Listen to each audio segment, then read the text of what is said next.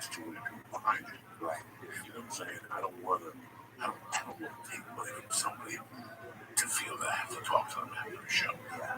So they can come to a certain gated area. I think that is the most grossest. Is that how they do that? Yeah. So VIP package, 20 people coming back after we walk in. You take a picture with them. Listen, how about we do this? How about I don't sell you the dick? You shake my hand, take a picture, you go your way, I go my way. Yeah. You talk for 2 minutes. You know, you gotta be considerate of other people. Right. That's it. And most people are, but here's the thing that I'm running into, right? And so this is a good thing that I can ask you actually because you have experience. Is I'm noticing like, so I'll go out after the first show, right? And there's a line, like you say, you know, there's 100, 150 people wanting to say, hey, want to meet me, and I want to meet them. And then by the end of that, I am so like just exhausted emotionally, bro, that then it's like the second show, I find myself being more temperamental because like all of like your kindness and you just feel a little empty, you know. And I don't mean that in a bad way. Like I don't care about those people, or it just gets hard. You know what I'm saying though? And am I complaining? Is that like just like a? No, you're not complaining. But people will listen to this, have to decide what they do. I have to decide what do I want. Yeah. Me, I want to see a fucking great show. Anything, I want to see a great fucking show. That's it. I want to leave that going, you know what? $26 and $27.50 is worth it. So for me to do that, guess what? Sometimes, number one, the shows are sold out. The staff, as soon as I get that Thursday, they say to me, listen, you're sold out Friday and Saturday. You come out between shows. Now, you know anything about me, that breaks my heart. Yeah, that's how I feel. You know you got a babysitter. You know you drove, you paid your part. I'm aware of all these things. Yeah. But guess what? I got to do what's best for the club, for the people, for the second show. Yeah. Some people talk to my wife, they sell the t-shirts. I noticed that emotional hour between, by the time I got on stage, people, there's nothing like it. There's nothing like it. The hugs, the kisses, the pictures. You go back in, showtime, now you're running late because your people didn't get it. Yeah, now that show starts 25 minutes late. That means there's 20, every time a minute takes past showtime, there's one more than there'll be children. Right, yeah, and they're wrong. Now the babysitter's later. There was nothing that this is New York more than a club that starts a show right there. You want to know? Make me come back to your club and start a show late. 7 o'clock to 7:05. I understand people are driving. At 9:30 is 9:30. I don't want to be on stage at 12:30 at night for a 9 o'clock show. That's why What do I do? You know, man, the first show was sold out. I cannot go out. The first show is sold out. The club does not want you to go out. Were your fans okay with that? They have to. Yeah. They have to be. We're not in the picture business, we're in the comedy business. I'm in the business of giving you the best show that I can get. Yeah. So for me to be able to do that, I can't be out there between shows, slinging shirts with glasses on, taking pictures. You're absolutely not right. Draws your energy. Yeah. You know, this is the week that people take me out to dinner at 5 o'clock. Weeks I have. You know me a long time. You don't see me yet. Yeah. You do not see me yet. I will, when I go in the morning, I will buy a protein bar. Yeah. So I don't have to leave early before after 4 o'clock. Yeah. Take a rest. Those 3 hours before the show is my time. Right. I feel that. I watch an episode of Sons of Anarchy. Yeah. I hit the vapor pen. I don't look. It's wide open. There's a mic close button. Yeah. Whatever else is about me. Comedy over here, and the story over here. Sons of Anarchy over here.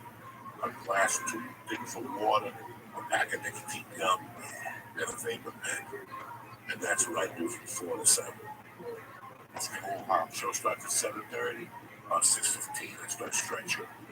I throw some punches. I turn the shower on. I let the shower get nice and hot. I start stretching a little bit just to get my body man. work. Yeah. That's what you do. No, I'm feeling good. Hey, how you doing?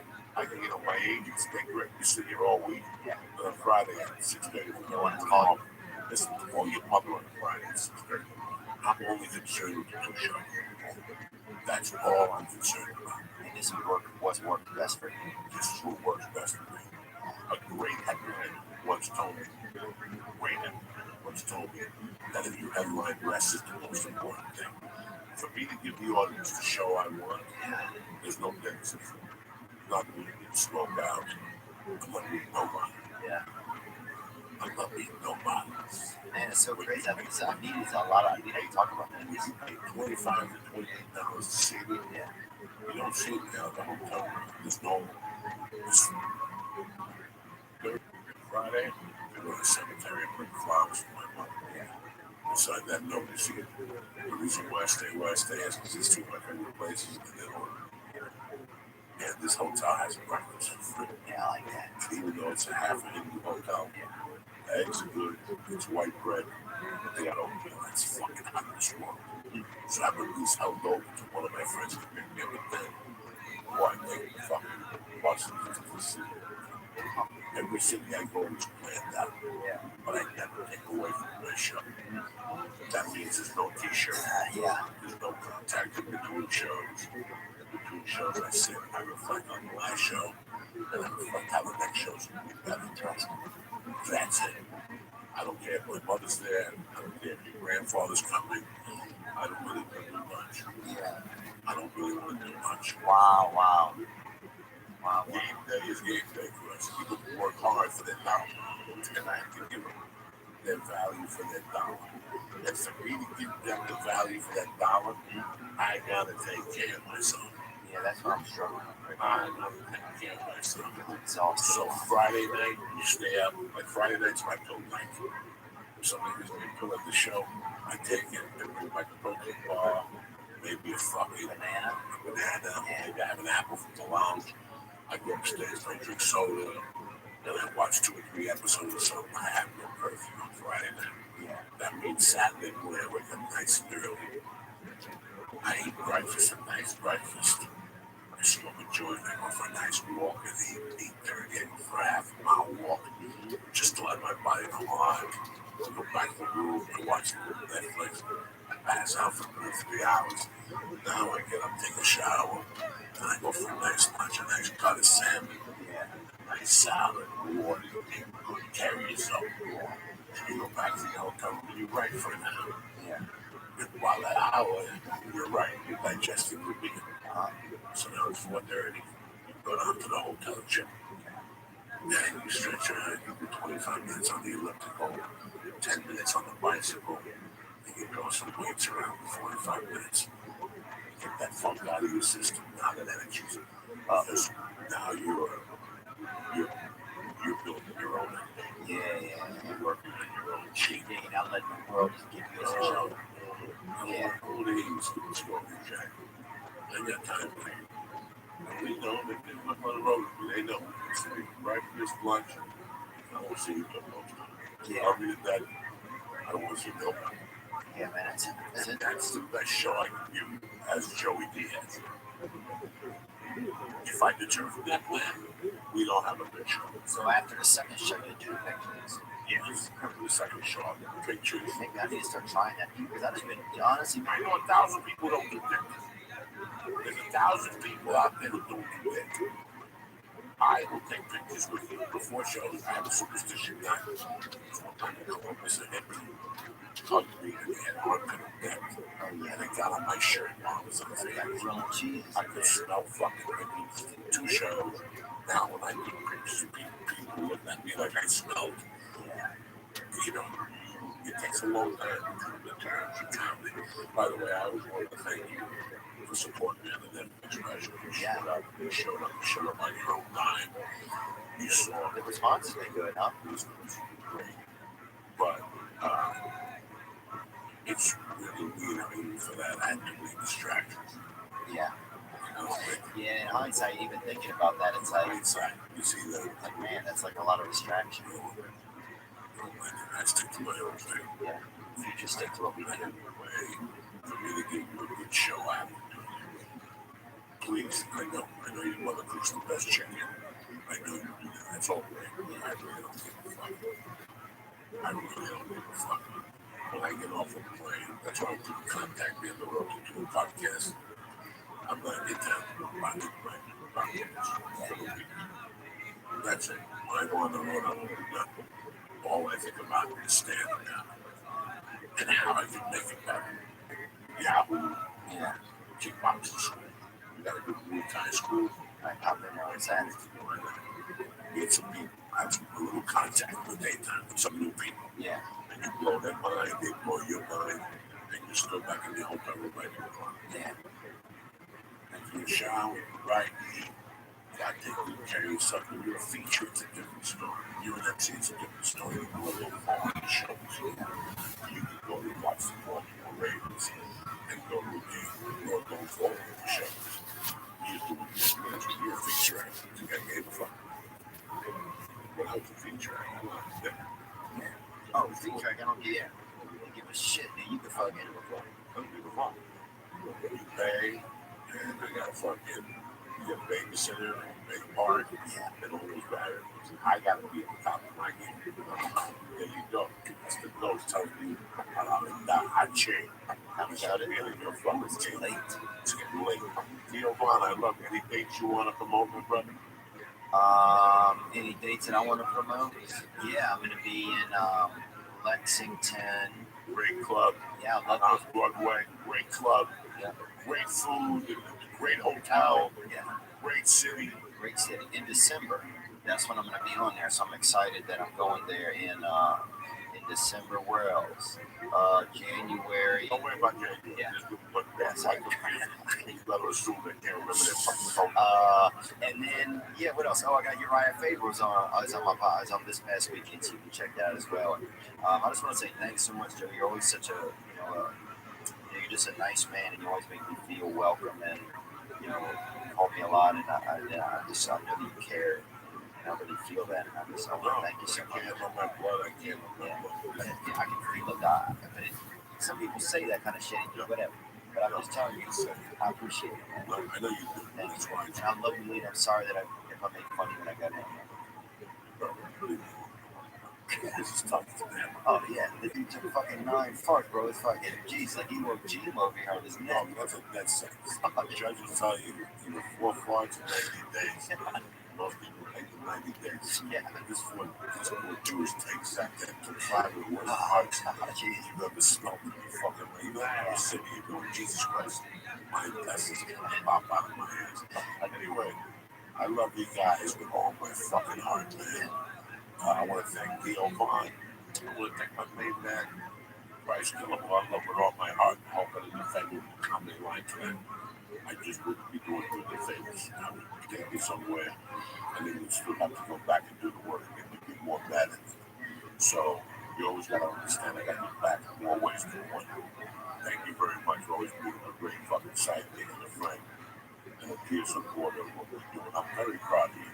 We're doing comedy. When the time comes, you're going to be right there. So good luck to you eventually. I love you to death, and I support you. I break your ball. I break your balls. I don't love you. I don't know. I understand, but I'm not. Don't break your ball. They break your balls for me.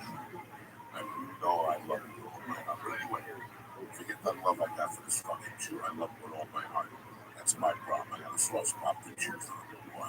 But Jews and black people are doing it. But listen, this podcast is brought to you by Rich. Like I said in the beginning, Rich is a minimalized front pocket wallet that helps you reevaluate your everyday carry, launched by a father-son team, funded by Kickstarter in 2013. The Rich now resides in the pockets of over $250,000 men. And when my old wallet was stacked with shit, the kind of bullshit we were carrying around for months and years. Say whatever you want to hear, you gotta get rid of that shit. Talk about all the pointless stuff that we carry in our wallets. Receipts, hotel room keys, Lucas addresses, spent gift cards. Get rid of all that shit.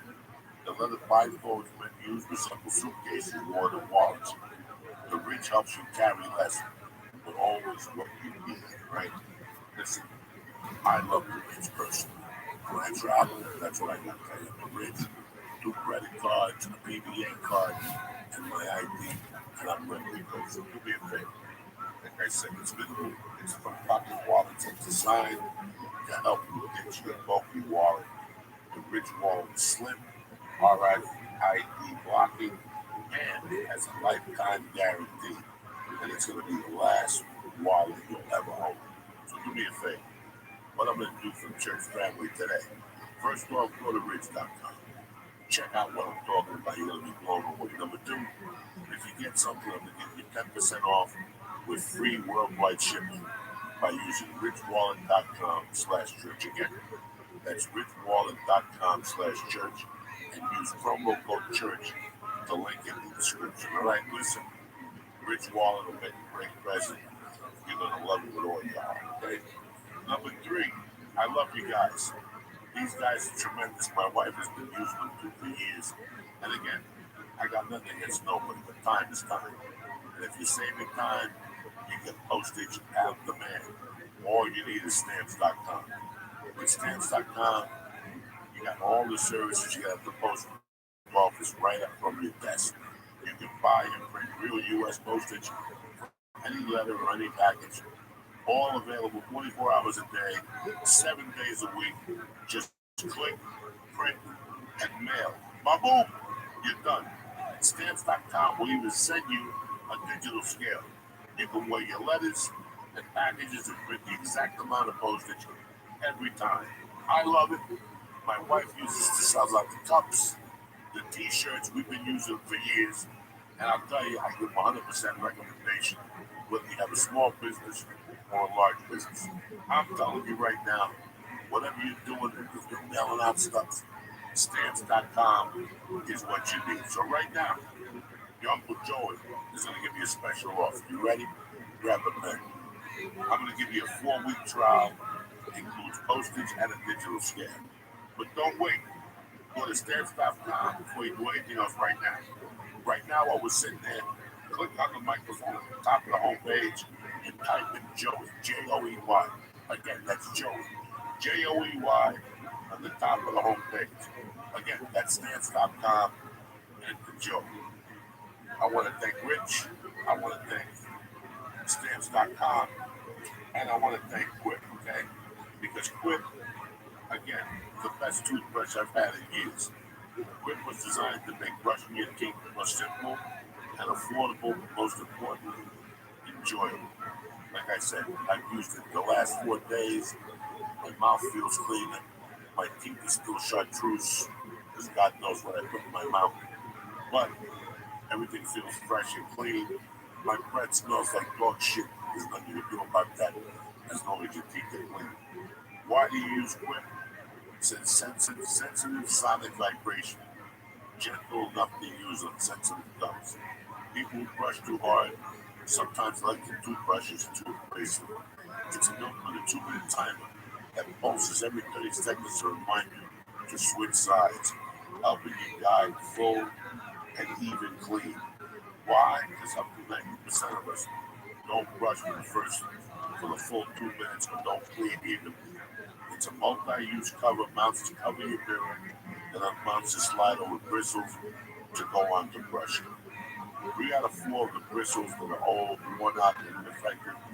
Quip is one of the first electric toothbrushes that it's accepted by the American Dental Association and has thousands of verified 5-star reviews. Why I love Quip? Dependable, it's right there, and I can take it on the road. That's what you're looking forward to. The big favor is this. I love Quip so much, and they're backed by 20,000 dental professionals. Quip starts in 25 cuisines, and if you go to quip.com/joy right now, you get your first refill pack for free with a Quip electric toothbrush. Who's better than you? You're gonna have a nice smile at the holiday face, more confidence. So do me a favor. Go to quip.com/joy right now and get your little fucking Quip toothbrush for $25. No, they start at $25. And if you go to Quip right now, you get your first refill pack for free with the Quip electric toothbrush. That's how Uncle Joe takes care of you before the holidays. I want thank Stamps.com, and I want to thank Rich for sponsoring the podcast. But most importantly, I want to thank you people for two things: for supporting the degenerates and for supporting our podcast for the last 7 years. You know who you are. From Bob Melendez to Bobby Sharon, and the Goose, the fucking my man, the Greek up in Canada. I'm watching you. I know what the fuck you are.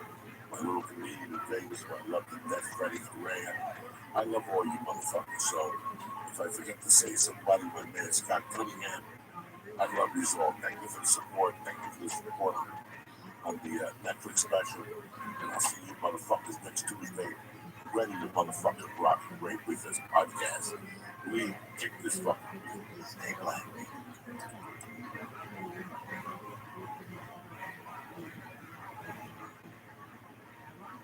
Greetings, you cocksuckers. It's Monday, March 15th.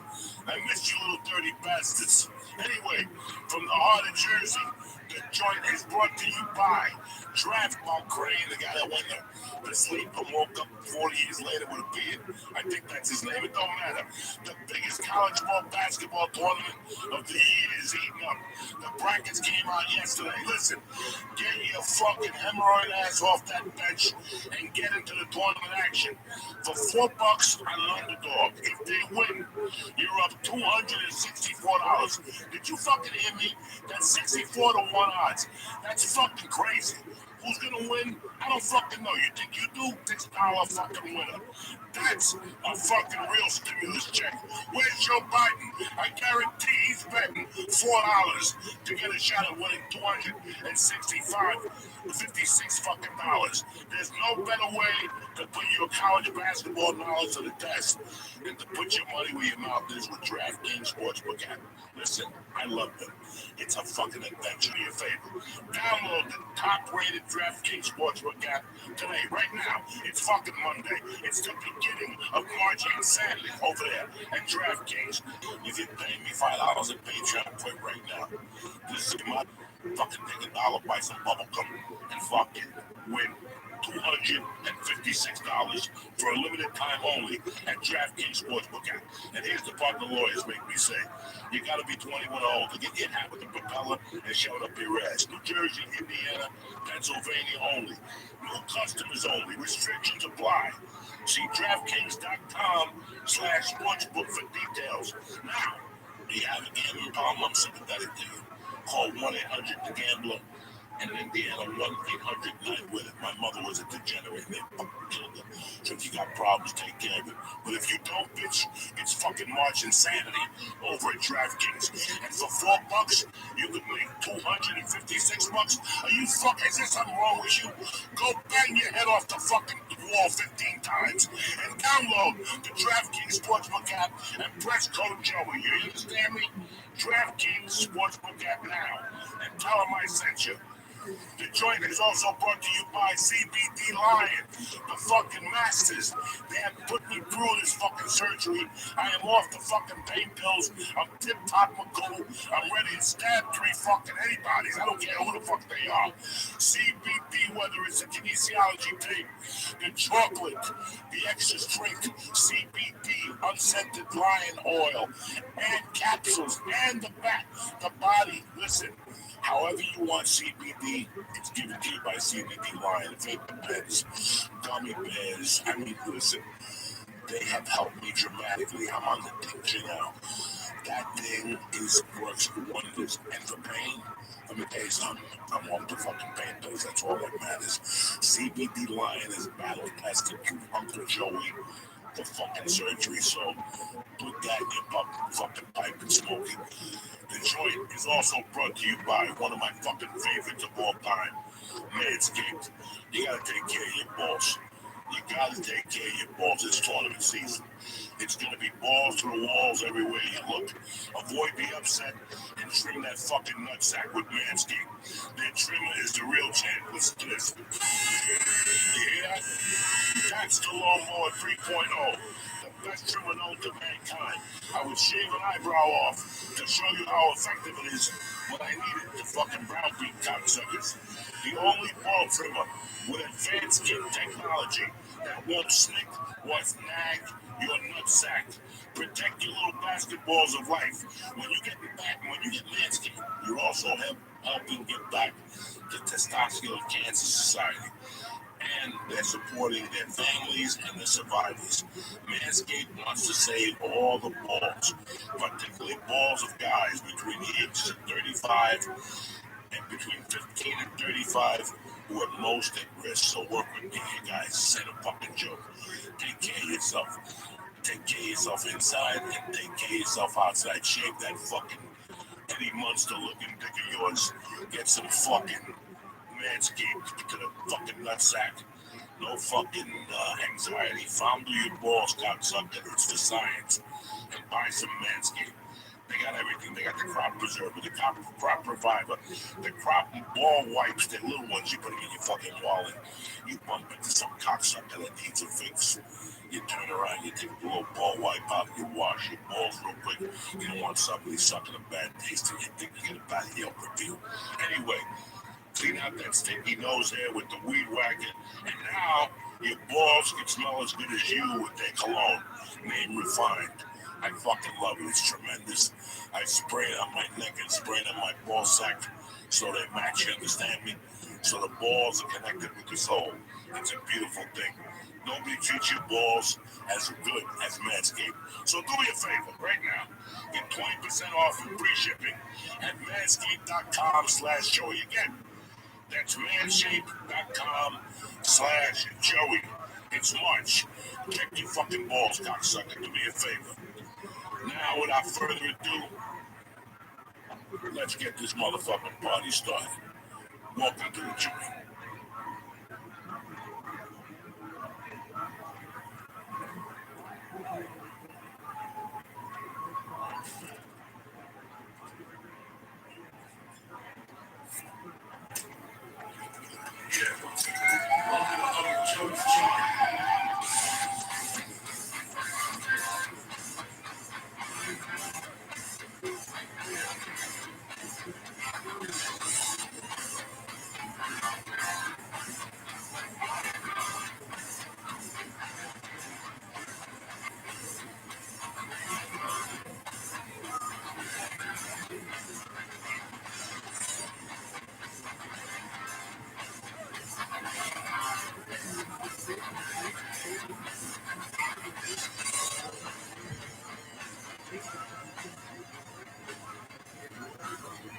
What's happening, you bad motherfuckers? It's Monday the 15th of fucking March. We're halfway through the goddamn month already. Can you fucking believe that shit? And I gotta tell you something. I'm wearing my little blue shirt and my fucking little light blue to bring happiness into your life. But I can't. I gotta be honest with you people today. I'm a little low on a Monday. I'm here for you guys always. You know I'm a fucking animal. I'm always ready to rock, but I'm a little low. I'm very upset over the Jennifer Lopez, J-Lo broke up with the guy, Alex Rodriguez. And I just can't fucking believe they broke up. I was cheering for them. Are you people fucking retarded? I don't give a fuck that they broke up. She just ate up another poor fucking soul. You know what I'm saying? She's eating up Puff Diddy, fucking Puff Daddy's cousin, fucking Ben Affleck had to get a new wig, fucking Alex Rodriguez. This bitch is a fucking. I've been telling you for years, I love Puerto Rican people. I love them to death. They're the closest thing to Cubans when they were. I avoid Puerto Rican women like fucking. They're way the fuck down.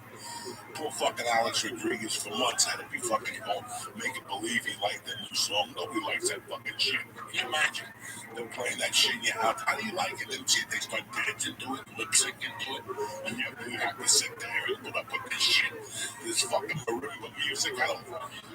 Oh my God, it's a fucking nightmare. Listen, when I met Joe Rogan, he had a whole no headshot policy. And I'm like, nah, you're not gonna date actresses. They're out of here. You don't know what comes with them. Let me tell you something. Date one of those actresses, you got your fucking hands full. Everybody on Saturday was like, J-Lo went for whatever, broke up with it. Case who gives a French fuck. Worry about your relationship. That's all you gotta worry about. J-Lo broke up with fucking A-Rod. They probably got fucking, they probably couldn't shoot steroids anymore. They got like anything. She keeps her ass all fucking big and hot and juicy. All I fucking do is sit-ups. Yeah, you bought that fucking line cocksucker. She's doing that at the Robin too. But anyway, it's great to be here on a Monday. Fucking great weekend with the family again. Fuck comedy. I ate a bag of dicks last Wednesday at Uncle Vinny's, but hey, it happens. You can't fucking walk there all the time and just think you're gonna stick some nut-sacks and get out of there. Sometimes you gotta swallow the whole soul, the whole sword, and take it like a fucking man. There's nothing you can do about it, you know what I'm saying? Let me see what I do. I did 2 guitar lessons this week. I've been practicing last night. You cocksuckers and your fucking guitar advice. You know I got an addictive personality. You know it. They get their own videos at me and Joey do this and Joey listen to this fucking thing. You guys gotta fucking put me in the guitar fucking rehab. People go to rehab for fucking cocaine and pills and reefer. I'm gonna be the only half a fag playing like a ukulele for 10 minutes. I have to wean off the guitar because you cocksuckers keep. Listen, I'm just getting started. The best thing about me getting started with the guitar is it's not like comedy. It's like anything else. I got no illusions of grandeur. By the time I get good, I won't even be able to fucking hold the fucking thing. I'll be like the guitar player from Motley Crue. Have you heard anything about the Motley Crue ticket tours? Remember they were going to do that big tour with fucking Poison and all those people? That shit ended. Mick Mars is 60 going on 90. He said he can't even pick up the fucking guitar. He's going to have a little midget hold it for him while he shreds fucking Dr. Feel Good. You know what I'm saying? Are you fucking crazy? By the time I get any good, I'm going to be fucking 100, so relax. That's what's great about this. It's just a stress reliever for me. It filled in the biggest void I had in my heart. Nighttime.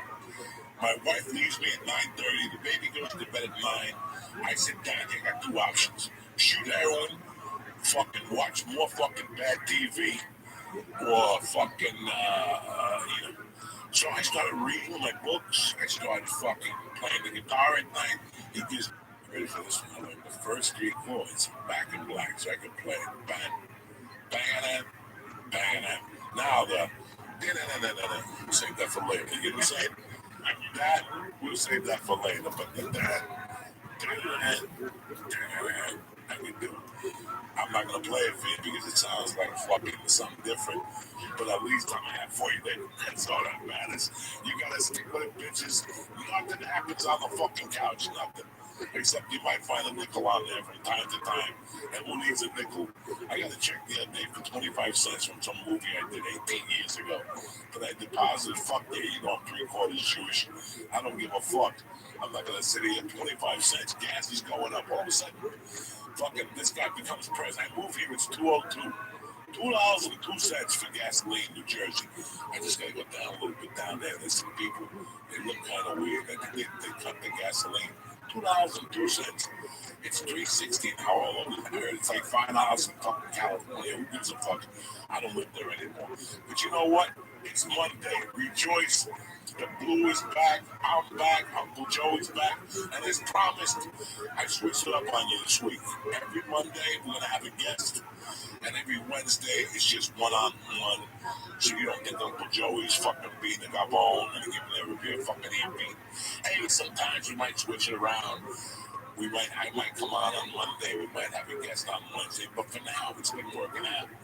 And this week, I got one of my friends that I have been a fan of his since about 2000. I really got to know him at the store about 2013.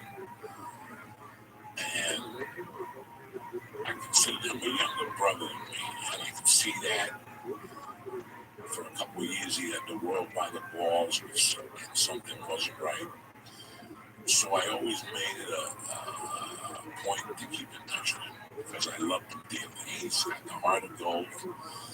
He's from my home. He's from one of my heroes' hometown. Mr. Pete Maravich is one of the baddest white motherfuckers that ever lived behind Tom Brady. And a couple other we always loved this kid. And last week we were talking. And we finally figured out what was eating away at us the last couple of years. We were burned out. rough to do what we do, especially when you want to be as good as we want to be. You have to constantly have material.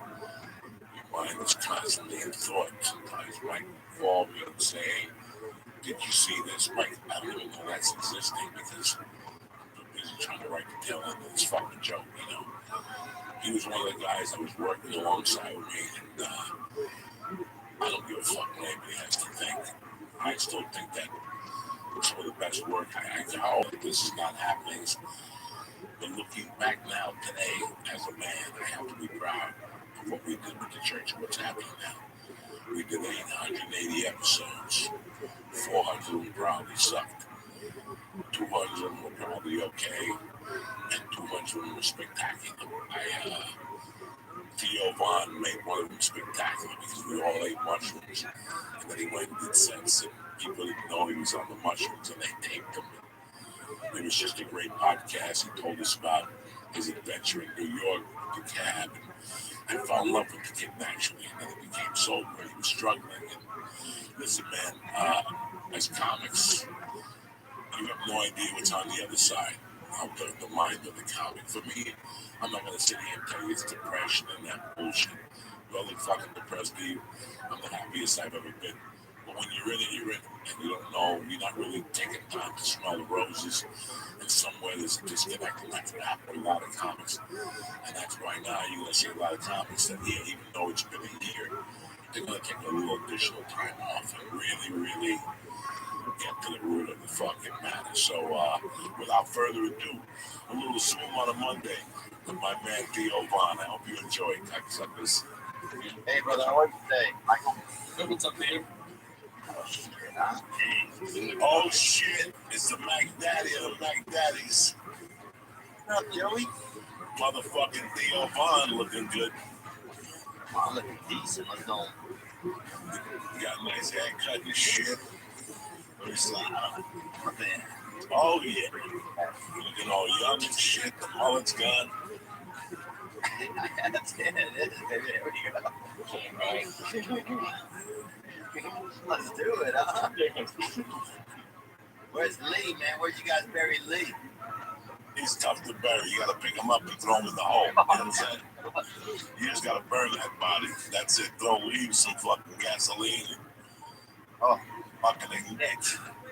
Oh, I got a buddy that does in-ground pools. We'll fucking find a spot for him, baby boy.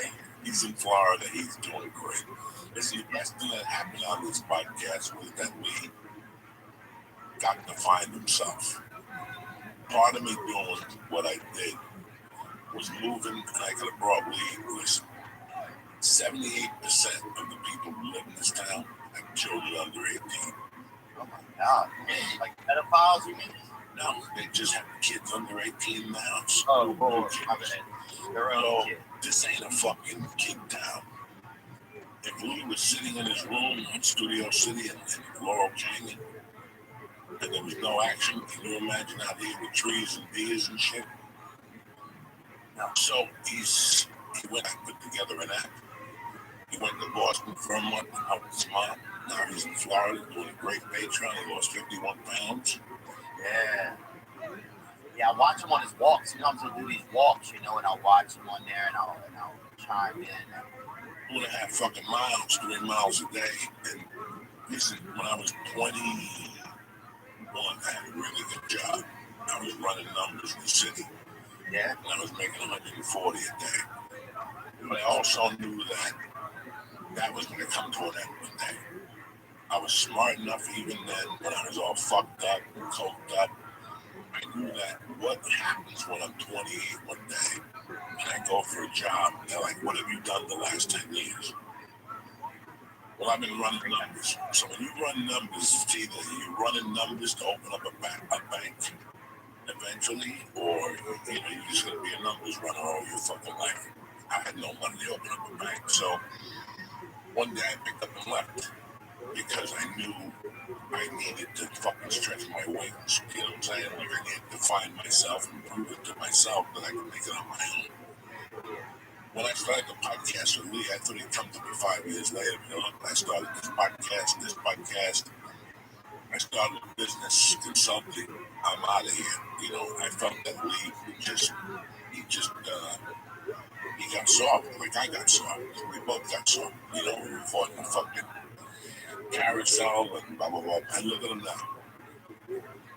He's living his life now. You know, he's making it happen. He realizes he's 32. He's got to get a piece of pussy pretty soon. He's going to bust. He needs a woman in his life. These are all the things that I couldn't help him with that he needed to just find on his own. That's what a man does. They go on a journey.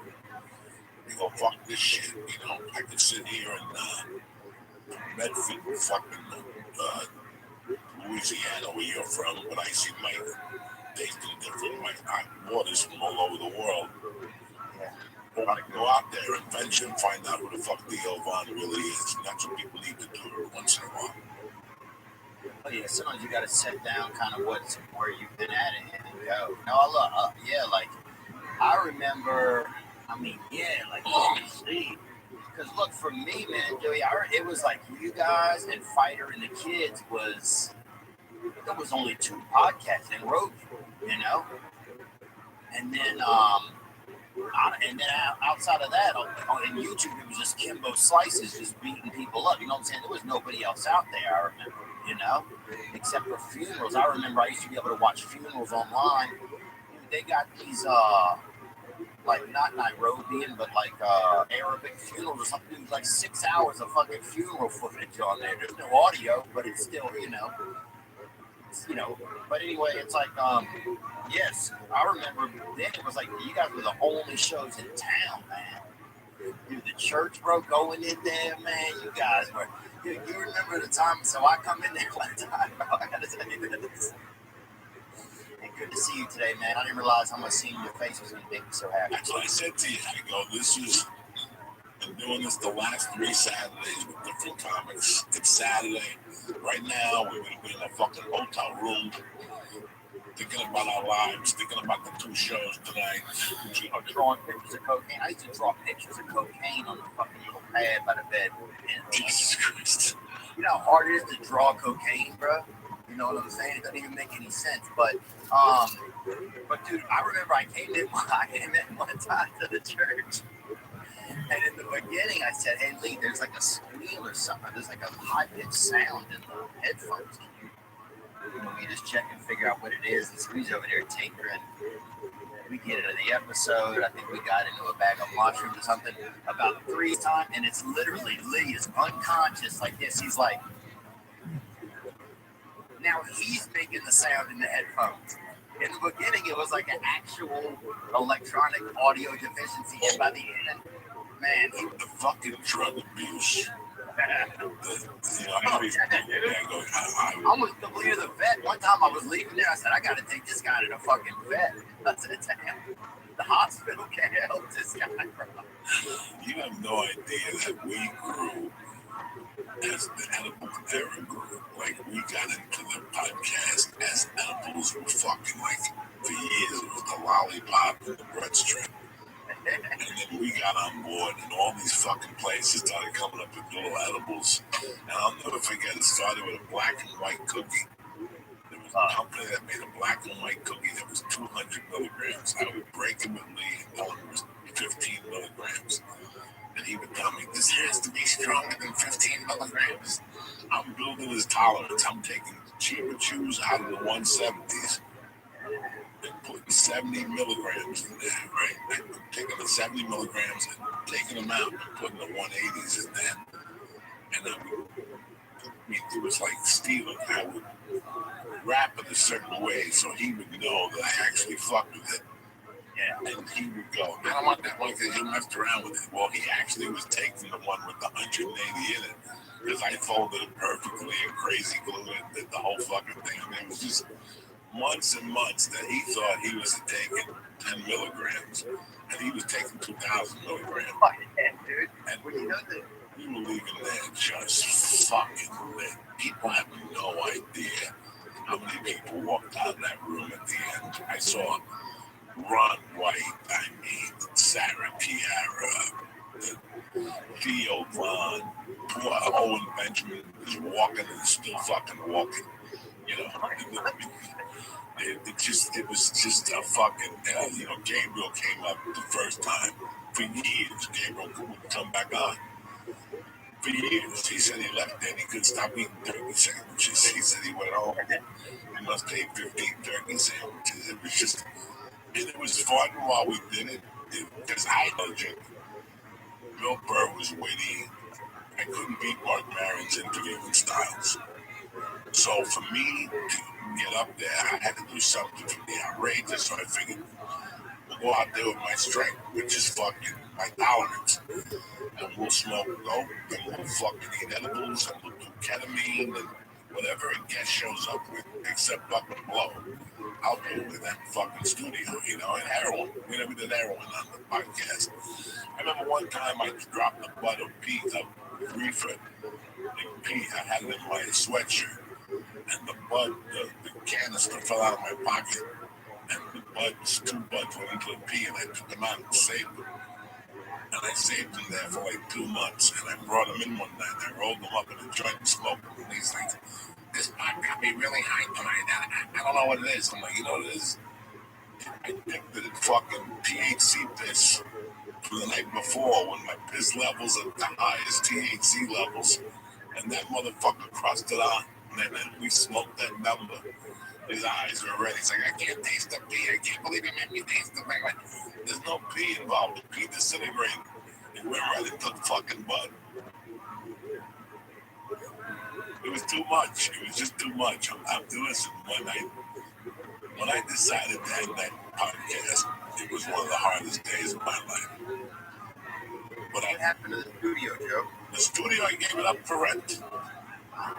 Was it hard to do? Was it tough? Did you guys have a day where you moved everything out, or kind of, what went down there? What was that day like? Was it just you? Was it Lee? What happened? It was July 12th when I made the official decision that we were moving. And it took about 4 or 5 days to think of what I was going to do with the church. And I had a decision to make. I was either going to leave Lee, which I would miss him tremendously, or I would drag Lee to South Jersey. And I took a look at the big picture. I was starting to get emails for 2 years about that I was enabling Lee. And I was starting to feel guilty. Because I felt that just like Mike is helping me now, I like Mike. And I like that he helps me. I like that he's here twice a week. But in 3 years, I want Mike to say, "Listen, I'm doing this. I'm doing this. I'm doing this. I'm just giving you a warning as a friend that maybe in 6 months I want to take this in a different direction. Would you mind?" And I'm the type of motherfucker that I want to see people grow. Do you know what I'm saying? I'm the type of I'm cheering for you to grow. That's part of it. I took my daughter to kickboxing this morning. And some little new kid got a white belt. And you have to clap for the kid. And on the way out, I told my daughter, what they're teaching you there when you're clapping for the kid is for genuinely be happy for people. That's part of this whole thing. That you can't, no jealousy. We have to be happy for people, and we have to push people that are around us up a little bit. Like, you have a rough day deal, let's talk with them about, I don't know, my material deal. You're going to do great. Don't think about what's going on. Just go up on stage. Next thing you know, Jeff Scott, RIP's called Theo up, and you go up there and kill him. And you fucking destroy. I just lifted you. I just told you it's going to be okay. Before we go on stage, that 1 minute before we go on stage, we get hit with every doubt that we can in the world. Every doubt. All kind of stuff flying like I shouldn't be in the same room with Bill Burr. I went to prison. I'm not a good joke writer. This guy's way better than me. You get all these doubts in your head, and you got to pick yourself up. That's what I'm there for. Because for years, I look at that stage, and I know they're bringing me up. The lights on blue. The lights almost ran the fuck out of there. They just come to the stage, Joey Diaz, also this fucking, I'm running on Sunset Strip in a fucking car from Phoenix. What? No, that's when I would sit there and go, fuck this. I gotta go up there and fucking kill these cocksuckers, period. And that's where you get your balls from. Yeah, I think I gotta remember that sometimes too, just to lift people up and be a part of just like, you get into this space sometimes where you get in fear, where it's like you don't even realize you're in fear. You're just trying to hold on to everything you got going on. It's hard. It's all a little bit tricky sometimes, you know. Your career changes, you know, the landscape changes, you know, and yeah, it's just, I mean, it's a journey, man. It's all a journey. What does Theo Von think of his career today? Where is Theo Von today with his career? Well, I feel, you know, when I really start to drop into it, I feel pretty good, man. I feel, you know, I feel honestly, I hate to say this, I feel grateful for the fucking disease or whatever this thing, whatever happened, because I was kind of burnt out. Like my brain felt like it had like separated from my neck, you know, like somebody fucking feeding me knives at night. You know, like I was just like, I was exhausted. You know, like about a year and a half ago, I canceled. I had 5 shows in Brea that were sold out for Friday, Saturday, and I canceled on a Tuesday. I couldn't go on. I just couldn't. I was just burnt. I literally could not go out there and do it. I was just burnt out. So I needed some type of a break, and this whole virus came along, or whatever it is. So now I feel a little more hopeful. Like I'm getting more excited. I was grateful to have podcasting during that.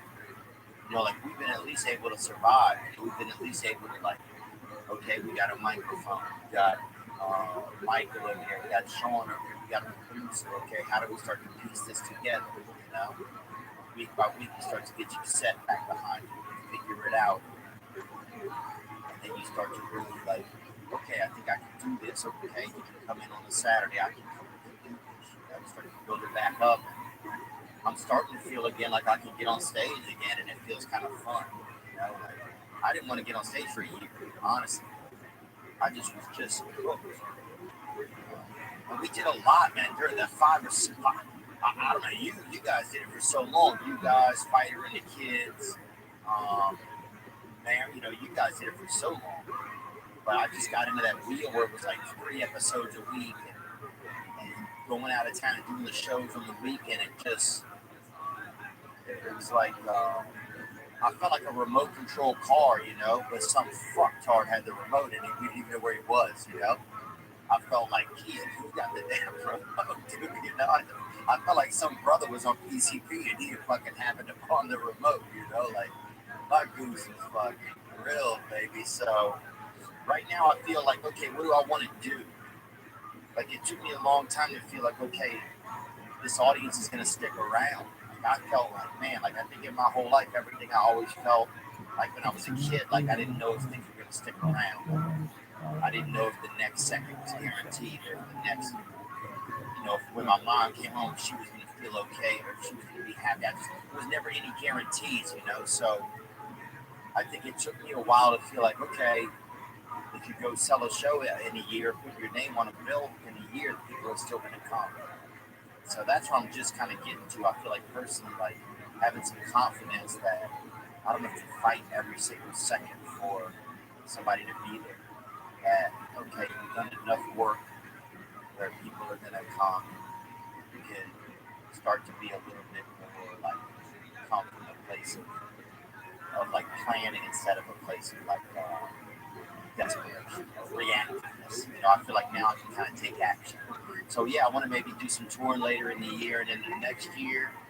About putting together a book or something. But man, I didn't realize how happy till just this moment how happy I am to be here with you today, bro. Thank you, dog. Theo, let's go back to 2006. I'm playing Beaumont. You're doing some casino in New Orleans. I heard of your name. You had done some prep TV or whatever. When did this hit you in the face that you little fucking dream that we both had, this little thing we started living it? What year did it start going into motion for you? I guess that it started, you know, I think there was probably a night I was in Kansas City, man. I was at the Funny Bone there, I think, Improv. And I wasn't really selling any tickets or anything, but I remember the building was burned. I was in a hotel. Somebody set it on fire, right? It's always a good sign. Yeah. Well, I mean, it depends on what like religion you are, but yeah, some religion. But so I'm there, and the firemen are coming up, bro. And I just, look, I just got into my room from the show. It's cold outside. I got a fucking big sandwich, bro. I'm sitting down in bed. If I die, I die. You know what I'm saying? I'm not fucking leaving the hotel room, I think it was a black guy, honestly, bro. He sounded black. I'm not saying that. Paper, rock, scissors chart is, but I believe if you go brother fire, bro, I'll fucking put a brother over fire. Bro, man. brothers don't like fires. You know what I'm saying? It's in their DNA. They don't like it. For years, right? It was done. You know what I'm saying? Brothers don't like fire. For years, you fire. Yeah, dude. So we'll be canceled by Wednesday. You know what I'm saying? And what are we gonna do? Cancel me, son. They can't take nothing away from Nothing me, bro. they can't do already. What are you gonna do?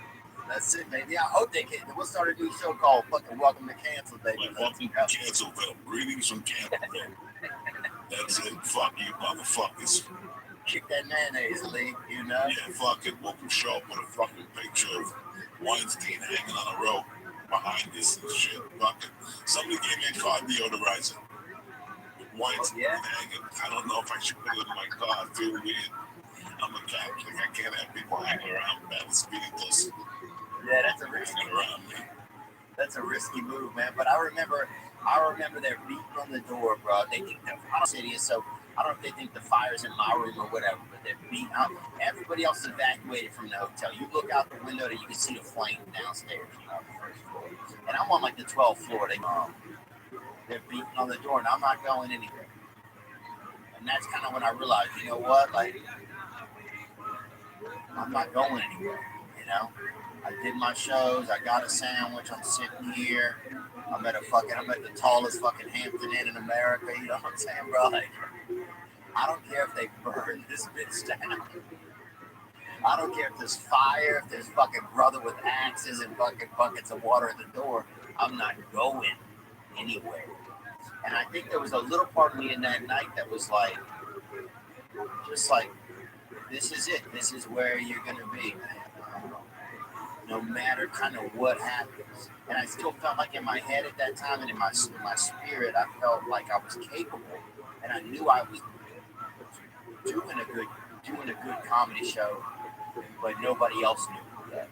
And that's kind of, but that's when I felt like I was committed, bro, when they're beating down the door, And the brother was cool, man. He actually came in. They finally, they came in because they jimmied the shit open or whatever eventually. I don't know if these guys also do pop a lock or whatever during the day, but this motherfucker, you know what I'm saying? He was in there in about 10 seconds, man. He was in there and he saw me and I said, hey, man, I just got back from work. If I'm really gonna burn, double back around. He said, I got you, friend.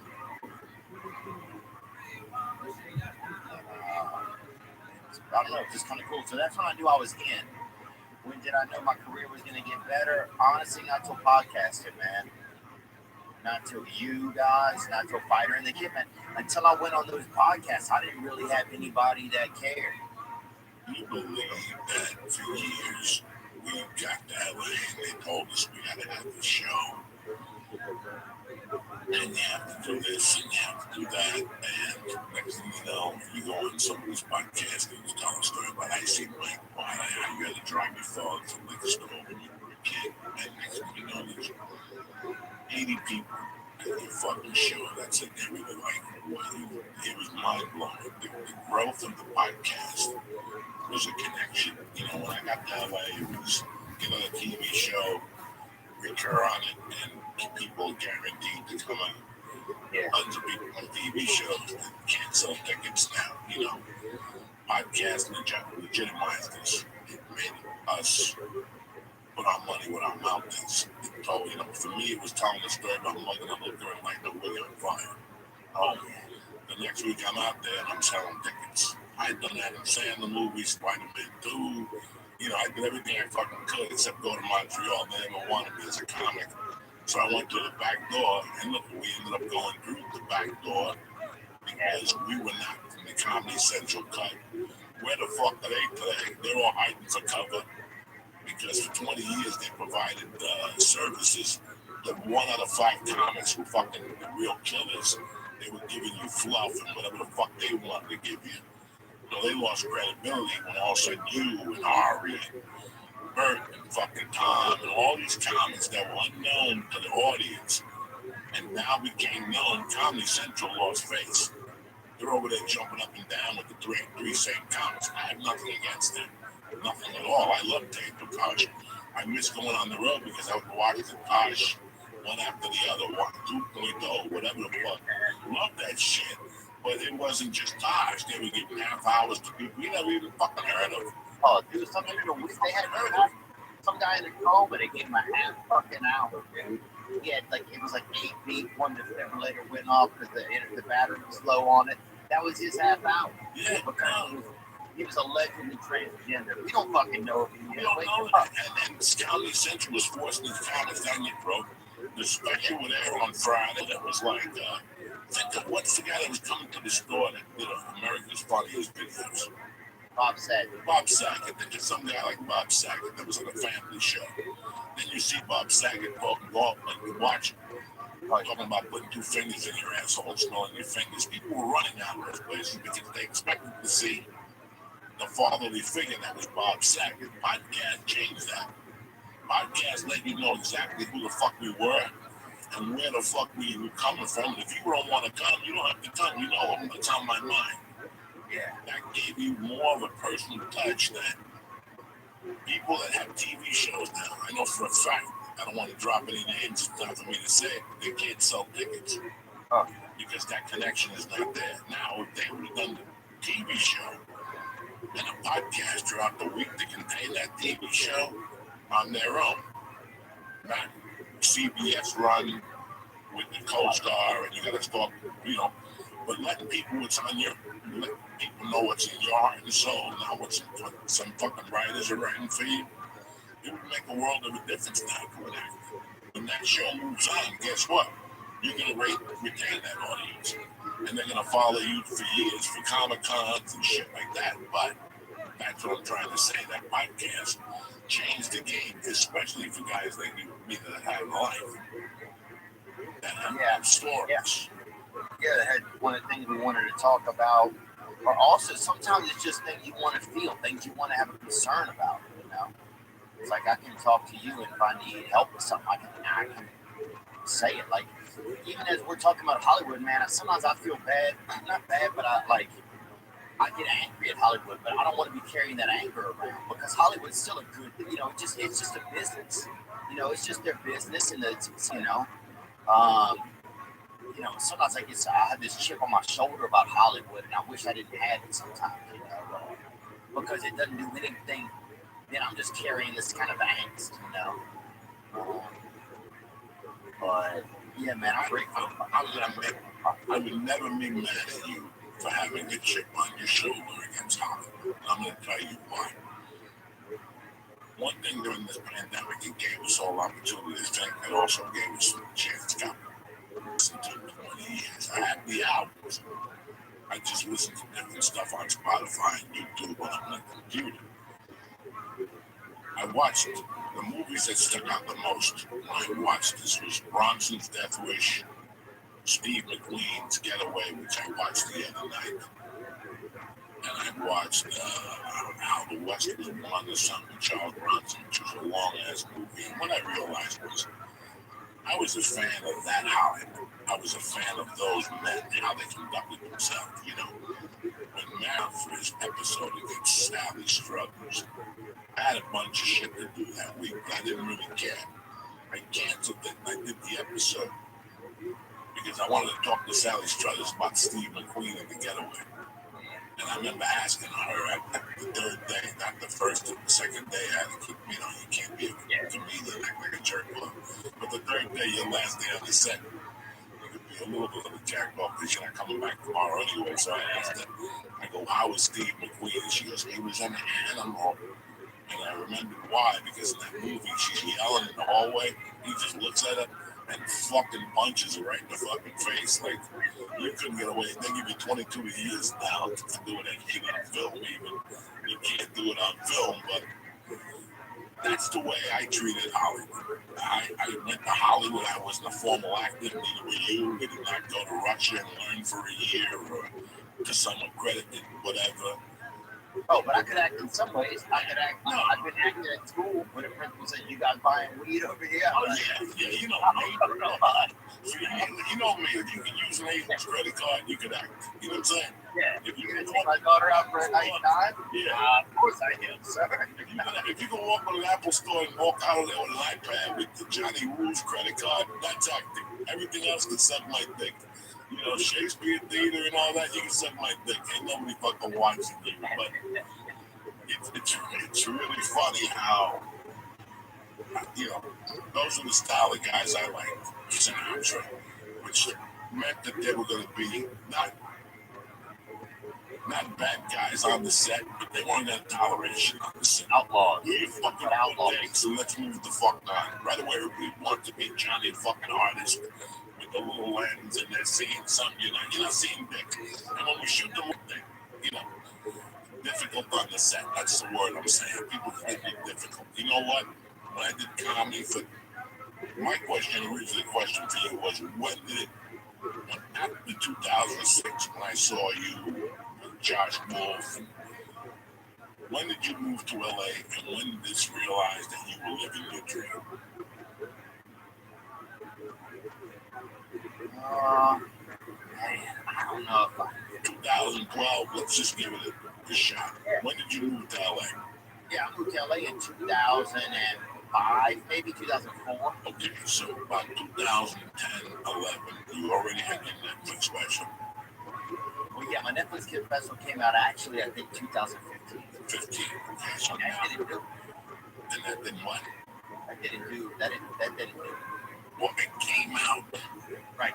Well, you were one of the pioneers, and it fell between the fucking things.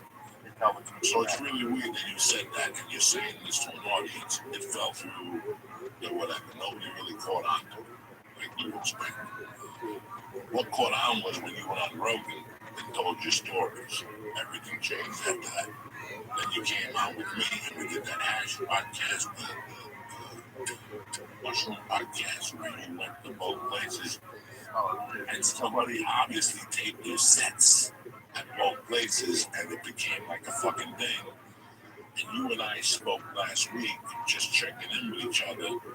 Wednesday, I go to Uncle Vinny's, and as I'm coming off stage, my friends are there, I talk to them.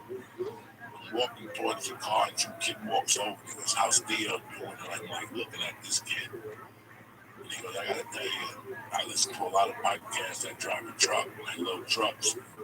The one you did with Theo with the mushroom, that's so far one of my all-time favorite podcasts." And I go, "I can't believe you said that to me, because I'm gonna have a podcast with Theo next Monday." So there you go. You're a fucking mind reader. And now when they look at those podcasts, we're the cutting teeth. We're like the Lucille Balls. We're like the black and white podcast. Like when you look at that podcast, it's gonna be like black and white. Like we were the old school fucking no real studio, just a sheet thrown up against the wall. And then in time we got better and better and better. I told people from day one I wasn't ready to do this. And because of COVID, it's tough to get guests. It's tough to trust people. It's tough.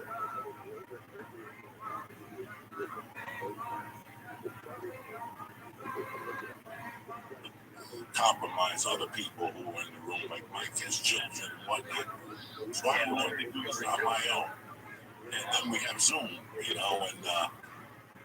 once I did the podcast, I fucking hate Zoom. I fucking hate it, because I think it takes away that personal touch that you and I have and removes it. But I also feel that if you have a prior relationship with somebody, the Zoom works a lot better. I have seen that, so... Yeah, the part I miss is coming into your studio, dude. If you're already sitting down, I got to go around you to get into my seat, Right. So what I love is, bro, always kind of leaning in on your back and just putting my arms on you, letting you know I'm happy to be there, letting you know I love you and something you love me. It always feels good, man. That's the one little thing I miss. Bro, so one thing people don't know about the mushroom show is, so I rolled out of there late, bro. I was supposed to be early on that show. And I get in my car, dude, and I see all the dashboard lights. My car ain't even on. Fuck, man, I'm on some mushrooms. That's when you're on mushrooms, dude, when the street lights are on, but they're not even on yet. You're like, damn, I'm seeing a lot of extra electricity, a lot of free electricity from God. So, anyway, I get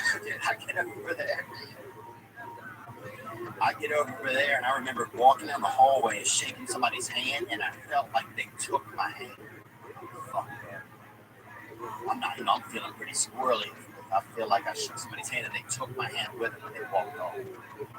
So I said, I'm having some weird feeling right now. But so the set of the improv was crazy. But then I went to the comedy store, and that's I think when the vegetables started to rattle inside of me, because I get over there and I go on stage, and Adam, he gets over there and he's worried about something. He's just fucking Hebrewing out over there. The fucking living legend Adam Egan. He's fucking concerned or whatever. And so I just tell him everything's gonna be okay. Get over there, get on stage, and some guy near the front was in a what's that thing called? It's like if you're handicapped, but it's like a little not like a like they push you. It's like a wheelchair. Yeah. Sorry, wheelchair. Yeah, he's in a wheelchair. Yeah, wheelchair.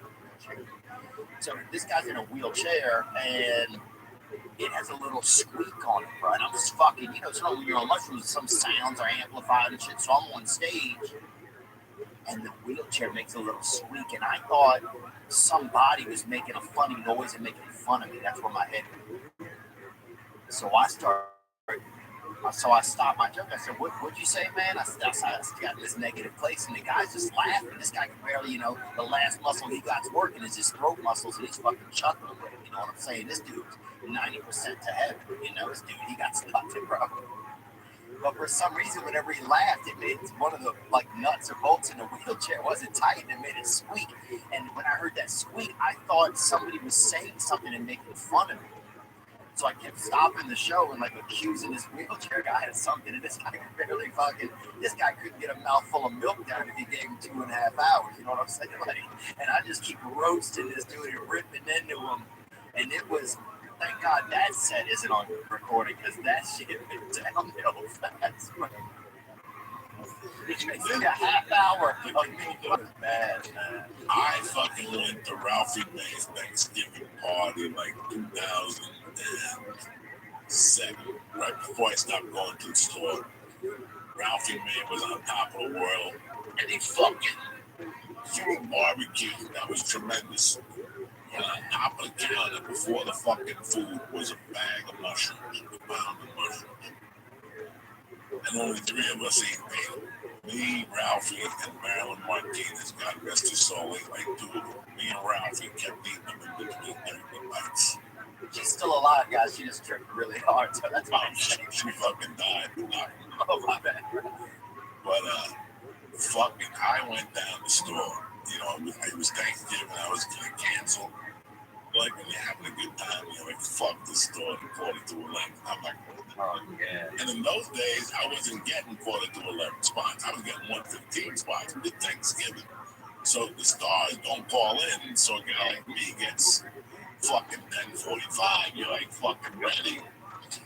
I fucking went down there, and as soon as I walked into the original room, everything turned purple.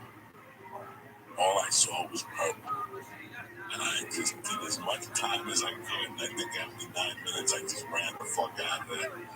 It just turned purple. Everything in the room was purple. I could hear the neon lights sizzling and shit. He's trying to play the piano and improv with me. I'm looking at him like he's a fucking Martian from another planet. I'm like, this is too fucking much.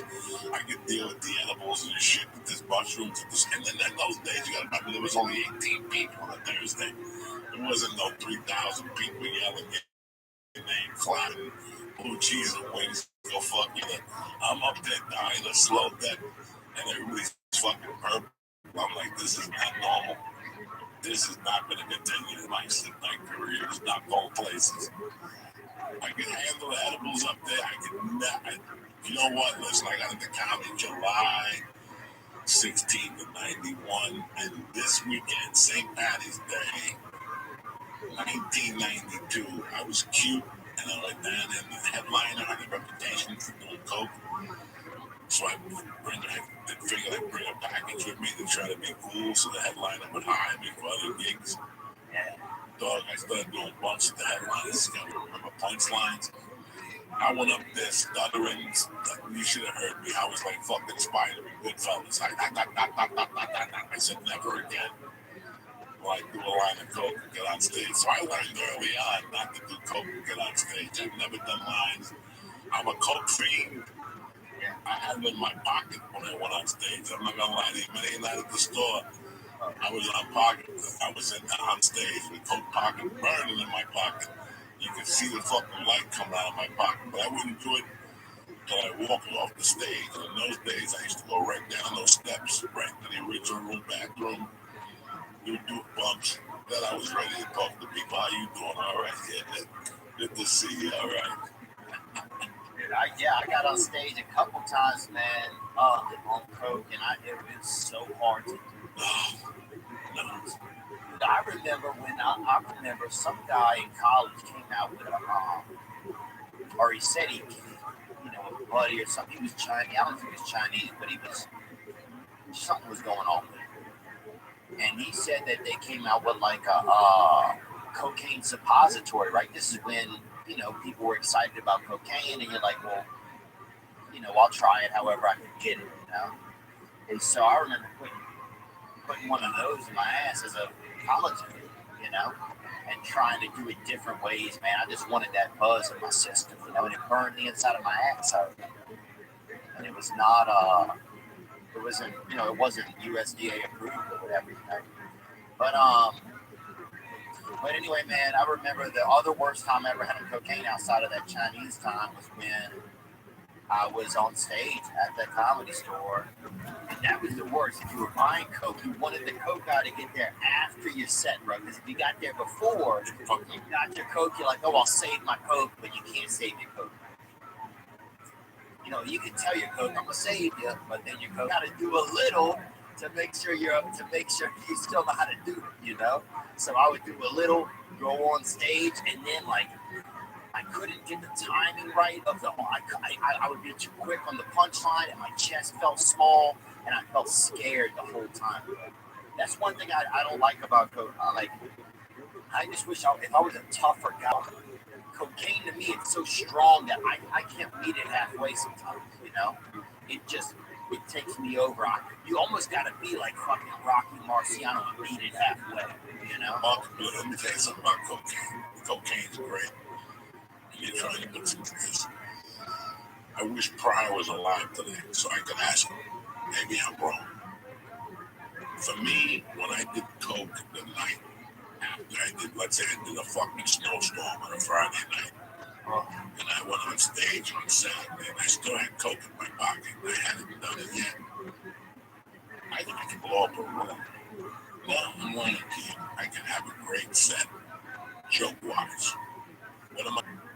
Right from my memory, straight from my mouth to you. Set up punchline, you're gonna laugh. It's gonna detour. That when you say a joke, for a joke to really connect, it's got to detour through your heart and through your soul. The cocaine detaches that soul and heart. That's why you feel mechanical. That's why you feel very mechanical. It's bad enough. You ever do 3 shows in a night? The old school improv from 7, 9, 11, or 12, Midnight Madness or whatever.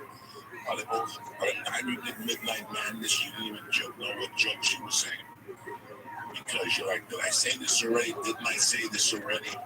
You felt disconnected. When you got off stage, you would always say, I'm not doing that fucking midnight joke on that show anymore. Because it's too much on you. And you're disconnected because you just did 2 shows and you don't know what the fuck you said on both shows, what order. Now the 3rd show, you're sitting there going, I said that already. No, that was the 3rd. No, I said that the 2nd show. Fuck it. I'm not doing this show no more. Well, that's the same way it was with cocaine. But if for a joke to work, they gotta feel it through your emotion. You have to become vulnerable. It's gotta go through your soul, your heart, and then your mouth, your brain.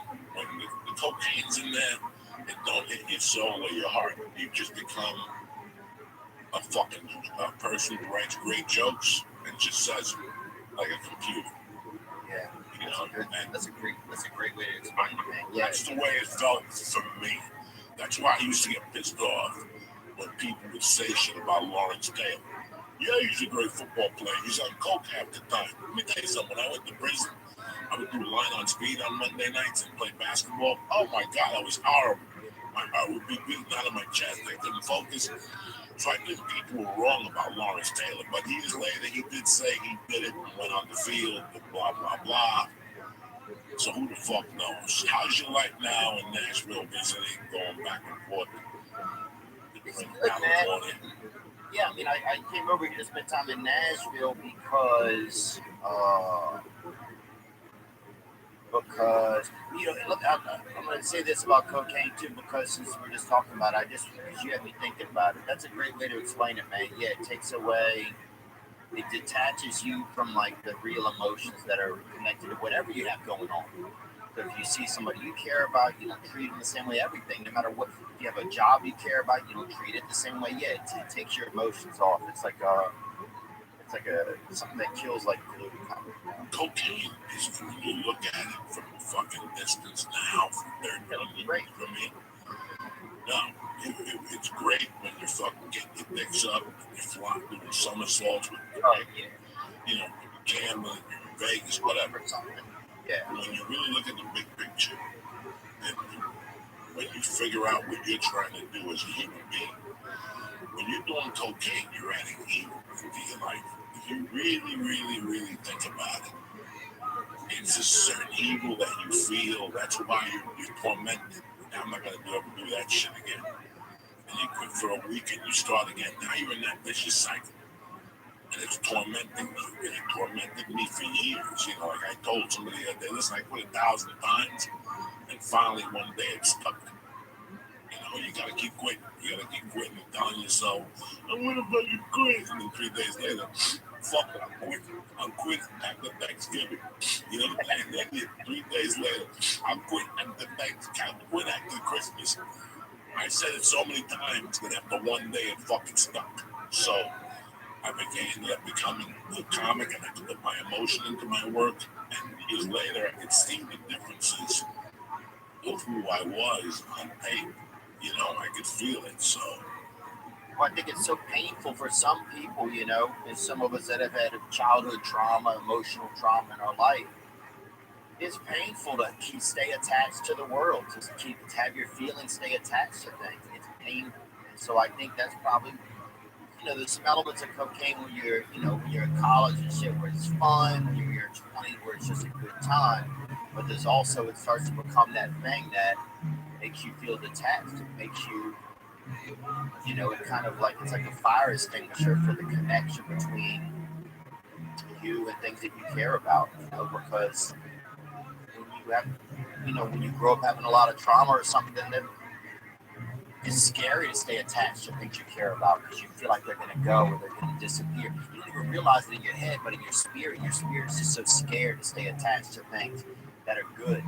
So cocaine comes along and it fucking puts a little wedge in between there, and it's almost like a little bit of relief, you know. But the long term, yeah, it's rocky.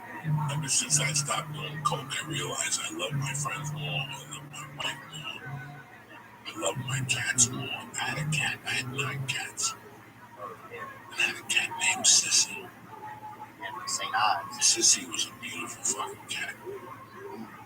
Sissy lived in my house for 5 years and never went in contact with me. She would come 5 feet of me, and that was it.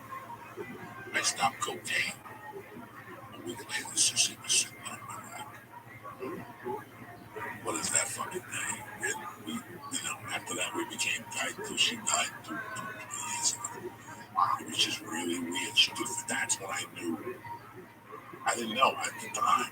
I first had her, I just thought she was skittish. My wife fed her. She liked my wife more. No, I quit doing coke. A week later, she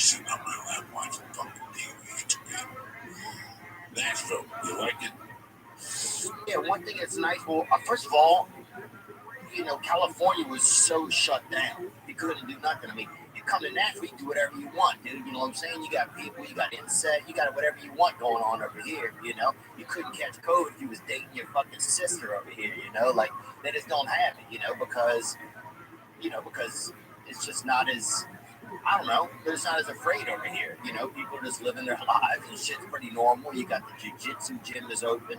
How's jiu-jitsu going? I'm so fucking proud of you. Look at you. What school are you going to? Let's go! Which school are you going to? Give me White belt. What is it? White belt. Oh, it's called Nashville MMA. Okay, what's the guy's name who runs it?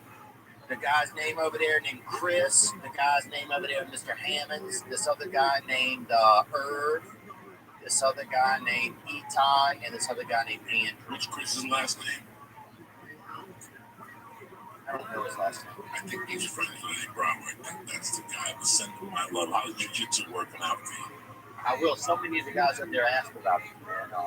It's good, man. I had to fight a child the other day, which was a little bit, it's a little, look, it's good to know you're not a pedophile, bro. That was one nice part about it. It was like, look, at no point during the thing was I like, hey, yeah, I said, yeah, am I into it? I was like, this is just technical. You know what I'm saying? Like, I didn't feel any like, hey, let's go another fucking, put 9 minutes on the clock, So that was good.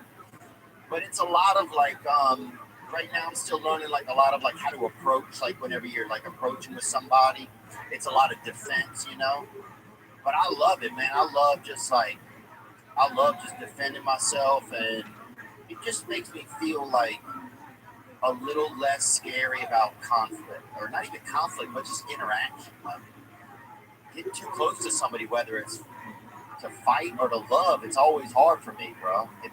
All of it scares me. Getting close to people scares me. And so to have this thing that like you kind of learn to fight and to love at jiu-jitsu, because if you find good people to roll with, then they're helping you learn how to fight, but they're doing it in a loving way. And so it's like, God, bro, it's like I didn't realize that it's exactly what I need. It's exactly what I need. It's like the opposite of cocaine. Did it fill that void for you missing the last few years? I think it is. I think it will. The more I can focus on it, I think it will. So I've been trying to make more time in my life to be able to focus on it. The hard part is I got to be flexible enough to even go to the class. I got to make sure that I'm taking, I'm doing a little bit of yoga 2 or 3 times a week to get in there and just not break my neck, not just get, I gotta prep myself before I go in there, because a lot of the people in there are younger and these children and they're fighting together. So it's a learning process, man, but it's so much cooler than I ever thought. And like, yeah, man, it's just fun. You get in there and everybody beats you and it's cool. And you're not go on in there. You're just a dumb guy in the back. Yeah. That's how I used to say, I'm not Joey, I'm just a fat fuck in the back sweating. I'd sit all the way in the back and I'd do my little hip escapes and push-ups. And then sometimes I'd feel confident. I'd go up the line, land number 3. But for the most part, I'm all the way in the back. I'm the fat dummy in the back, sweating. It would smell like onions and fucking garlic feet and shit. And toenail polish. They got me fighting a blind guy. They got a blind guy over here. This guy's probably... He's probably deadly. You're like, Jesus Christ. If you weren't blind, I'd fucking take your eye out already, cocksucker. You got me in an arm bar and you're fucking blind. No fucking touching. When you're wrestling, he's got to have little dots on his thing. Then you're the motherfucker that makes the governor stand next to him. He's probably the guy that stands next to the governor giving out fucking sign language. Let me tell you something. If I see one more sign language guy, everybody's got a fucking sign language assistant. Oh, it's crazy. Most layers got sign. Where's the bodyguard? No, they got some guy teaching you fucking lying to you by the hedge. You're gonna get your vaccine by Tuesday. No, you're not. You gotta do this shit. It's bullshit. That's what that bullshit is. That's the bad one, bro. Creed, Rocky. That's why you gotta watch the Rocky series. I learned how to speak black people language. And sometimes it's not even a deaf person. Sometimes it's just a third base coach that fucking used to coach in Toronto, He's over there fucking giving signals. I used to go to Alberto Craig's, and they used to put me against 2 people. A 74-year-old guy that, by the way, would fuck me up. His name is The Savage. Go on YouTube and type in Savage BJJ. He's 74 years old. Don't type in Savage BJ though. Savage BJ, you might get somebody else, you know what I'm saying? So you would fight this guy? No name, 74 years old. He would get there at 8:30 in the morning with a cooler. Listen to me. Not that fucking construction cooler. I'm talking about a cooler filled with liquids, protein powders, and carrot juice, and Gorilla Biscuit, and menthol. 9 o'clock, he does the fucking kettlebell class. 10 o'clock, he does the no-gi class. 11 o'clock, he wrestles with the dummy by himself. And then at 12 o'clock, he would do the fucking gi class. And the utmost respect for him. The guy would stay there, eat a banana, yogurt, almonds. He would do 4 classes, 74 years old, and he would bear you to death. He would fucking, one time he had my toe, because he's 74, so he goes to the simple things, you know what I'm saying? You're not going to grab your fucking arm, you're going to pull him. He'll do like a toe thing. One time he got me at the front line toe hold. That's an old Brazilian fucking toe hold if you got toe jam. This motherfucker was killing me. And then there was a chick, like a brown belt, that she was 50. I was probably 52 at the time, 53. She was 56. I think I used to time it like today. I mean, if I could last a minute with her, I did good. Yeah. She was heavy set. She would fuck me up, and then she would knee to belly me. She would stick her knee in my belly. My dick would pop up like a fucking, like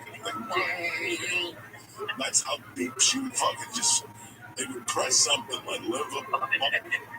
There's a button in your stomach that if you press it, your dick gets hard. I mean, you learn so many things, but you learn that, you learn technique. Oh, yeah. You get through your comedy. When you get back on stage after a while, it's going to go back to a level it's never been, because you're going to learn that in jiu-jitsu, no matter what he does, you got to keep retrieving your guard, right? You got to keep putting him back in your guard. Then you can start operating again. You go for the arm, you go for the fucking Kimura, you can do all that shit.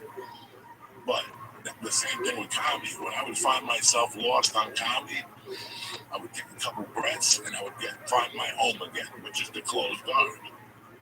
And then I would attack from there. Let me get this on, let me pull, so he thinks I'm pulling, but I'm really going to get it with a scissor sweep.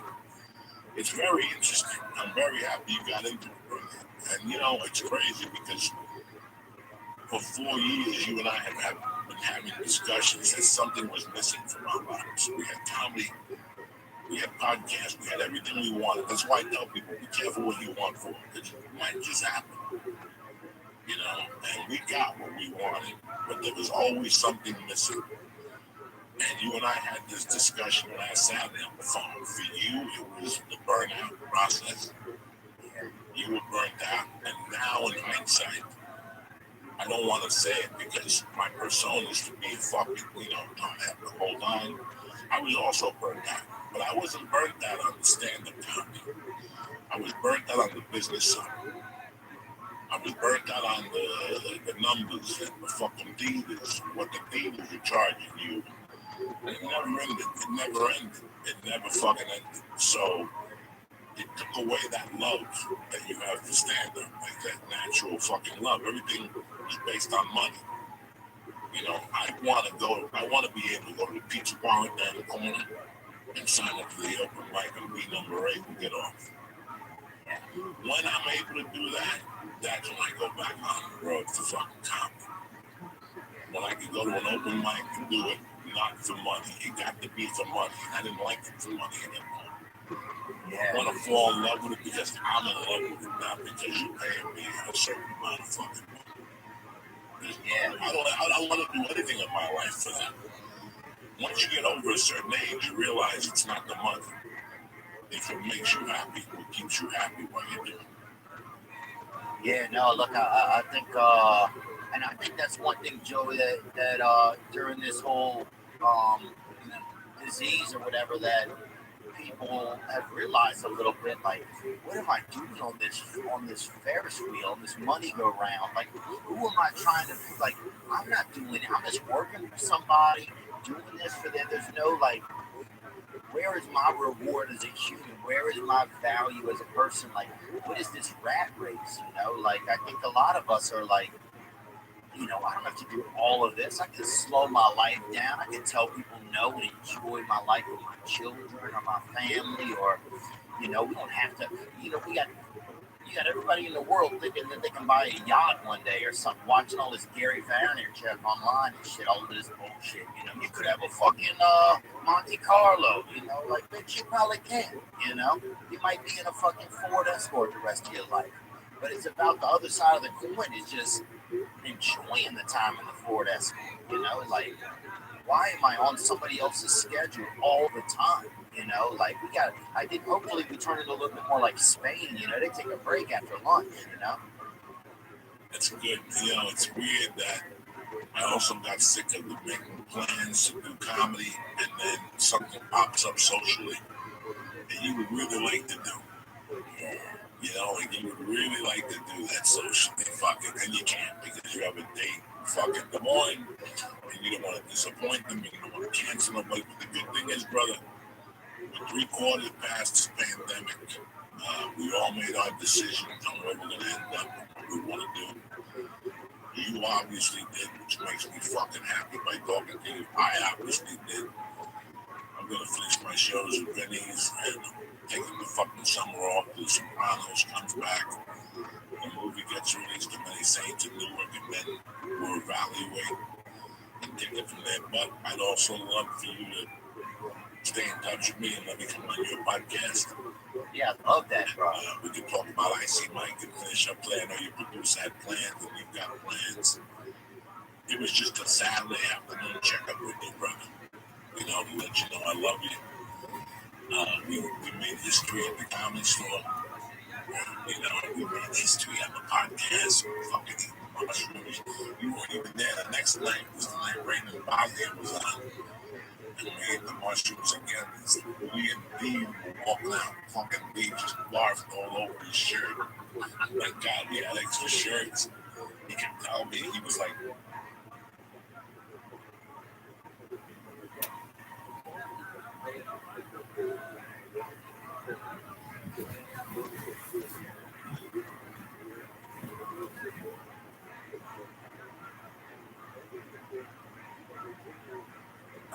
I am too. I didn't pick all of them. you gotta leave at least 3 more. Shit. Get your fucking life in order, leave. You fucking muscle hamster. This show is presented by On It. The Church of What's Happening Now is brought to you by ZipRecruiter. The new year means a fresh start for your business, and a great year starts with making great hires. Our listeners can post jobs on ZipRecruiter for free by going to ZipRecruiter.com/church. That's ZipRecruiter.com/church. ZipRecruiter.com/church. The show is also brought to you by Lyft. Go to Lyft.com. Lyft is where drivers can make up to $35 an hour, and getting started is just a tap away. Sign up today at Lyft.com/Joey. Sign up today to drive for Lyft at Lyft.com/Joey.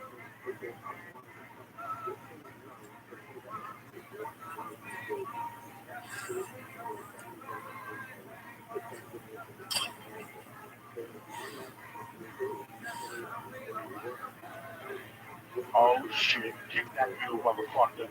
It's all over. 2017. The restraining order is over. It's over. We're kicking this wheel with K.O. Vaughn, my nephew Lee Sayat, and your uncle motherfucking Joe. Kick it, Lee. Blast the fucking speakers. I want the speakers to blow up, Lee. I want to see somebody balls blow off their body, bro.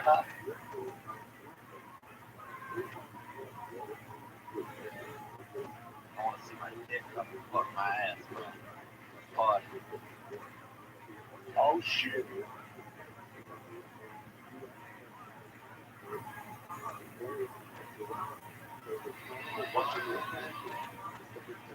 Oh shit.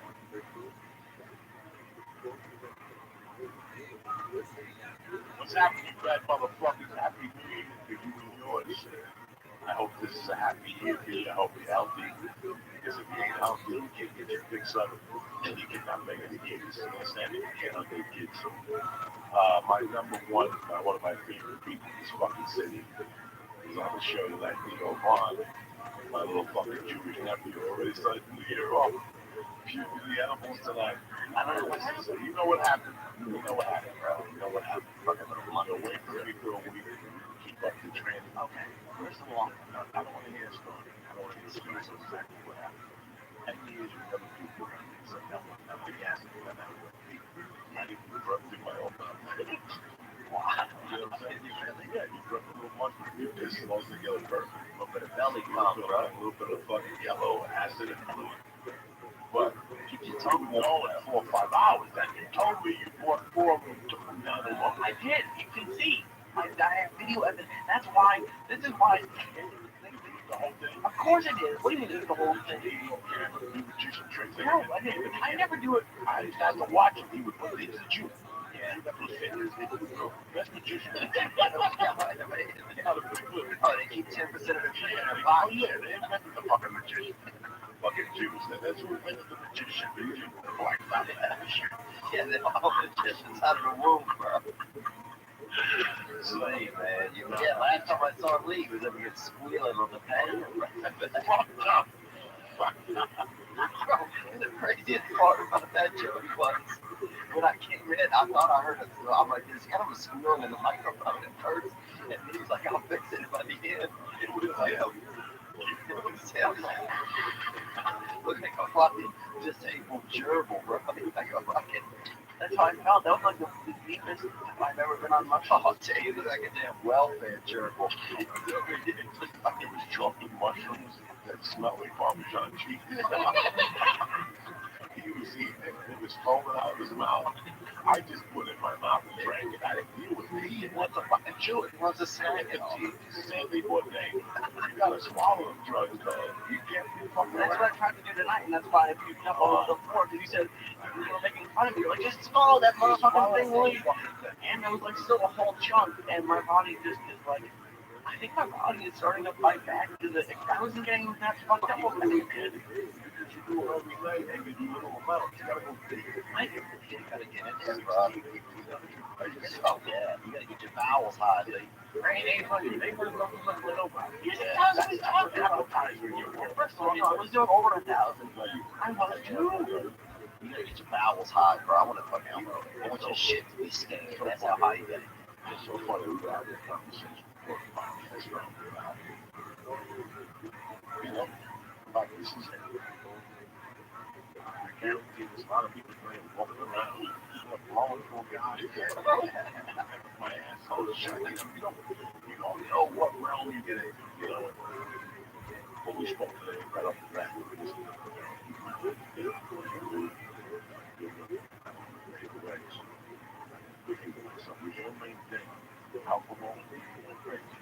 Yeah, I mean, a lot of us ended up getting key, like I ended up getting into drugs usually sometimes at night. But drugs without the alcohol, or you have alcohol have a stronger drug first?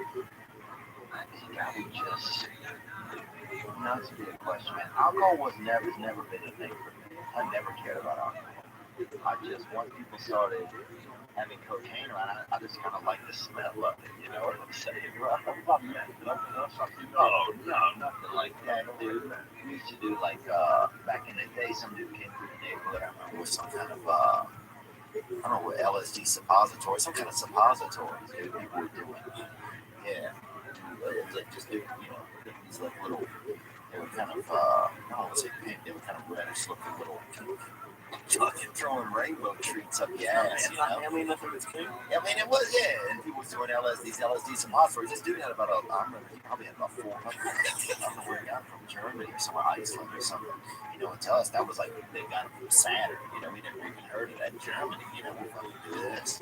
And people were doing acid, or whatever it was, doing a suppository, for a while. So I liked psychedelics a little bit when I was younger. And what else, dude? And then, but out here, I don't know what happened. I just had a couple of crazy nights, and then I was like, I'm gonna try something different, man. So I just decided I'm gonna stop partying. So now I've got about 6 months of it. So the last time I walked out of here, I went over to the Improv and did a set high on mushrooms. They were flicking the lights on stage. I still have no video, man. I'll put it out. I'll put it out for you.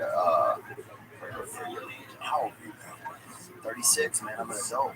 It's tough to say to yourself, this is it. You have those nights, and you were saying, you had a spectacular night in my world. Like where I came from, that's a spectacular night. Oh, yeah. Get to the cab, go off a blow, cab. No, he did. Oh, he fucked it in the cab. Oh, no, this is crazy. Now, what time did this night end? Dude, so what happened with that night was, let me revamp it for you. So what happened was I went to a party, bro, and I didn't plan on drinking. No, you're in New York. I'm in New York City. Yep, I'm in New York City. Yep, I was doing comedy. I had a sublet there. I was just kind of experiencing the city. We talked once or twice when I was there. And I was enjoying it, man. It was good. And then I went to a party one night, and afterwards they were drinking at the party. And I just felt uncomfortable, dude. To be honest, man, most of my life I have felt uncomfortable, bro. I don't know what it is. A lot of environments, I just feel uncomfortable. Out of place? Out of place. Yeah. You feel that ever? All the time. What do you mean ever? There's more times that I feel in place. That's the weird times. But it's my girlfriend and I were just talking about it because we stayed in on New Year's Eve. Yeah. But seeing the shots of Times Square and seeing the shots of the clubs, maybe I should have done something a little bit more social, but that is not. I'd rather be in a box than in a club. I would feel so uncomfortable there. Like a New Year's Eve club, that's not me at all. You don't see that in clubs. It is show you you don't see people getting fucking molested in the background. But at least light a candle or something for your lady. You do anything? Oh, well, yeah, well, there was gonna make fun. We went away the weekend before. We went to Long Beach this morning. I don't know. Hard to pick up rent. That's amazing. This is just amazing. So anyway, I can't even hear what that was it. You took your girl to fucking walk. No, she took me. Jesus Christ. But then we just decided to come home because it was raining. You down to Long Beach, we're gonna have a nicer apartment up here. Bro, what the fuck? It's a horror show. I drive, and I keep It sounds like the Notebook. by the month. It sounds like the Notebook for two people on Cal Central. This was something that when he told me, I go, what? Now, when he told me, I thought they were going to leave Friday night, go to a hotel like all Americans, right? Yeah. You wake up in the morning, get a room service, gives you a stabbing. Yeah. Take a walk down, come back, smoke a joint, eat a Star, maybe about 6. Take it to a nice fucking restaurant, 6, 7 o'clock, sit 3 more stars, some stupid movie. I looked at what he was doing. I get a call from him. It was there lunchtime. So he about to wave. And I go, where? Long Beach. I almost shot myself in the fucking head. I go, this kid can't be this stupid. And that night I wasn't different. I had to do a set last week. And I had 2 hours to go. I said to him, well, I don't even make there's no sense in me coming back. I do a set for that state. So I 2 hours to go. So I went to Chico. That's one of my favorite places. It's a good place. I never even been there. I see it. I don't eat the meats. I don't eat none of that shit. I get the salad. It's delicious. We had the salad, mom spaghetti, no meat, just pasta with sauce and cheese. It's good. Be a small serving. It's always good. I would eat there for fucking years. Wow, and that's right. I go there 3 times a year, though. If I'm lucky, I got 3 times to drive by. I got an hour here. Yeah, I got to audition. I plan it. I go, okay. I got an hour and a half. Might as well put a fucking cheeks on her head. I get excited. Yeah. I sit next to a guy. I go to the bar and I see the bartender. He's an old door guy for the Improv. We start chit-chatting. Take it down from me is a guy from Madison College. But right away, I got to ask him. I asked him, what did they teach you? Madison College. And I don't know. I'm not sure. I go, I hired him because I thought he was sharper than I was. But lately, he's been slipping. I don't know what the fuck is going on. And that was late. That was late. Wow. The long was Thursday after. For New Year's. But I could see it. Like I said, Friday after all the traffic. He's like, no, here's the best one. Here's the best one out of all. I call him Thursday night, or he calls me. We're talking in the conversation. He goes, man, you're not even in a fucking hotel with like a fucking elliptical. There you go, the elliptical. You've been home all week with her, and now you go down there for 2 more fucking nights with her. To do nothing to look at each other and eat cookies and shit. At a stranger's apartment. And watch really bad TV in a stranger's apartment. This was something that I was squatters, bro. I don't know. Yeah, like fucking squatters. When you called me Saturday and told me he was coming back, I wanted to tell him to GPS the car to the ocean. To the Santa Monica Pier. Take the car right up the fucking pier. This ain't getting no better in your life. He went away to Long Beach, and every morning when I woke up, since that, today there was a burglary in Long Beach when the guy shot the burglar. He shot the burglar every day. I woke up and then that morning, all I was waiting for. You were praying for it to be like Lee's apartment. No, like to see Lee fucking shot in the head. Like Lee got hit by a car coming with a box of wings. They got poor girl for another thing. I don't know what happened. They got it stuck in the red light. The saddest part is who the fuck goes to Long Beach? I don't know. Okay, Lee used to treat himself to a nice night at Chibo at the bar. Years later, he's finally got a girl. No, that wasn't me.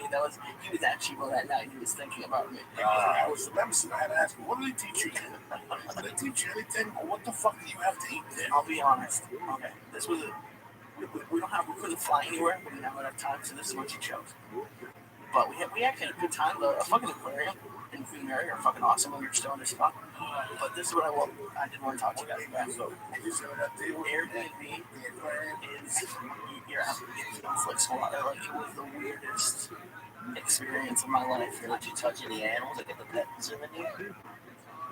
Yeah, well, the aquarium, yeah, but I thought you were talking about the apartment for a second. Not at the Airbnb. So thank God there were roommates. Imagine if there was a roommate. No, it was like a horror show. Yeah, I live in a fucking world. And my wife, I'm not gonna make it 56. I'm not gonna make it because I just got 4 weeks in that house with my wife. Wow, it's a torture. Fucking house of horrors. I love it with all my heart. It's a torture chamber. What's the worst part? Like, what's the worst part? Honestly.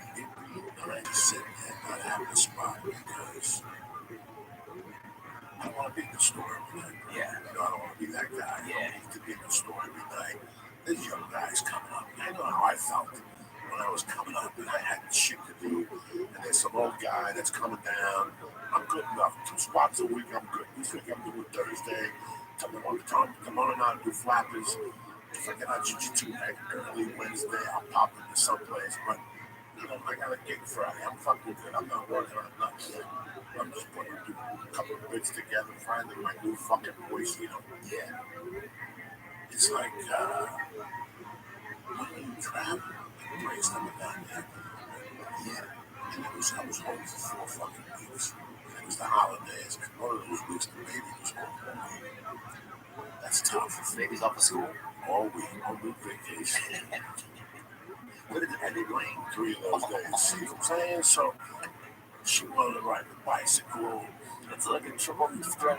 So the parents hate. And the truth of the matter is that I'm a dud. I've always been a dud, you know.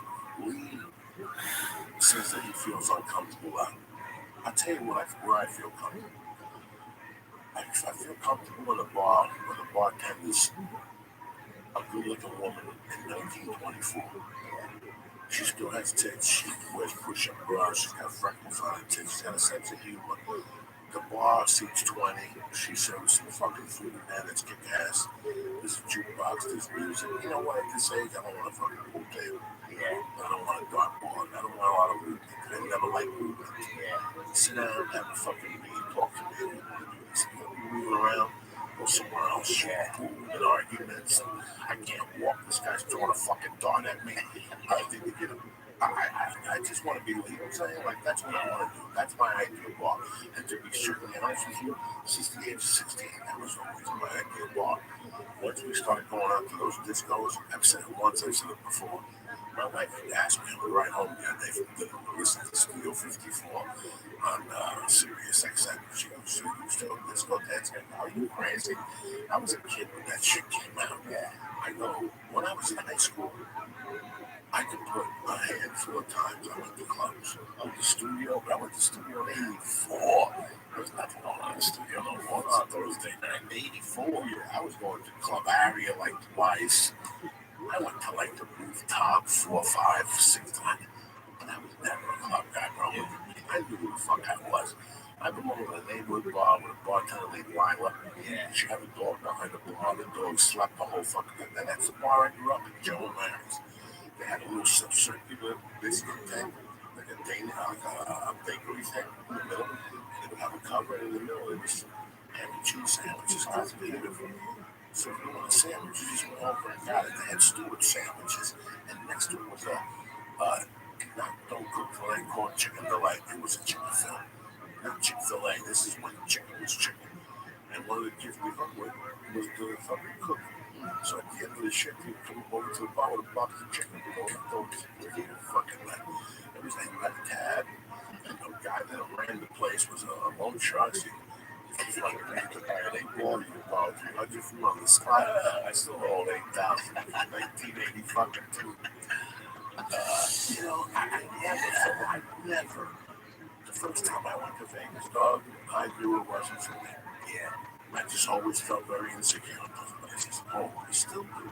Yeah, that's how I felt. Still do. And I always had an excuse in my head of why I felt insecure. When I was younger, it was that I wasn't good looking enough and I'm a girl. These people don't want to hang with me. These are the environment I want to hang with. These people don't want to hang with me. Yeah. And when I got to a certain age, because I was too old, and now I just feel like a played out fucking pervert. Yeah. Like I remember being 25, seeing like 50-year-old guys, thinking, why is this fucking guy here? It's just a pervert. It's a sweetheart. I've seen him at a bar. Yeah, I can tell he's a gentleman. He wants to go to a bar and watch a football game and have a bucket of wings. And he wants to eat out maybe a little bit, pay $3 extra. Just to, you know what I'm saying? Yeah, it's in the white section. You go to the studio 54, what's he going to do? Have one drink. People can try to talk to him. I never liked going to a place where music was loud. That's where you lose Uncle Joe. Yeah. If I can't talk to you, whoever talking now, I'm lost. I'm lost. Yeah, see, that's the same. Like, less than, so like, oh, it's my fault that I don't fit in here, instead of just being like, oh, this isn't my environment, Now, why did you feel it was your environment? I just felt like I felt like, like these people were rich, or these people were better than me, or these people, I'm kind of a bit of a miscreant, I grew up on the other side of the tracks, and these people. But they don't know, like, that's the thing I always thought, because my whole thing comes from, like, I've always been chubby and short. You're like a tall, in-shape, good-looking dude.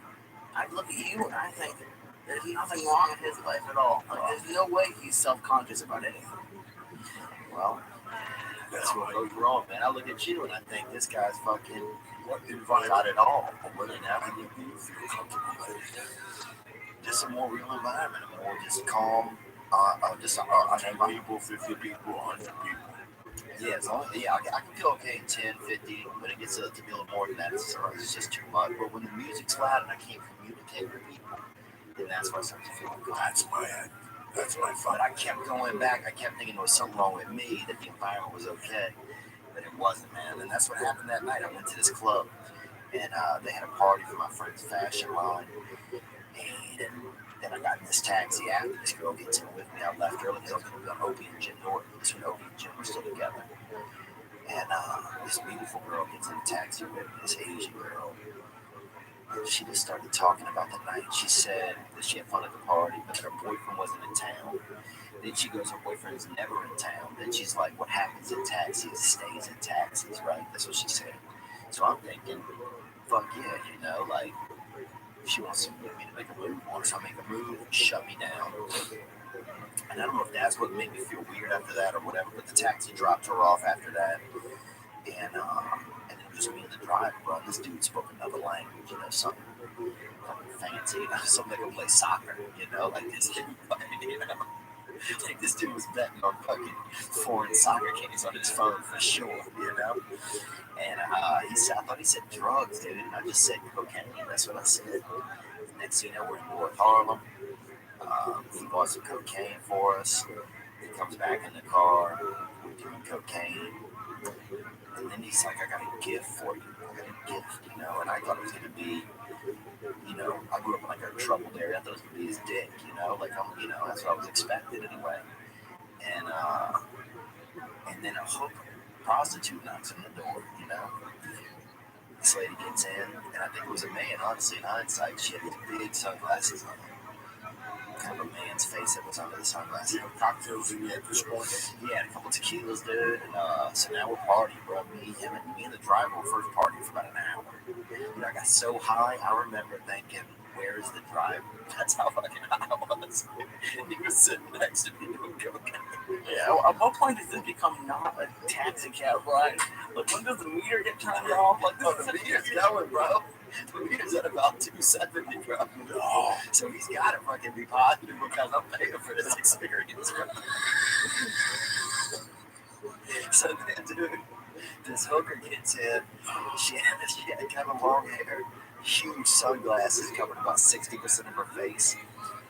And the 40% of her face, you could see, to me, look like a man's face, right? Like, I'm not saying there's anything wrong with that. I'm just, like, if I were on a game show and it was like, guess 40% of this person's face, I would have guessed the man first, right? You know what I'm saying? Like, look like a man's face, you know? Or it looked like a woman had just shaved recently. That's what it looked like, you know?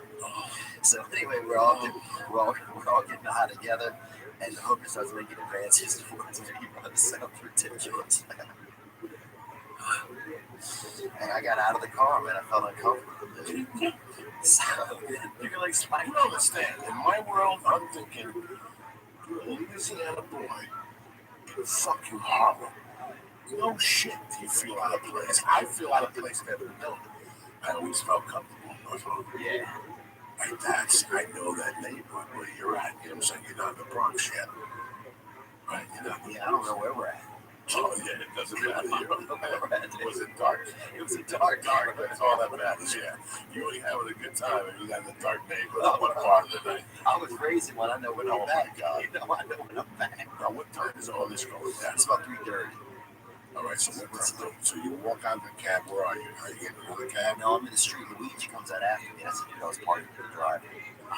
And dude, you know what's crazy is even one of the lights in the taxi wouldn't go off, and he made like this little paper mache thing and put it over the light, bro. Like, this dude was, I mean, I don't think he was homosexual, but this dude was about the most romantic fucking cab driver I've ever spent time with. And dude was more romantic in that taxi than it was in your fucking area, bro. That's the saddest part. So, dude, I get out, he comes out after me. He made me give him $100, right? And I gave him the 100 because I was a little scared at this point. And I'm thinking he's going to pay the hooker and she'll go.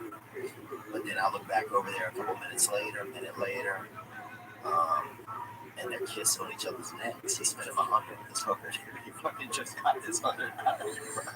Wait, so your taxi driver bullied you into buying him a hooker? No, he owed him money anyway. But right away, he took the money. Luigi took the money and said, hold on 5 minutes. We're going to get $20 worth off this hooker. He took that money and reinvested it in the neighborhood. You know what I'm saying? And look, I respect hookers, man. Like, you know, I've been through some tough nights, man. I'm fucking North Harlem. Yeah, but still, man. I don't give a fuck. I respect women that are out there if they got to be out there selling their bodies. I got nothing against that. I know you don't. But in North Harlem, you ain't getting into nothing good. You understand me? You keep saying North Harlem. I don't know. Like East Harlem. Listen, all I know is I used to go to Harlem to buy coke, and I'd see women out there and dog. Let me tell you something. It's an illusion. Yeah. It's an illusion. First of all, 4 out of 10 of them got bigger dicks than you. Oh, damn. 4 out of 10 of those chicks. We don't like those odds. Days. It was, you gotta remember, up in Harlem in those days, the Bronx, it was open fucking around. In the 90s, the Russians came. Oh, yeah. And I never saw it. I had friends tell me, you go to Queens, and there'd be 6-foot Russian blondes with leopard miniskirts. And you would give them 300 just to eat the assholes. They were that hot, banging, like they took over, so all the other ones could crack clothes. those days, even when I got in trouble with my buddy, Dodger, we were going over there, those hookers, yeah, those city rappers, those days, that takes a certain nerve. Yeah, a lot of them work at the Popeyes during the daytime. No, they don't work. They're at the clinic at the daytime. Getting blood transfusions. Dude, we used to have this lady Victoria, Miss Victoria in our neighborhood, bro. You could pull up, bro. You could eat your ass for like $40, right? She'd sit in your car window, dude. Just basically put her ass in your fucking car window like a fucking to-go box, you know? If you had somebody driving, you could even have them drive the block.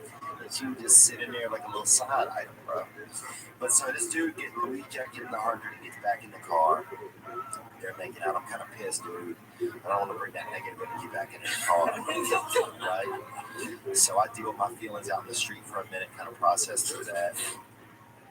Why do you want to bring negative feelings back into the car? Just because I'm really extremely high, man. I'm under the influence of cocaine. It's almost 4 a.m.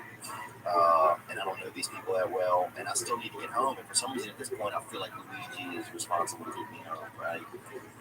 So I get back in the front seat, right? And they're hooking up in the back, like a low job, like it's getting wild, you know. And I was like,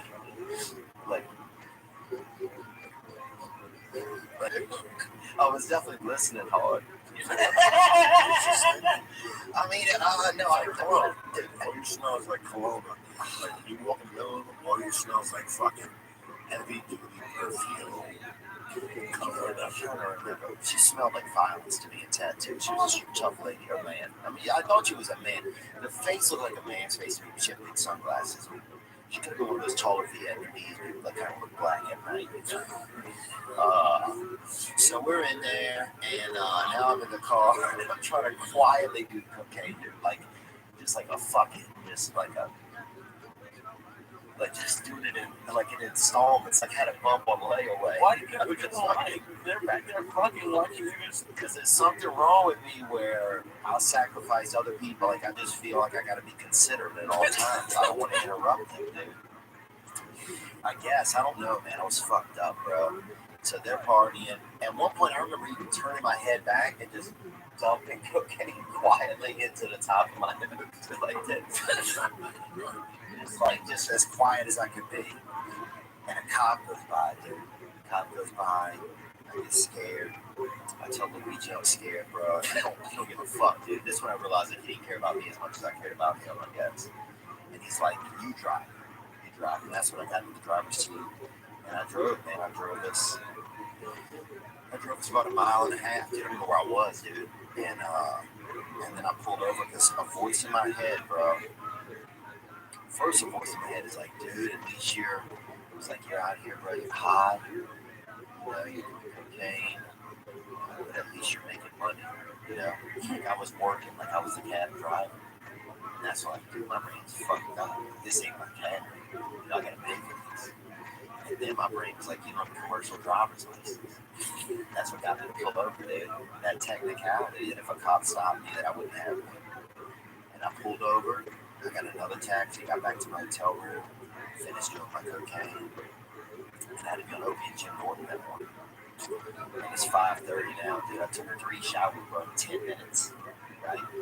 I have one question. Yeah. Did you pay Luigi? Yeah.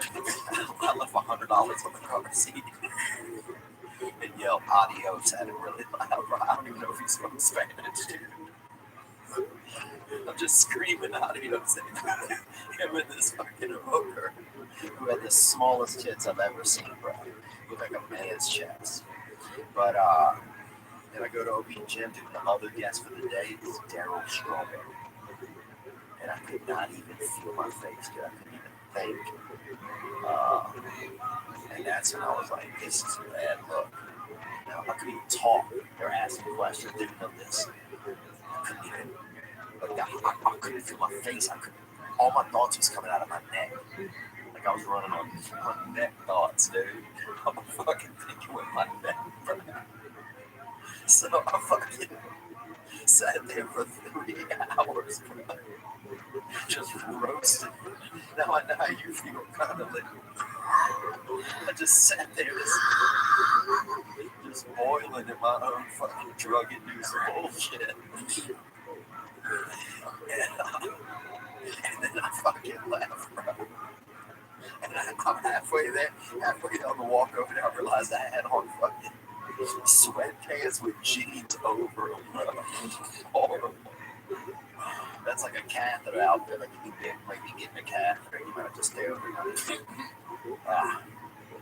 You know, while I'm sitting, because I'm like, there's people like me, he's a sweetheart. I wish to God we never left the drug. He never knew a drug. But for some people, some experiences like that experience, Yeah. to wake up, you basically woke up on opium, and you're coming down off the juice. You're not paranoid, you can't talk either. You're in that stage. Yeah. You're in that stage of fucking it's horrible. Yeah, I'm sitting here going, I remember doing that 10,000 times. Oh, not in the cab or whatever. But when you said horrible, when I was growing up, I had a friend, that's the story. We had a girlfriend who was fucking mad. I saw her naked once when I was like 18. That shit stayed with me. That was jerk off. It took me for like 6 months. I go ahead, I disappear, I do my thing. I go to Colorado, I do it time. I'm back in Jersey in 93. And I reconnect with a friend of mine. He goes, what are you doing tonight? I went, let's go out. That T-Neck, I forget the name of the place. It's a popular place for that age group. And I went there, met about T-Neck? Yeah, T-Neck, Tenafly. It's T-Neck. It's Artist Cafe, something like that. Something like very chic, so a lot of kids from my neighborhood dark, as they got older, they went there for a few drinks. I was at this time 31 years old. I'm doing comedy already. I'm not getting nowhere with it. You know what I'm saying? I'm not gonna go doors and shit. But I'm doing fucking comedy. And I hook up with them every time I'm on fucking feet. It's 35 a grand on 178th Street. 25 if you want it clean. Yeah. I go and they get 3 right off the bat. Jack. Bam, this shit with glass. That is all. On aluminum foil, they give you a glass when you walk in. They sat you down, they go, what do you want to do? I don't know, it takes 35. What do you want to do? What takes 20 minutes? And we go there, and then they walk you out to the door, you walk back to your car, and the cops will pay for it, and put you back on not Amsterdam, but one of those streets under the bridge. Yeah. And then room number 1, you took the liquor down back. Go and get a fucking hot dog, roll a joint. These idiots that would get back on the George Washington Bridge, they had spotters. They just see you go over. They pull you over, now they confiscate your fucking car. You have to give them to them because you're not going to bring the dog with you anyway. Right? So don't fucking come out. It was hardcore. Yeah. So I went over there first. That was my automatic first stop of the night. And I had it down to a science in those days. Sometimes I'd walk over and take the bus back. Same difference. I do that little blast that he'd give me. By the time I got to the bus, I'd be coming down like a little bit like.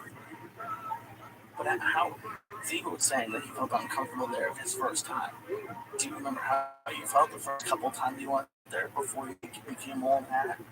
I mean, were you freaked out or was it already at that point? Since my mom had a dry cleaner in the Bronx, probably in your system. Yes, and my mom had a bar in Union City, and my mom had a bar in Harlem at a young age. It's in my system. I had a friend of mine who would take me over once to the city when I got back in the car. It's amazing. I knew right because you do the walk. I knew those first 10 years of my life. I lived in New York City. Those first 7 years of my life in this country. I lived in New York City. I went to school in Harlem, New York City. Yeah. I went to school on 89th Street, BS 166, from K1 to fucking 3rd grade. Then I went to college in Jersey. But all that time, I got the patois of the city. Yeah. My mom's action was on 125th. My Santeria action was on 148th. I knew the fucking city, you understand me? Then I got older and I knew George Washington Bridge. I knew the fucking streets. My stepdad shot a dude on 148th Street right by the Santeria party. I knew the escape route. I knew where he dropped it at a Riverside Drive. I knew that situation. So I go back to Jersey. I made them in those days, bro. I'm not a big drinker, but I'm the type of guy. See, I'll call you up. What are we doing tonight? Let's go get a drink. On the way with Joey, I got an audition tomorrow, dog. Don't even start your shit. Come on, bro.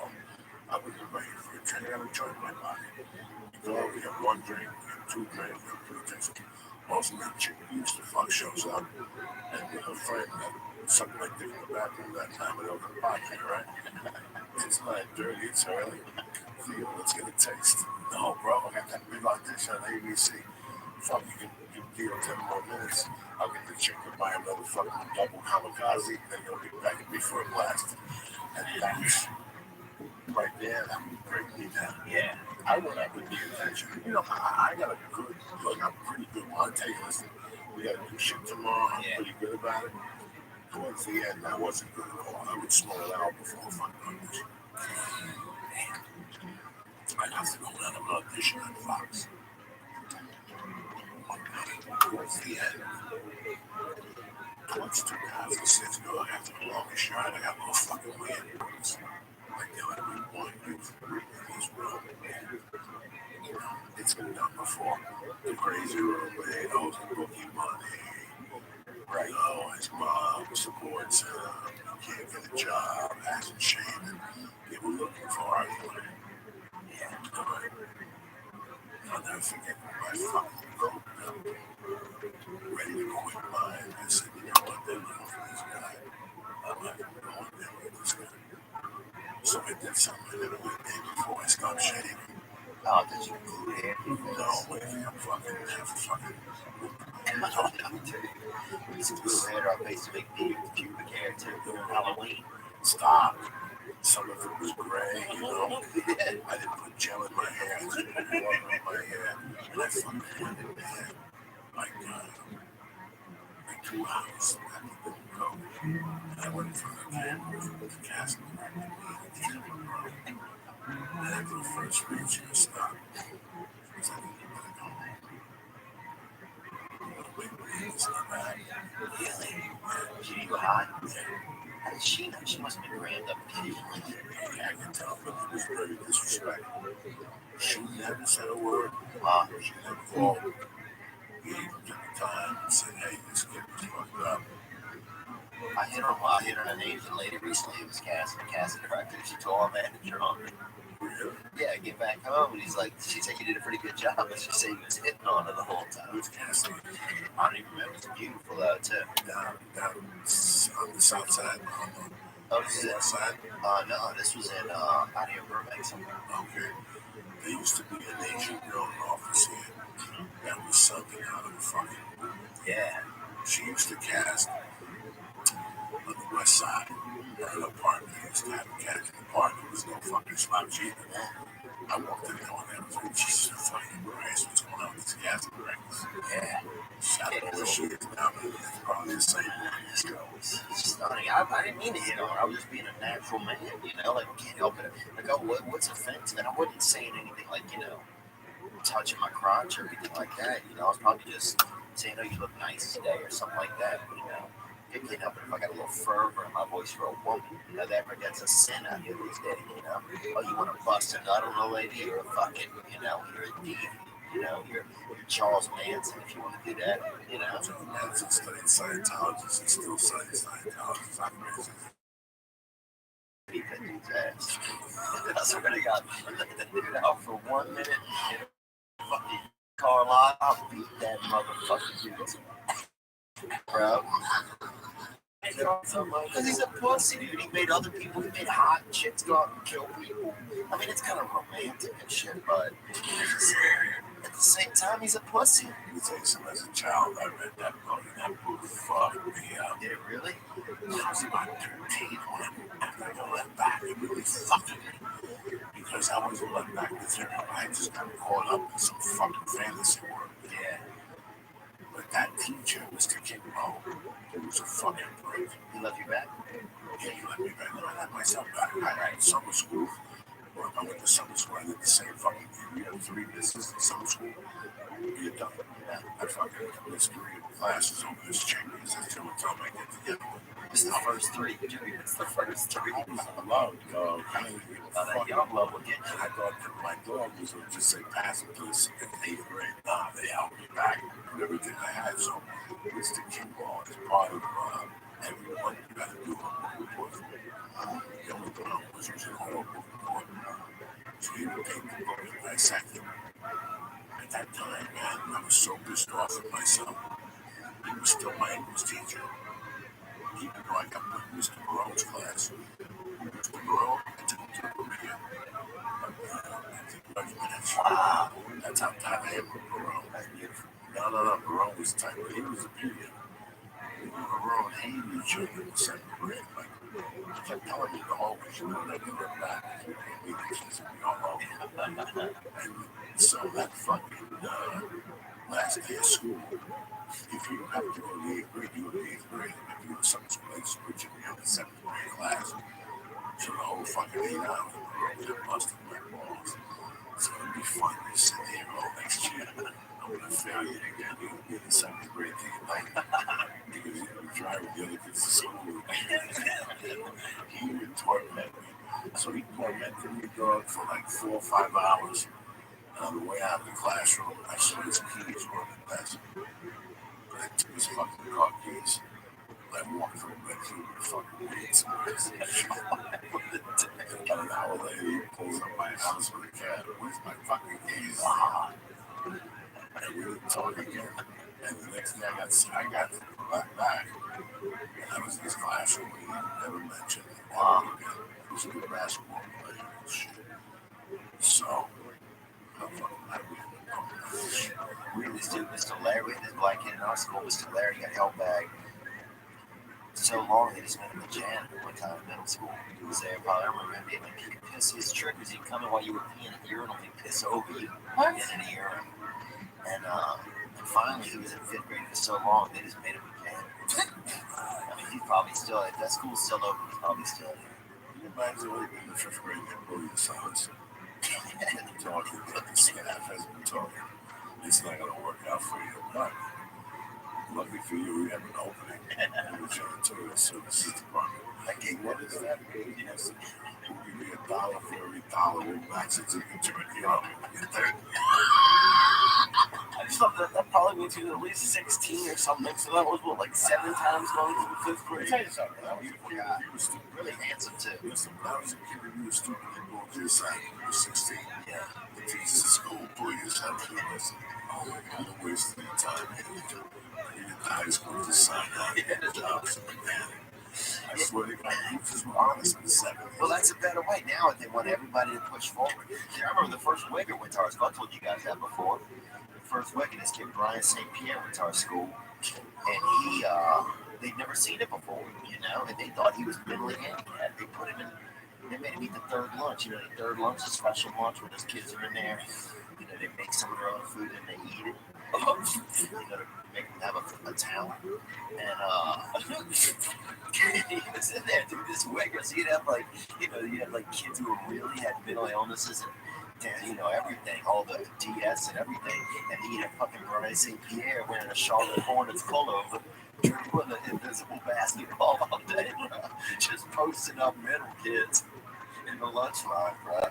They'd never seen it. They thought he was mentally handicapped just because he wanted to, you know, play with the brothers. So times. They had him cook lunch or Handicapped kids, bro. I'm fucked up. Those stars at beyond. That's what happened. You know why they, you know, because I trained last week. I didn't stars last week. He sprayed out of his face. I didn't didn't think stars it last week at all. I sprayed rum stuff up. See, Somewhere. you would. Go here, bro. Stars and shit. Fucking around. I had a transmission. No, you didn't. You were chopping around. Which is why I have to do everything on Periscope. Thank God.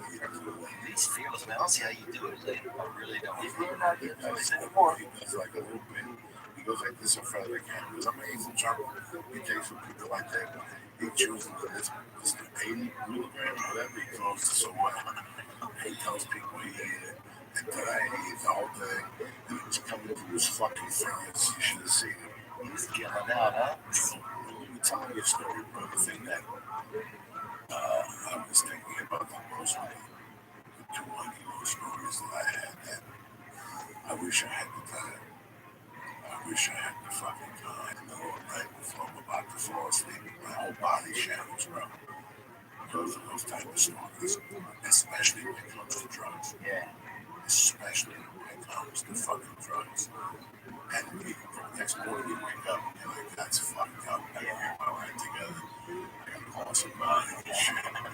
But, 10 days later it happens again. And sometimes it's sex, sometimes it's crazy sex. You go to girls' house, all of a sudden, a sister and a stepfather in the room, and they look at these bangers, and you're like, what the fuck am I a part of? I just want to watch the fucking Is that a real scenario? You would be fucking surprised what you bump out into when you're out there. Yeah. Especially when I started to do comedy, you'd be surprised what I bump into. And I had you one night talking about my body was shaking. Yeah. My body was shaking. Totally just triple doors, just boulder, just, I thought life was a certain way when I lived in New Jersey. Oh, yeah, I don't know. Boy, was I fucking wrong. I remember trying to fuck this girl on roller skates one time. You ever tried to do that, dude? No. At Halloween. Unbelievable, bro. But that was drug induced. I remember. Never been arrested. Dude, I got arrested in Mississippi one time. We're all high at some house. And they brought a kid. The cops show up and they brought a kid from downstairs, right? And they said, this kid is here. Everybody's going in for contributing delinquency to mine. And then but once you got outside, kids were paying and getting out of the thing. They put us in the slave shackles, things they put between two legs, and they put the person in front of you. It wasn't that shit, dude. They went and walked downstairs. So it was the dumbest thing ever, bro. It must have taken us 40 minutes to get downstairs with these fucking leg shackles with these two stupid cops.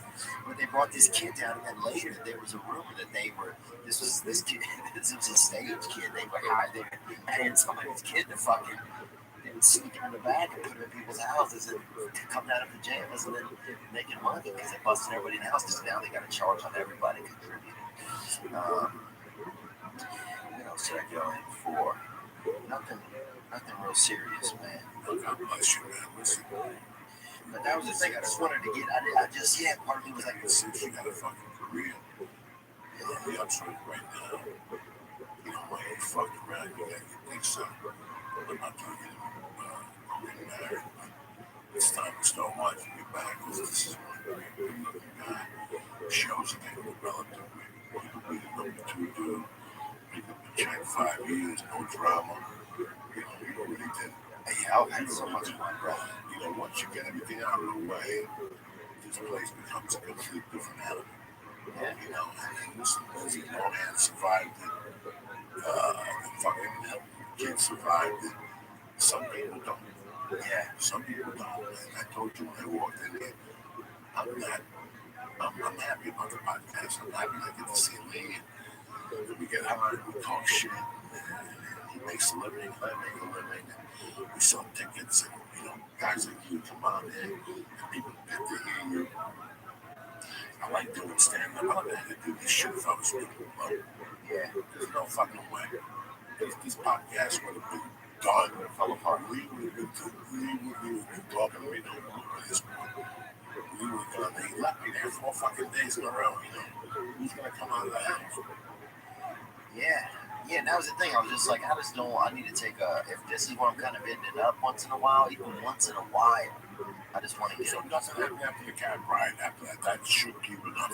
Oh, well, with seeing Daryl Strawberry was shook. Because he was 13 years sober. He was like, this dude was eloquent. He had his life put together. He's a multi-millionaire now. And then he was pushing the documentary 30 for 30 that they only got good. Couldn't show up because he's sick. Fucked up, man. He's all fucked up. And I know my life isn't their lives, but it made me think, okay, you just got to monitor what's going on. Because I didn't like to party. I just like to put myself in a crazy situation. Fuck me, dude. That's what I was thinking about the whole time you're saying that. I go, last night. Yeah, dude, I was in Louisville one time. I came out of a show. They had a big group in a limousine. They invited me to go to an after party with them, right? I was like, I'm only coming if my boy can come. They're like, who's your boy? And I'm like, it's Cedric. They had a brother nearby, right? With this Louis Vuitton jacket, dude. probably about 60% homeless, right? And they're like, that's your boy? I didn't even talk to this dude, right? I was like, yeah, that's my boy. Like, all right, he can come. So I fucking walked over to him, looking right in the eyes, and I was like, what's up, man? He's like, sick. And I was like, all right, dude, I told him to get me my friend. You ever been in a limousine? He's like, yeah. I was like, all right, come get him with us. Just act like you're my friend, right? We're going to a party. All right. So we go in the limo, bro. We're in there, hot chicks, dudes, people from it. But Cedric kept saying we were friends. That's what he kept saying out loud. He got fucking not the best actor, bro. Dude, we get to this house party. It's a nice, cool fucking party, bro. I'm downstairs, I'm in the kitchen. Somebody's making us a drink. I'm talking to somebody. Fucking 6 minutes later, I hear fucking somebody scream under a window, crying. Somebody comes running down. They said some dude just stole like 4 purses out of the coat room upstairs and fucking jumped out a window. That would have been good. And that was fucking Cedric, bro. And that was like, and everybody there was like crying and pissed.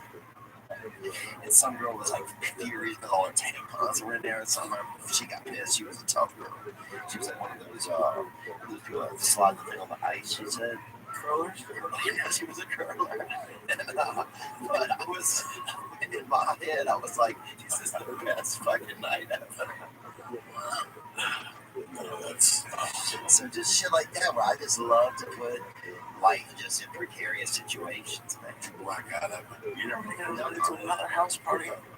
Oh, I blacked out one time here in Hollywood, and that scared me. I woke up in my own bed at 9 o'clock. I wet the bed. I mean, I wet the bed all about 30 anyway. So, you too? Not until I was like a teenager. Oh, that's nothing. And that was a pretty crazy night. I don't know, probably around there, I guess, yeah. I don't watch it at all. People always arsonists. It might have been a little bit like, maybe not 13, but close, maybe 10, at least. 10 ain't far from 13, you're talking at least. Probably fucking. Yeah, but yeah, I had a huge issue with it. It was terrible.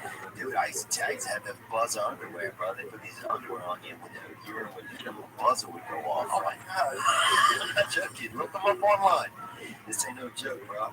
So I went to my grandparents. My mother didn't tell them that I had these, right? I'm really hoping these are real things, not just like a torture device your parents put on you. Not at all. They came by themselves. This doctor gave it to us, dude. This dude was a bona fide. This dude was a bona fide doctor. So we went there, I got the electric pants on, dude, you know? Wait, what should I Google? That's probably, buzzer underwear for urinators.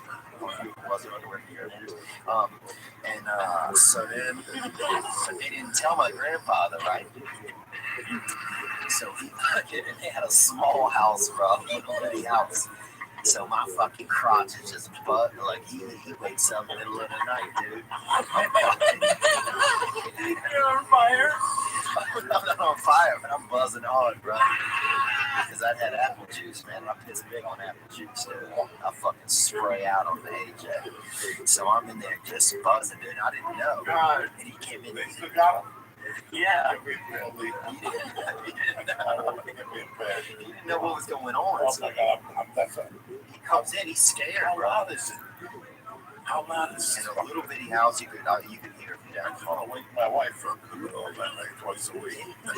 I would just do 2 drops and it goes off. And so my grandfather's in there, right? And he's all scared and shit. And this would have been terrible when I was a kid.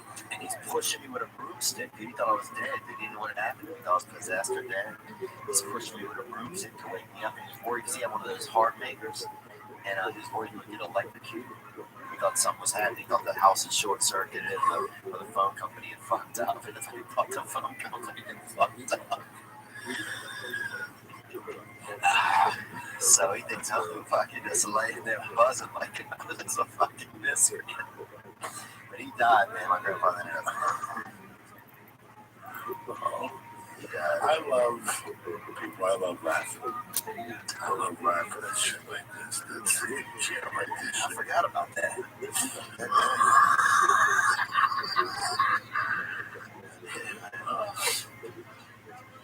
It's been the bad man. I appreciate you having me on because I was sick the past 2 days, man. What's wrong with you? Those fucking flights. You're eating fucking Katrina leftovers. Oh, yeah. I still got some guys out in stock. Oh, there's certainly fucking crippled pig pussy down there, bro. And I was eating about a handful. Walking around down that joint. Oh my God. I'm high up this start. Because like I said, I hate fucking transmission fluid and a couple of these moon things. And I had killed a couple of these was the transmission fluid and the moon thing. I was home all night with my wow, oh my God, I fucking killed those cookies. I want some cookies, man. Dude, I ate half of a pot cookie one time. I never had one. This a couple of years ago. I invited this casting director, right, out to a comedy show. So she comes, but the comedy show was the next night. I had the night's room. So I felt bad, and she was cute. And I was like, well, at least I'll get her dinner. She came all this way. I didn't want to be like you said, like a brute, you know. So by this lady dinner, we're sitting there eating dinner. She gave me a pot cookie. And I got on that. I never had one. And I didn't know how we knew each other. It was like a nice restaurant. And I started thinking that this was like my girlfriend. You know, I was like, fuck, I don't know what. And I tried to make a move on about a cat saying, dude, and she's like, what the fuck are you doing? You know? And she wasn't my girlfriend, man. And anyway, that was it. Dude. But yeah, so dangerously. I think it's what I'm getting at here. I thought it was a buzzer. Like a vibrating. It's like a Makes it a family. I still can't go over here at the club.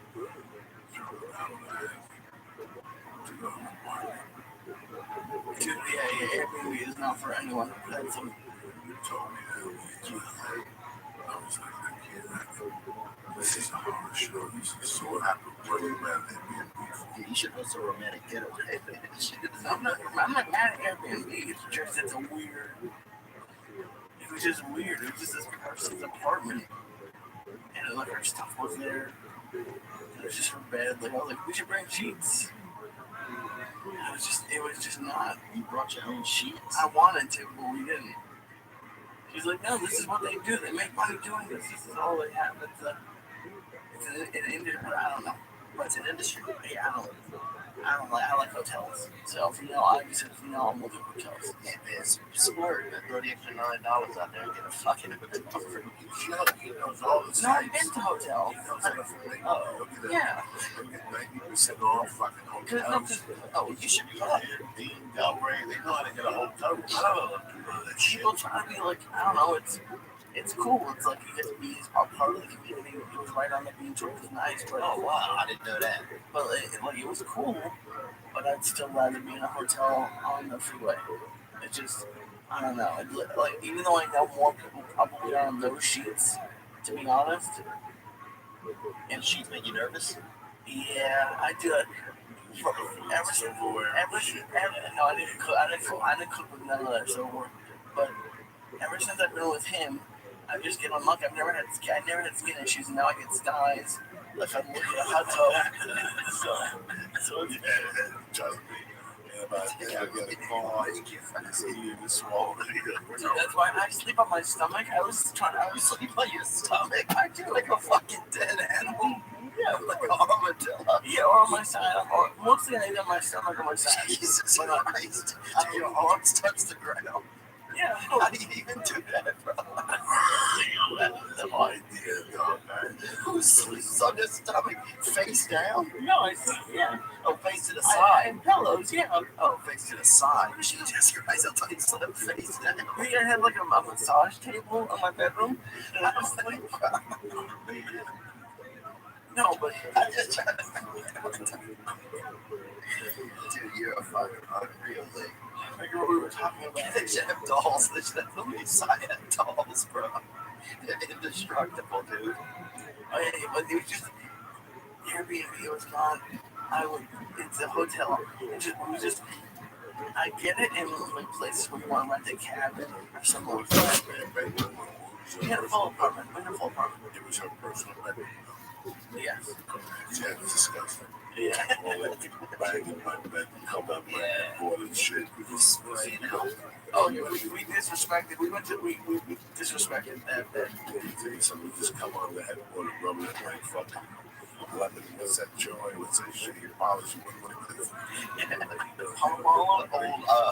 old Indians when they come back, they gotta sleep with that old DNA and Diaz lurking over your head and shit. Yeah, old English. That's a liquor. That's a malt liquor. That's why we left it. I didn't it was gonna rain. There was gonna be fireworks, so we were gonna stay if there was gonna be fireworks. But then it was raining, and it was just like this person's.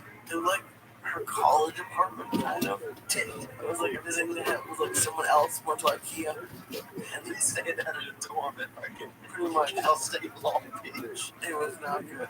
It was not good. But my girlfriend is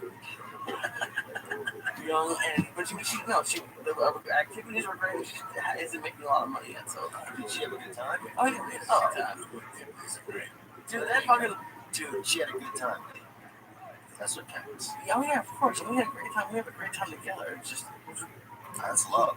I'm the old weird one who wants to be hotels, but Now, do you try to act not older on your girlfriend if she's younger? That's one thing I've noticed. well, I'm not that much. I'm like 2 years older. Oh, that's not bad. It's not weird. But people should go to the museum stoned more. It's fun. It's like that. Have you been to the Queen Mary? I went to the next museum down there in front of the radio. They queer? It's cool. Yeah, they queer and most stuff too. It's the best time to be. Really is everything. It's just not a vacation resort. And we had the best Mexican food I've had in California. It's like I said to you that afternoon. Make sure you get Mexican food. Don't get a fucking chain. Simon Rex is, never told us. You don't have Simon Rex? They're nasty. No, it's great to fucking get so. Yeah, it's cleared my head up a little. So, listen, we're gonna fucking make those. If you catch yourself, the better off it is.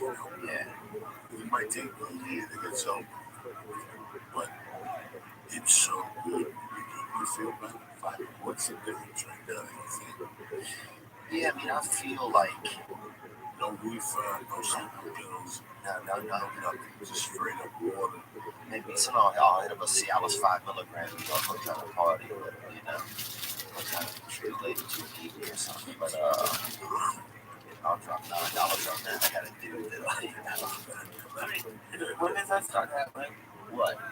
The Cialis 5 milligram? Oh, I throw that just because, look, dude, you know what I'm saying? Like, you know, I could be Michael Jordan, but if I could have Scottie Pippen next to me, I'll do it, you know? So there's no point in not having him in the ring with you, you know?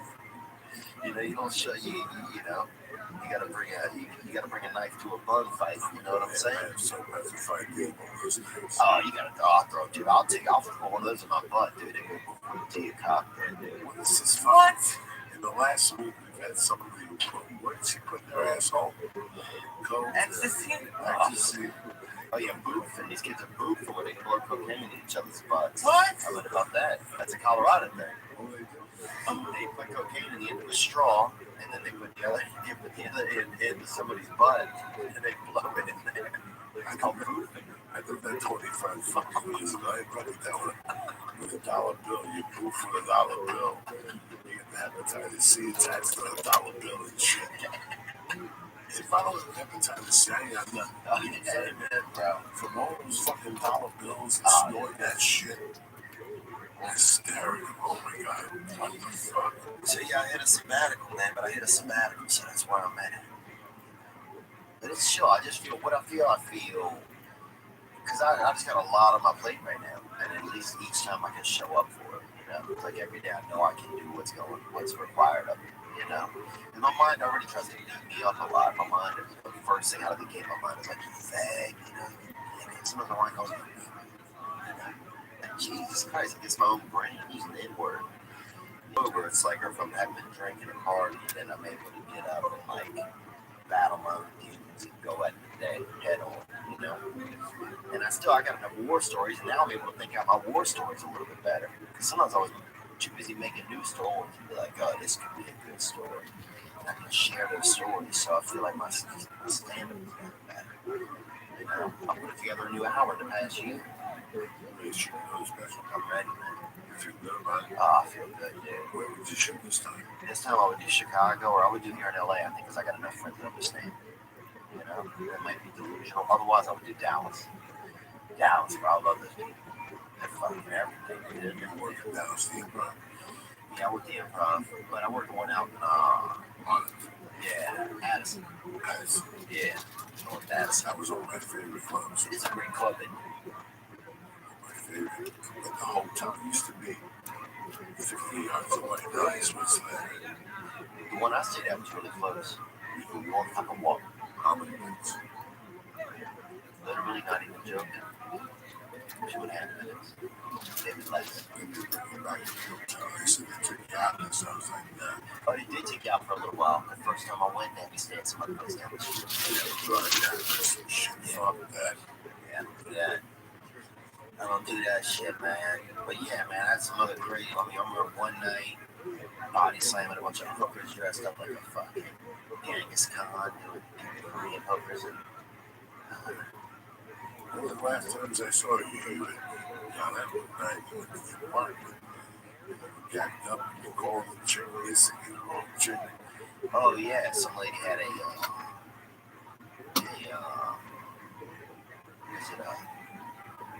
some lady with a mole, had a big mole, and I set her for my buddy who's a dermatologist.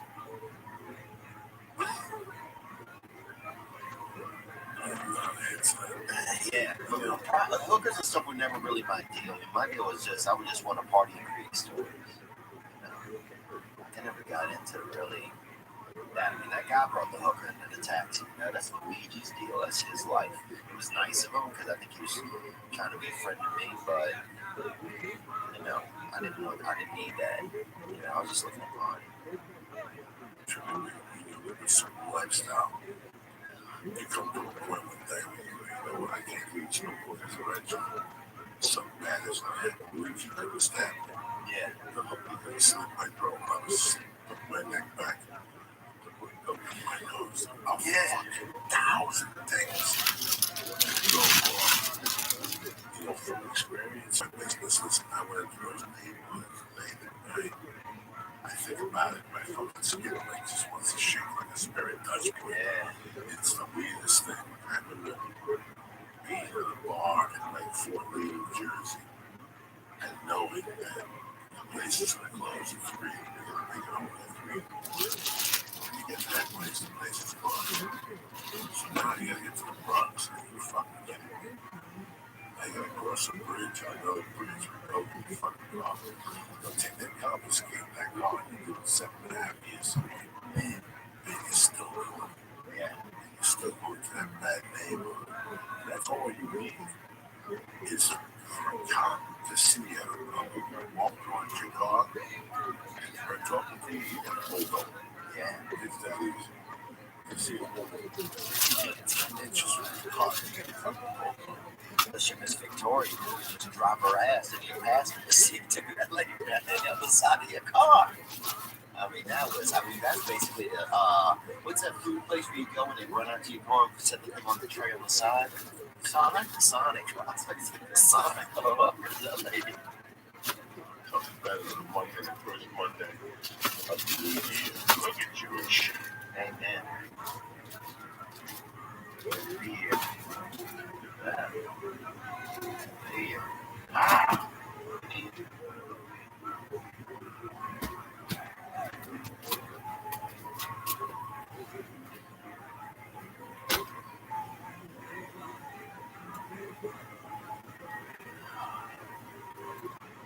Victoria, I wonder what she's up to now.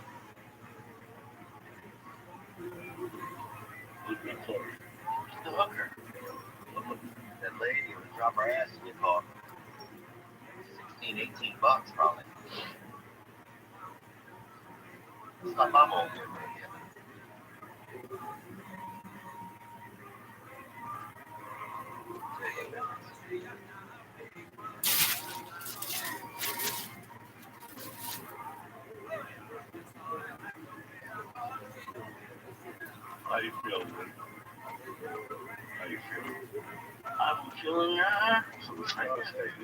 chocolate to cake back. Yeah, someone was. I also ate the first half of the chocolate bar, so it was like something. It's fucking very dope. That's the fucking craziest thing. You got the whole thing. You own it. I thought to yourself, oh, you bought 4 bars, you trained last week, I sold you. But as it was happening, I should have known. I should have known. I had that feel like Ronda Rousey was standing next to her. But I should have known this was a hoax. I mean, no disrespect. I know a lot of people make a lot of great edibles.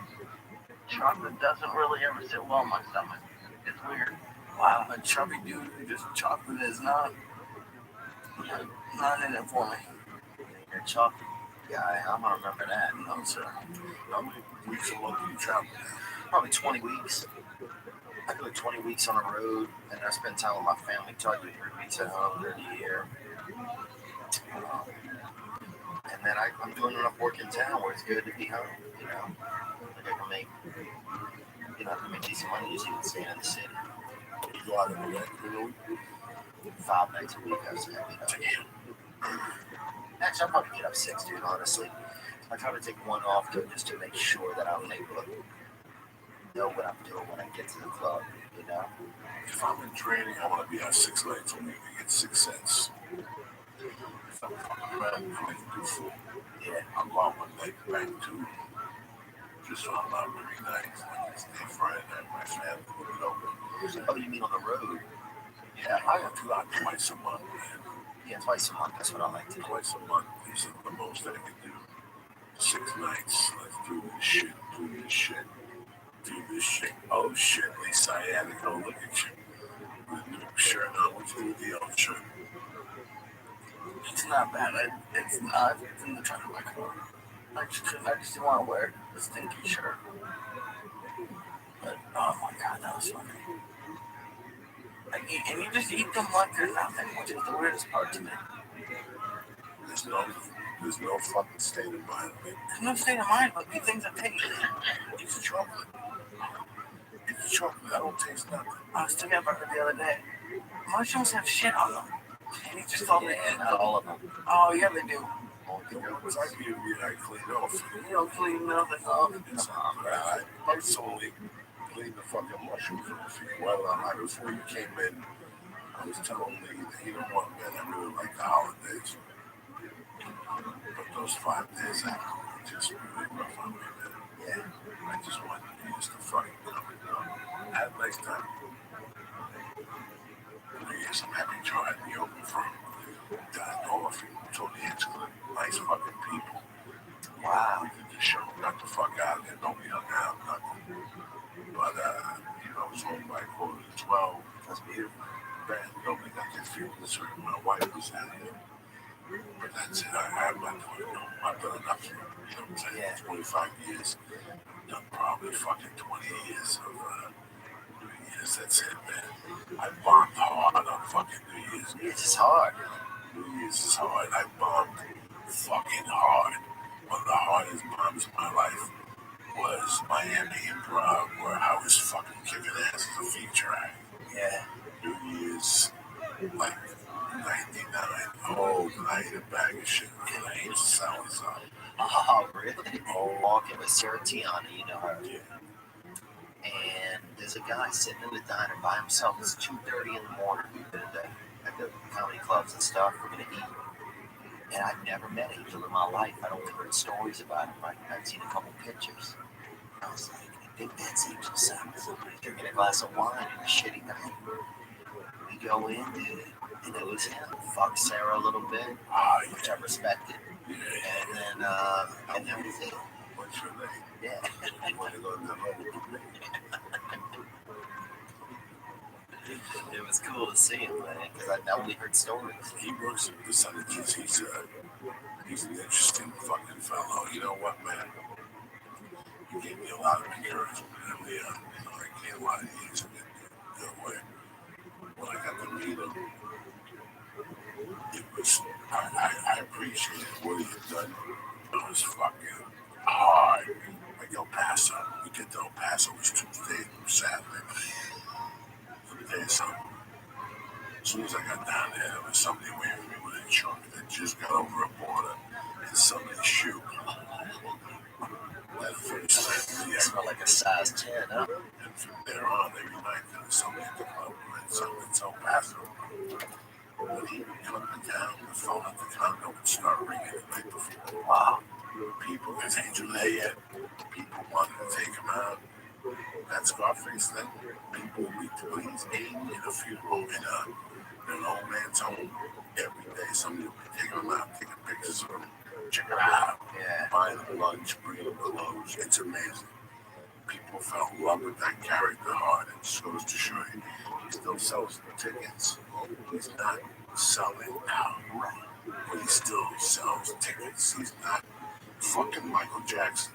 Right. But he still sells 100 tickets a show. Doesn't matter. He takes pictures. People go there and look at him. It's 30 fucking years later. It's 30 goddamn years ago, right? It's amazing. 83? Yeah, 83, 90, gold, yeah. It's amazing. He was born in 94, right? 88, 94. Because the Frenchman fuck, you know what I'm saying? Yeah, fucking late, bro. Mind-blowing. I'm just happy to see you alive every time I come back in here, man. And I was Bruce Winston's still going. You know? You don't know, man. I know. It's indestructible. We gotta take a leave for a ride now. We'll talk about this shit. You're about to go and make a walk home and stuff. You know, his name is Luigi. In a car, leave the scale in a little bit. We've never really had fun. We get you out of one of the neighborhoods one night. Get you a little clan outfit. Sure. Take you out of one of the That's gonna go right, right now. Yeah, I don't think you would. He's Jewish. Yeah, you could claim, you could cross over that. Because you have to be Christian first. That's what you probably do. It's like, you just can't be Jewish. They'll be like, hey, what are you talking about? We want to do this shit, man. It's a comic. This year, man, I want to get it this. I want to get this other special. I got my new album. Did actually about 3 days ago. Called 30 Pound Bag of Hamster Bones. So I'm excited about that. What else, man? We got a couple of great shows that we're catching, so I'm excited about that. I wouldn't mind meeting a girl, maybe falling in love, you know, or at least being an honorable boyfriend, you know, if I'm doing that in my life, dude. You know, just tasting the flavors of the universe, you know. Not that you could drink it. It's a different game.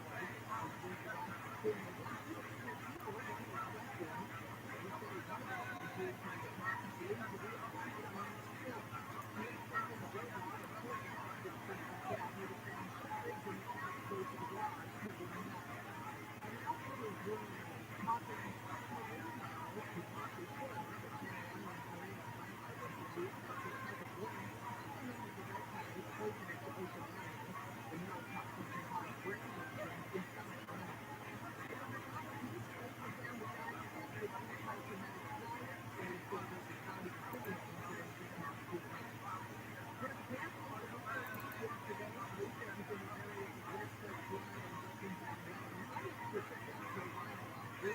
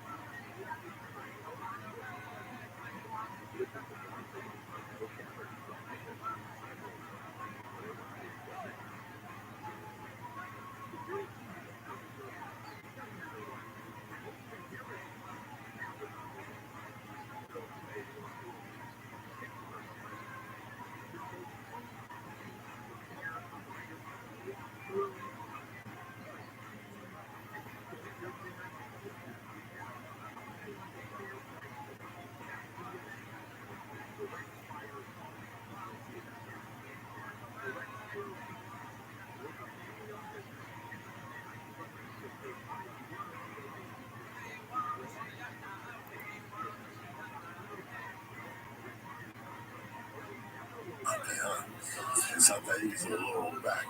Oh no, girls want you more now. Do they? Oh, I think in a heartbeat. Yeah, I've had more offers these days for like. I've just had more offers. I think just because Because you look like you do, but like, oh, like, because I'm clear. if I go sober, it's not like people are like, oh, Lee, I want to suck your dick. No, They might, Lee. I don't think so. You know, bro, they might. Look, I didn't think it. I never thought I was very handsome, Lee. That makes you feel better. You're stunning, sir. It's nice of you to say. But yeah, I think so. Those are some of my work dreams, you know. Outside of that, I want to be a better brother. I want to want to have a little bit more relationship with a God, a higher power. Those are things that I want to do, and I want to help other people somehow. I just want to do something, even if it's little, answer the phone when somebody calls if I know they need help. Not that I would, even if it's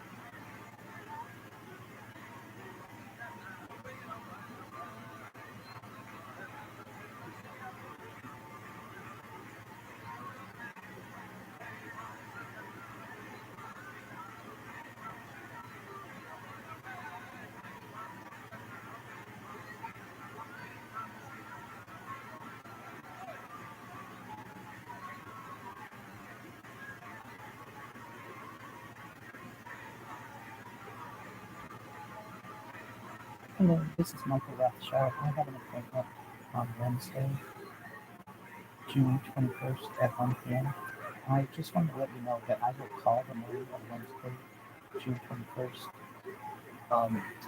if I'm able to make that appointment. I may need to cancel it, and I wanted to let you know as soon as possible. So I may need to cancel and reschedule. But what I will do is call the morning of on Wednesday, which is tomorrow, and let me know if I'll be able to make it in advance, because I don't want to mess up your stuff. I'm doing everything I can. If I could tell you any more information, I would. I just don't have any more at the current time. But I will give you a call Wednesday morning if I still be attending that appointment. Thank you so much, and have a wonderful day.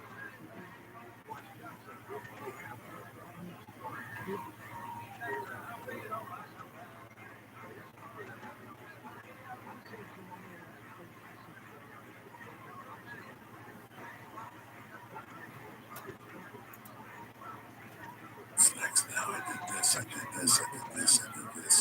Yeah. What the fuck is go? Where's the join the Beatles? Yeah. This is I moved here, like at 30 something. And it was rough. I don't know for sure. And I'm like, if I fail at this, I don't have a lot of options. I can sell over the phone, I can sell cars and shit. I don't think I can sell things over the phone for 20 fucking years though. So I gotta make this comedy shit work one way or another. Like, that's all I had to know. This was it, man. Wow, that's brave, bro. That's brave. God, I had done everything else. Yeah. Come on, what the fuck are you getting at? Every opportunity in the world for whatever. Be a brick mason, on the roof for, oh yeah, I could have been 1,000 things. No electrician. Fuck electrician. I could have been a fucking, those people on my pipe for the fucking pipes. Yeah.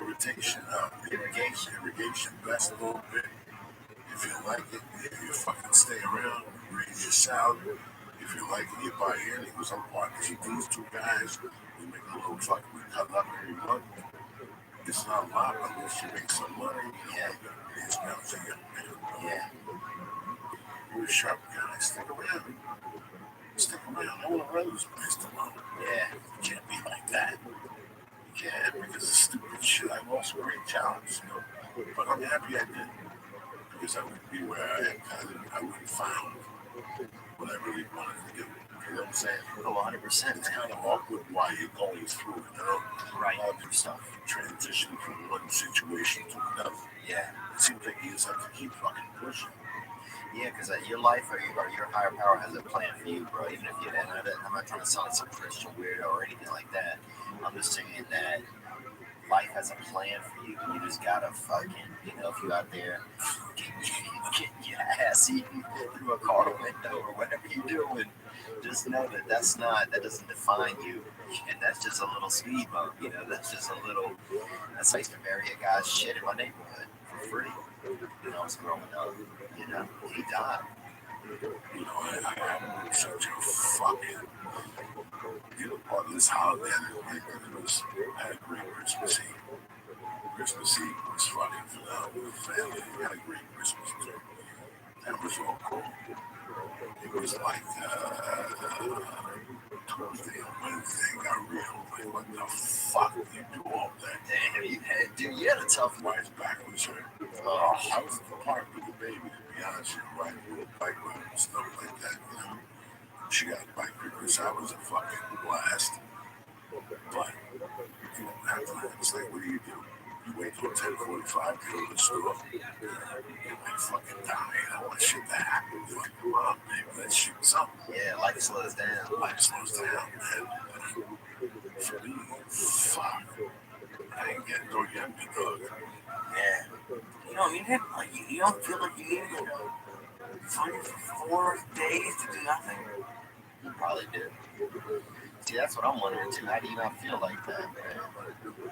That's how I would feel a lot. That's how I feel sometimes. I'm happy to have that downtime. Downtime. In my world, that was downtime. Those couple days over Christmas, that's downtime. You get too much of it. You're recharging, blah, blah, blah, blah. In the back of my mind, I want to be writing. I could really write. Everybody was around me. You know, it's kind of distracting over the holiday. It was just, Yeah. It's a bit much sometimes, bro. I did write the fucking book, though. I did write the book every day. It was a sentence, a paragraph, a new chapter. I cut something in. I did do that because it just is good. But the problem is when you're on the road, I lose that because the computer I have on the road just sucks fucking dick. It's a surface. And my wife was going to give me another one. What the fuck happened? I asked her what the fuck happened. I only focus on that stuff when I'm home. I only focus on what's early in the morning. Yeah. I really like to lock myself in and think do that to the pipe. And I watch that shit. You know? Daddy work. Yeah, it's good, man. It's when your brain is nice. Did you ever watch the Ronda Rousey fight? No, honestly, bro, I don't like watching women fight, bro. I watched a lot of women street fight when I was growing up. It's a lot of yeah. These chicks were always fucking fighting. So some of it I don't like. I do respect it. I think these women are tough and talented. You know, unbelievable. Did you watch it? Yes, sir. What did you think? I thought, well, personally, and I've said this before, that I thought just unsure that they won. I was like, why are they making Wanda the favorite? She's been gone for a year, and this other girl has been crazy good for a while. And my dad was saying today that she usually attacks and just gets people down in 12 seconds. They're done, and she didn't seem like she had the same urgency this time. That's what he said. He's a very amateur fan, and to me, I don't even know about that. It just seemed like I don't know if she has to be there for a contract or it didn't even look like a fight was put up to me. I thought it was very sad. Yeah, I watched it. I watched the replay. Like I said yesterday, I said, right before it started, I went to the bathroom. As I was listening, I said, you know what? Ron's going to win this fight. When I win, let her retire. I've had no frustration from the media and how she felt and how she was treated. Telling people to go fuck themselves. You never see Ronda Rousey again unless she's supposed to be boxing wars or something. Yeah. Okay, you know what? You nails will fight someone for the interim belt. They should get the championship back. Nobody's feelings get hurt here. This could end no matter what. I come back, I sit down, put my feet up, and they're off. And I see what happened. Part of me was so fucking sad. A part of me was so fucking sad because a part of me thought that she'd never recover from that. Like Conor McGregor, he got choked out, and a week later he was out there talking shit. That was the difference between Ron and The difference is because that was the big difference, okay? You can't sit in the house. We all lose. I understand. You work hard. I work hard. You work hard. He works hard. We all fucking work hard, to do anything in this business. Work hard to excel in your field, whatever that nobody knows about. You know what I'm saying? Yeah. You get to work like, when you want that fucking IT job or whatever job you want, you You gotta put an extra 2-3 hours on the Sunday, you know what I'm saying? Yeah, that's what life is all about. You can be doing it all. You wake up 2 hours early, we can all fucking do that shit. We don't rousing. But you know, now she's saying, you know, they made a statement. And no, nobody was silent around us. It's not like I better or nothing. There was no reason to. I was very entertained with Dominic Cruz and the other guy. If I was looking at anything, that fight I was just missing. Yeah. I didn't see no big difference sparring with her. I didn't see no kickboxer in there sparring with her. I just saw handbags.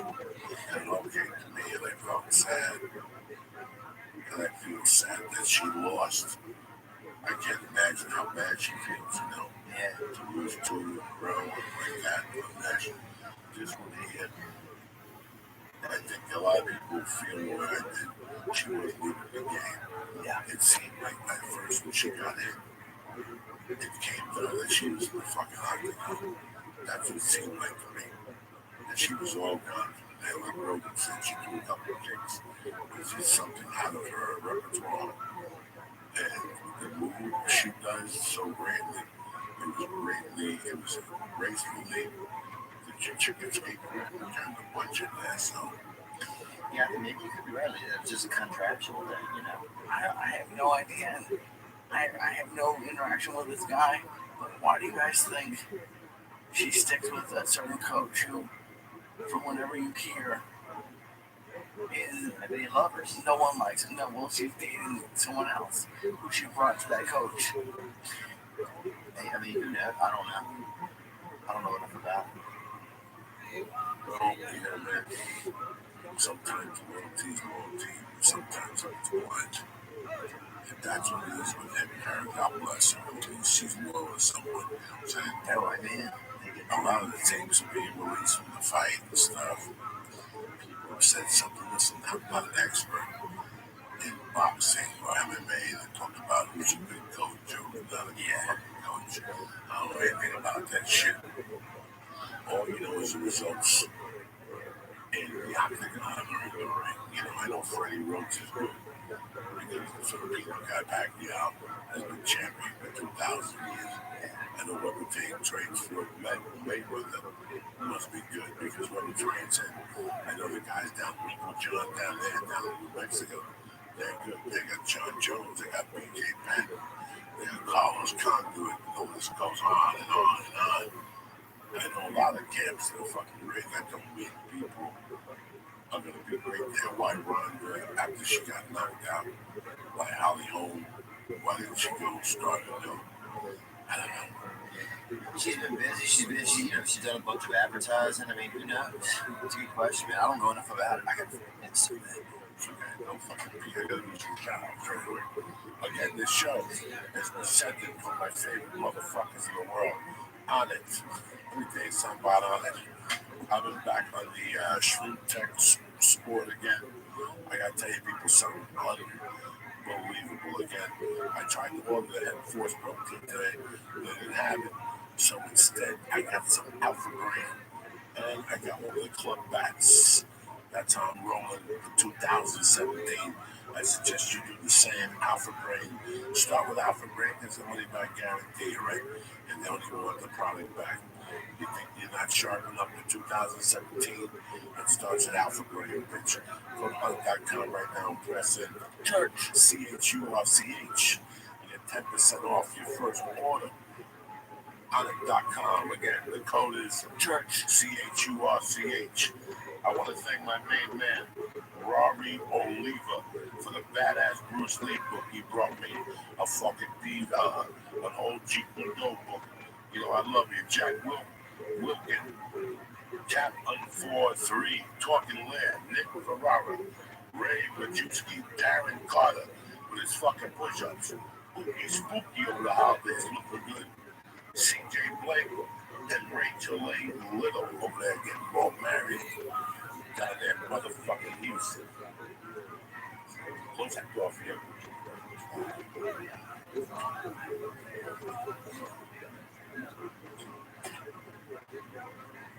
I got something. don't know what the fuck I want to do in 2017. I just want to fucking live me say I want to do a podcast a couple of days a week with my main man. I want to be a better, that's all you can fucking be, you know what I'm saying? I know I don't want to travel anymore as much as I do. I got some cities that I got to go out of respect. You know, so I got to pick my fucking cities next year and make the right decisions, you know what I'm saying? Yeah. Now I think it's, look, man.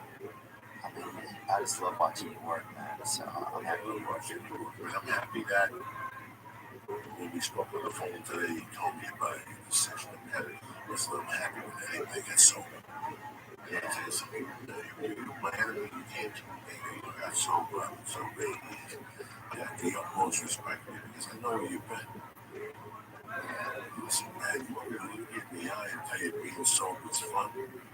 Sorry. I would never fucking tell you. Yeah, man. I've had moments of clarity because I might go. I went on like a 30-day or like a 40-something day no reefer thing where I just ate broccoli beans from the pharmacy. And I didn't smoke. And I remember how good everything felt. And I wasn't doing coke for a while. It's different when you have control of your life totally. Yeah. See, you can always turn down the bread or the fucking cheeseburger. Yeah. You can always go to the fucking gym. You can always, not drink and drive and shit like that. But something I always gave into was those fucking drugs. Yeah. My life had total control, except those drugs ruin everything you're doing. Yeah. Just like when you and I spoke about all the alcohol, all the heroin, all the pills. You think you're making it happen. I thought I was making it happen, believe it or not, brother. Look at big time movies. I put my comedy was eating shit. Yeah. You think my comedy is shit now. You should have seen it 10 years. Because there was no emotional connection with cocaine and drink. Yeah. There's no emotional connection. Just fucking just fucking talking stupid. So once that whole booze, whenever I see a young family on stage, it does something. Yeah. Because in all my 25 years,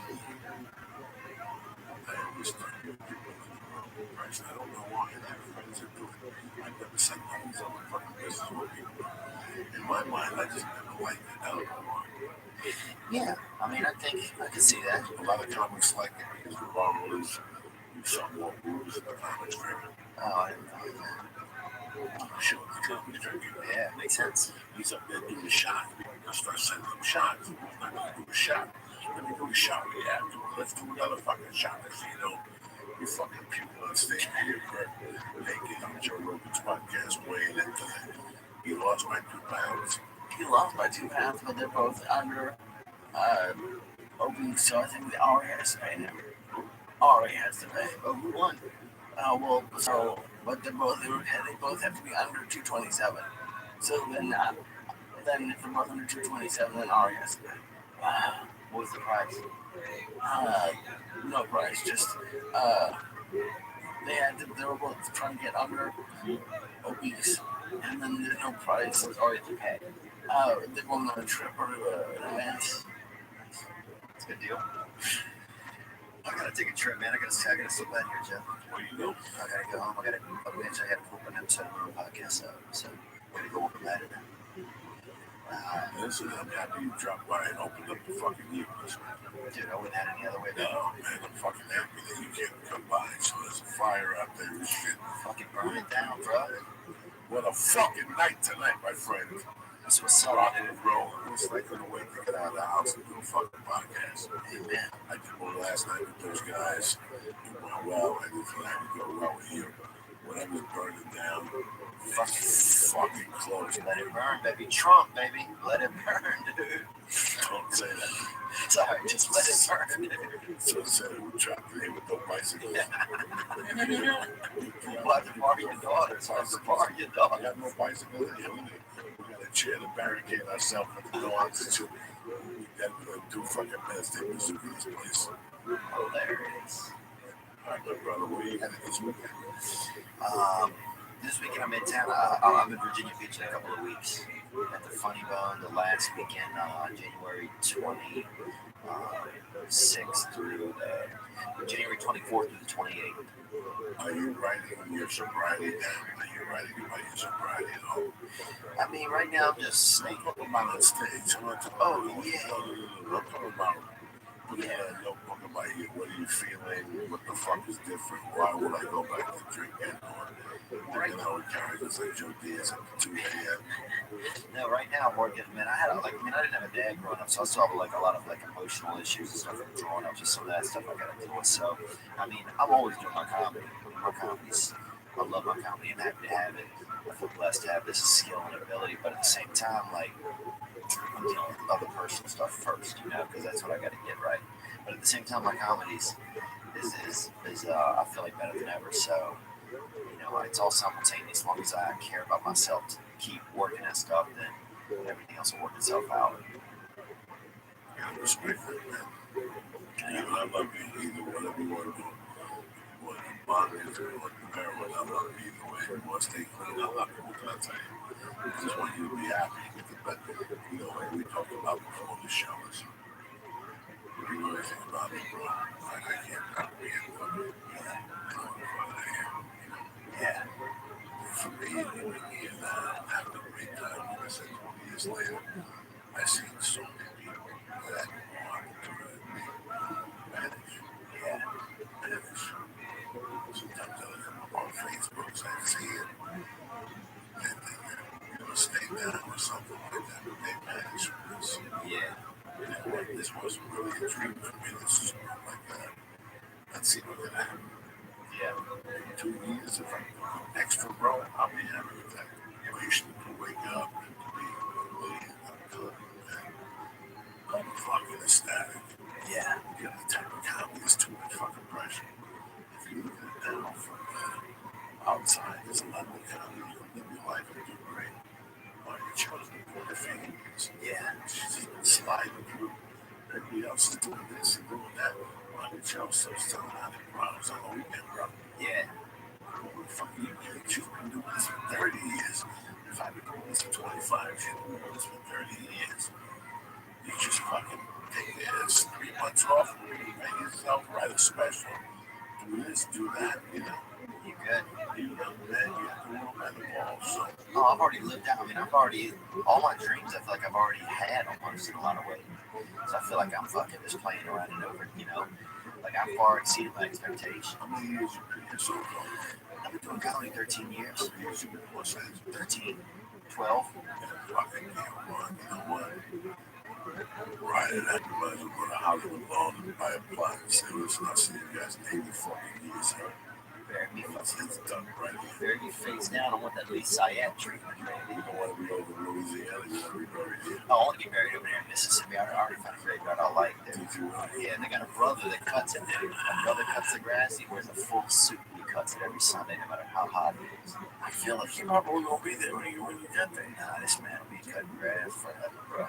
And he wears a suit. He wears his full suit. He cuts it. And he got little hills out there, and that man cuts it in a suit. How do you get home? You take 2 flights. Sometimes I take one into New Orleans and then drive north. Sometimes I take 2 into Baton. That's where my family's at now, Baton. But, yeah, man, I had a great holiday. And I mean, it started off great, dude. The show Amy Schumer, New Year's Eve, fucking murdered in New Orleans. Now I'm here with fucking Joey Diaz. Who's tomorrow? Fucking Johnny Depp, son? Huh? Yes. Luther Vandross? Who's next, bro? How big was the, Gerald Levert. how big was the fee? I think 2,100 is at 2,100. But she downsized from another place because, just in New Orleans, you're not going to sell a lot of comedy tickets on New Year's Eve. It's a party city. People go there, you know. People go there. I think we only have television sets, bro. They chilling, dude. New Orleans, Miami. There's a couple of cities that comedy has always been hard to sell. We discussed this before. Yeah. That's why it was really interesting. You know, she's doing New Orleans. I kept thinking maybe she's doing a Riverboat Casino. I don't know if they have those there. Well, she does it because she loves it. All of her friends, it's her favorite city. So she goes there every New Year's Eve anyway. So all of her friends go down there. It's always a big party. So It's an 8 o'clock show or midnight show. it's 8 o'clock. Yeah, that's how Pimps do it. You walk out at 10:30, there's no magic wall, preaches to 11. The cars leaving. I love you guys. See you in a year from now. Yeah, it was perfect, man. She cut me. It was fun, man. She's funny to be around. She's just Way up, brother. she's funny to be around. It's gonna be working. Oh, I feel great. I feel absolutely great. I got a slip, Jay. All right, do your thing. I'm gonna be over at the Calusa Casino Friday, January 6th, and next weekend, hilarities in Cleveland. That you may, I'm gonna talk to you about a smart way, turn extra money, and get an extra $500 bonus driving with Lyft. You know, are you in between jobs? Are you looking to earn extra money for your kids' college fund? Are you going back to school yourself? Are you thinking of writing the next American novel? I mean, there's got to be something to seek alternative funding for a new startup. Listen, this is what we're doing. There's other ride-sharing apps out there, but Lyft treats their drivers right. It's a flexible way to make extra money anytime from nearly anywhere. All you need is a car. Lyft drivers can make up to $35 an hour and get started. It's just a tap away. You can drive mornings to money. Plus, Lyft drivers can earn tips right from the app. Those apps add up fast, all right? And you don't have to wait for days or weeks to get paid. You can cash out instantly once you've made $50 thanks to Express Pay. It all adds up. Driving with Lyft is super flexible. It allows you to keep 100% of your tips, and it's always there when you need extra cash. Sign up today at Lyft.com/Joey. And right now, Lyft has a special offer for our listeners. You'll get $500 a new drive bonus after you complete 100 rides within 30 days. Go to Lyft.com/Joey today and start making extra money and get your $500 new driver bonus. Who's better than Uncle Joey? I got your ass out there, pimping, driving, cutting motherfuckers off on Lyft. Again, go to Lyft.com. Stop sitting there, you fucking mook. Your grandmother died, left you a nice car, and you're sitting there eating pizza, and you're giving a fuck about who's the fucking kid's father. I'm worried. Go to Lyft.com right now. Is that what it is, Lee? Yes, sir. Go to all this right now. How's that one for you? Joey's getting your fucking jobs. How bad is your life when Uncle Joey's getting your jobs? Well, here's another thing, guys. You own a business, you're looking for the right people. It's tough to get right people. If I didn't like Lee, he'd be looking for the right people. I love me, you know what I'm saying? He doesn't train. He's getting better. He's growing. Check in with Ollie Boss. He already has my back. Ollie Boss. It's a new year, which means you're a fresh start for your business. The rating starts with making to find quality candidates. If you want to find the perfect hire, you need to post your job on all the top job sites, and now you can. With ZipRecruiter, you can jumpstart your hiring in 2017. Post your job to 200 plus job sites, including social media networks like Facebook and Twitter, and all with a single click. Find candidates in any city or industry nationwide. Just post once and watch your qualified candidates roll into ZipRecruiter's easy to use interface. No juggling emails or calls to your office. Quickly screen candidates, rate them, and hire the right person. Quickly. Find out today why ZipRecruiter can post jobs on ZipRecruiter/church. One more time, go post your job for free. Good job. What is it? ZipRecruiter.com/church. Once again, one more time. Try it for free. Go to ZipRecruiter.com/church. That's ZipRecruiter.com/church. Bro, Lisa's like, yeah, it's spraying out his face, dude. You got me that way. What's the you fucking monster? Can I drop my dates in, Jeff? My dates? Drop this hot batch of 3 weeks. We drop this hot batch of universe on you guys. I'm gonna be in all these are American, all American dates, bro. Trump won't let me out the country, son. You know how we doing it. February January 26th through 29th, I'll be in Virginia Beach at the Funny Bone, Lifting a Beach in the winter, this MF. February 2nd through 4th, I'll be in Chicago, out in Schaumburg, Illinois, at the Improv. February 22nd through 25th, I'll be at Comedy Works South. So get in there, get your nuts hard, huh? Bring your hard ass nutsack in there. Let's do it. Let's do it right, huh? Bring some pussy, huh? I guess I'll bring the hard nuts. Okay, right on, bro. But Joey, I want to thank you so much, man. I love you, bro. You know that, man. I got fucked up tonight.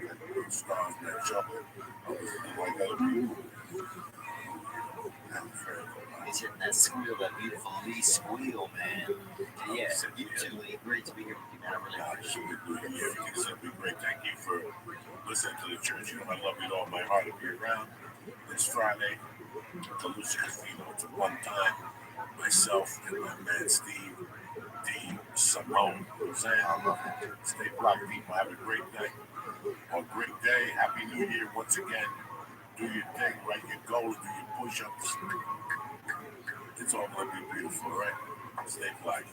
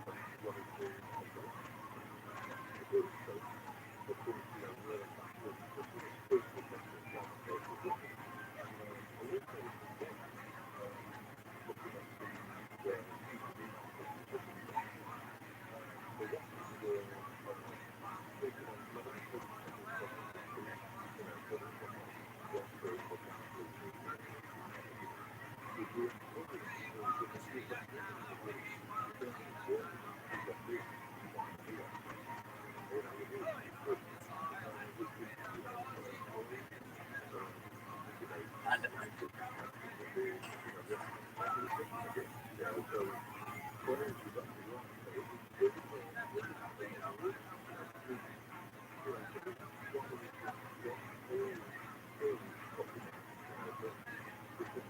church was happening now, July 17, 2017.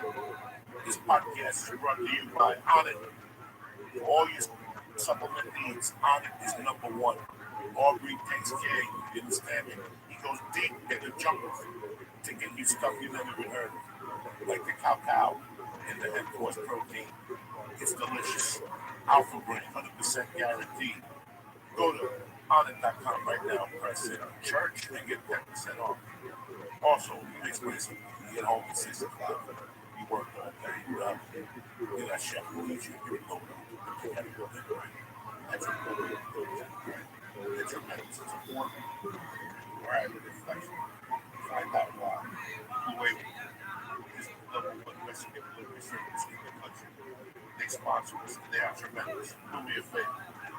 Check out this week's menu. Get your first 3 meals for free.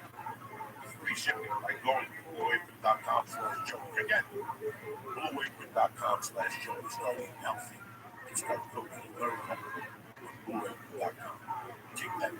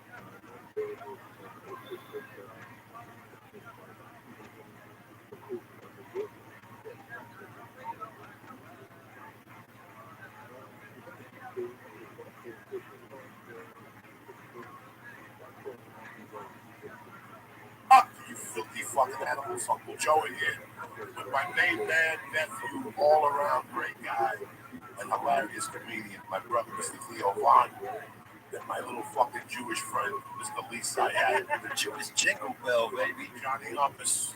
Wow. St. Louis, thank you very much for coming out to the show this weekend at Helium. I had a fucking blast with you people, I really did. The food was great, $12 for lunch, you know. I could move there, become one of those 600-pound men.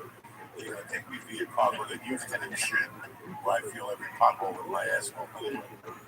Theo Vaughn, what up? Good to be here, man. Great to be here. It's a special occasion. Yeah.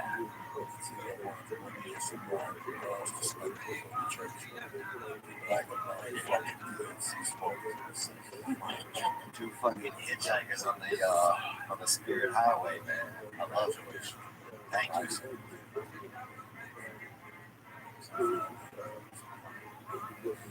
Thanks, man. You've been super supportive, dude. Whether whatever music or I don't do music, dude.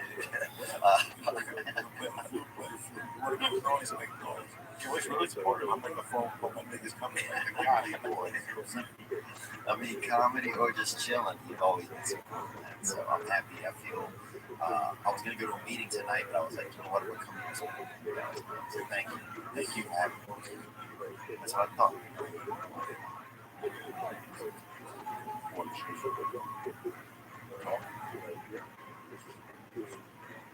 Yeah.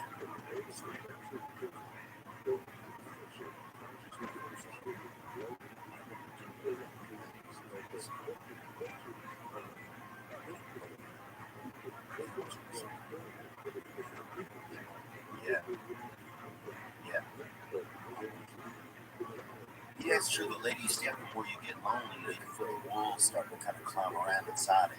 That's how I feel. Like I feel, like you have these dangerous squirrels that kind of live inside of it, and the later you stay up, the more they start, kind of peeking their head around, looking for drugs and looking for a person to calm, light a candle, do something that kind of sets my mind down a little bit, that I would feel better. That's what I started to notice. So addiction, it's like a mental thing for you. It seems like it's not like a. I always thought addiction would be like a more of a physical thing. That's how the word mental. It's both. Yeah. It's both. For me,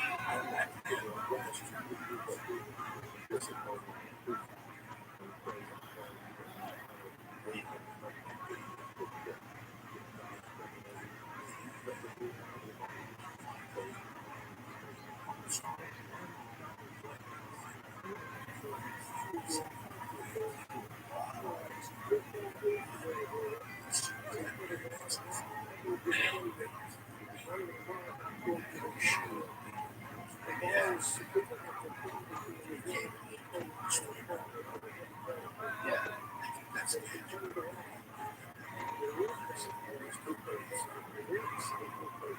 Yeah.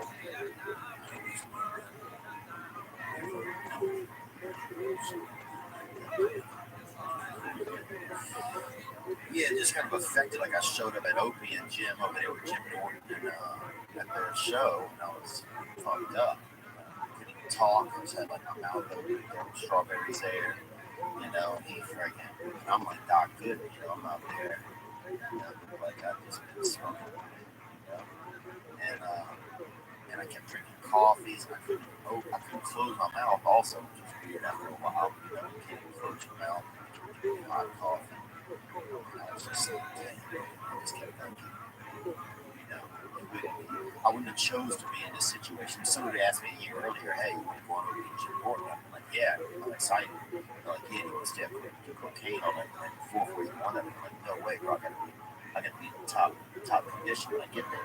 But here I was doing that, so I'm thinking I must not be making all of the choices for myself. The drug would start to make some choices.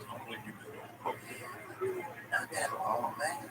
And I just had a couple of. Every time I would get heavy into it, it'd be a couple of years, but just sparing occasion. Yeah, when I would go, and I started to notice it was like, then it was, first it was like 6 times a year, and then it became like once a month, and then it become once a week. So I was like, oh, this is escalating. That shit escalates quick, dude. Like one night I was in my apartment, dude, I was all fucked up, and I used to put on, I had gotten a box of vests. Somebody had ordered some vests. I don't know if it was like a joke or somebody accidentally got some vests sent to the wrong person, but I got a box of vests, different types of, vests, shirts without arms. Yeah. And different colors, different styles, different patterns, everything. And so I would, like, at night, I'd be doing all this cocaine with all these vests and shit, and kind of, like, enjoy myself a little bit. Listen to some good music, some Aerosmith, just vibe, And one night I was making a milkshake, because I don't like to eat, honestly. I like to make milkshakes. So I'm making a milkshake, and I left the blend, and I got the blender on, right? And I went outside of my apartment door, and the door locked, right? It's like 4 a.m. My blender's going, right? I'm like that high cocaine. I got all these vests, this kind of tangerine, kind of, I guess some material wasn't like this up, so I'm fucking kind of rock. So this thing's fucking going, dude. There's only like 8 units in my building, right? So I'm like, and then I guess the machine started smoking, the alarm starts going off, right? Now it's 4 a.m., dude. I got the thing shorted out, thank God the blender shorted out, but I got the alarm going off in the building now. I'm standing outside of my apartment wearing boxers and smoking on the vest, got on sunshades, and my landlord comes in.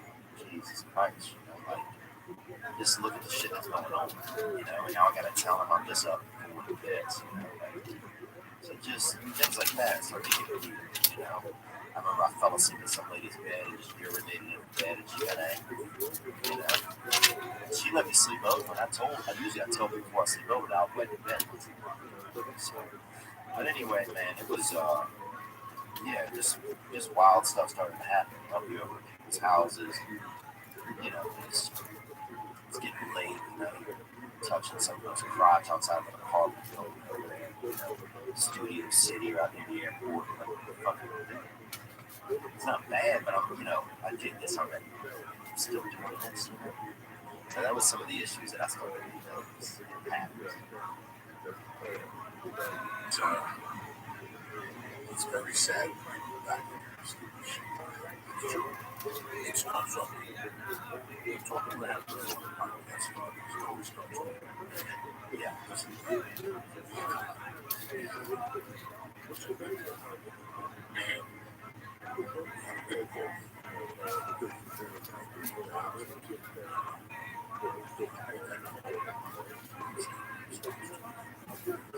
Days are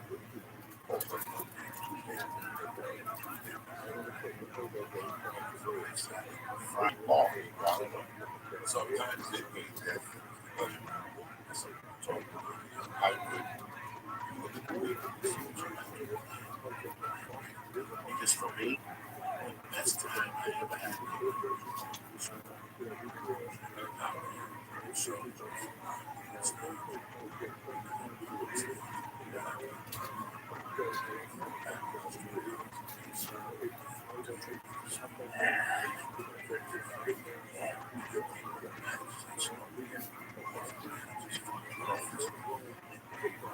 fucked up. I can't remember. Sick.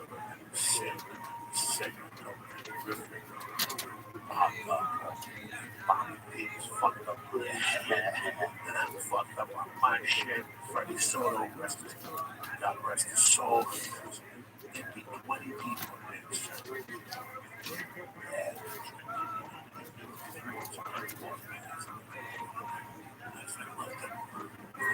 Glasses. They had 20 other people. Yeah, next thing you know, it's like 10 to 2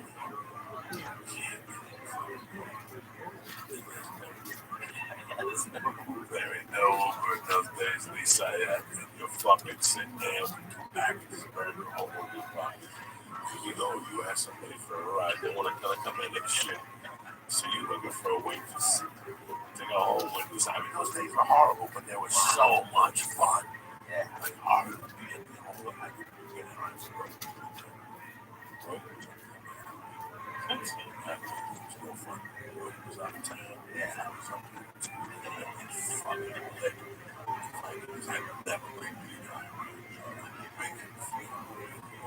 Really? Did he tell you that? That was it. He tell. Yeah, he had a friend.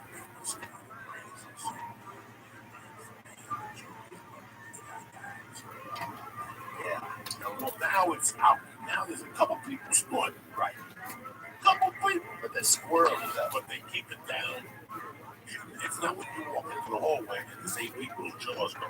Yeah. In the old days, 12:45, going in that hallway, you see people's jaws go. People double fisted beers and shit. Synchronized. Oh my God. It was hot down there at 12:45. And you do it, you went to 1:45. As you would. That's what you know. It's not big Jack and Coke shit. Jack and Coke. Oh, fucking. Oh my God. Those gin and tonics. When I started Coke, all bets were. If you told me like Coke flavored vodka, I'd raise my hand. Put ice cubes in it, dilute the Coke flavor. Like that, that's what you drink. What does like the urge feel like when you know, like when you're trying it, right, or when you're like, at that point where it's not fun anymore? But, like, what does it feel like to have like, I want to do cocaine, but I need to do cocaine? I think just like if you want something to eat, like say you laid in the living room, you know, you got a couple of pops in the freezer, you know? Right, yeah. Like, you just remember it hits your head. The odds of you staying there and not going up and getting 99 out of 100 times. Well, I feel like an asshole whenever, because I mean, I've had issues with my weight for my whole life, and I relate in ways to this conversation, but I don't want to say, oh, it's the same with McDonald's with cocaine, because I don't know if it is, but I just like, is it like if you sat there, is like, are you young yourself, go get the cocaine just as much time? Like, is it the same kind of Same kind of, if I do it tonight, I'm going to do it here. But I got no $200 right on Friday. Yeah, you making deals? Oh, you start making deals, you can sell out. I'm on one. Friday, I'm on. It's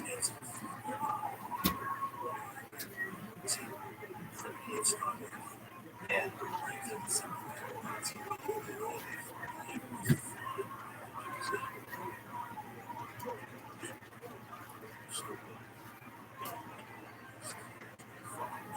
Yeah.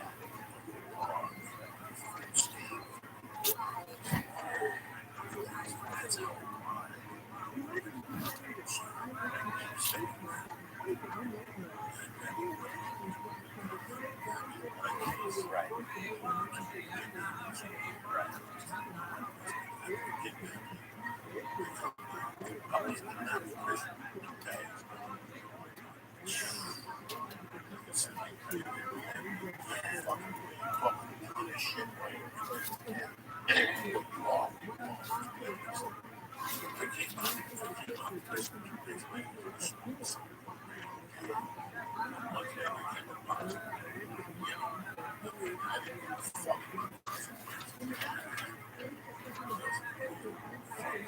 Yeah. Yeah, I think the same, man. I think it started out like, I remember the first time I ever did it, actually, I was in Tucson, Arizona. This dude walking to a place, some dude comes up from doing a line. He only had one eye, right? Yeah, that's what I'm saying. I'm like, and I thought this dude could hit that line so hard he could like suck his eye in his head. Yeah. And I'm like, damn, that dude's having a good time, you know? Because I always like when people that only have one eye, one, you know, unique people. Yeah.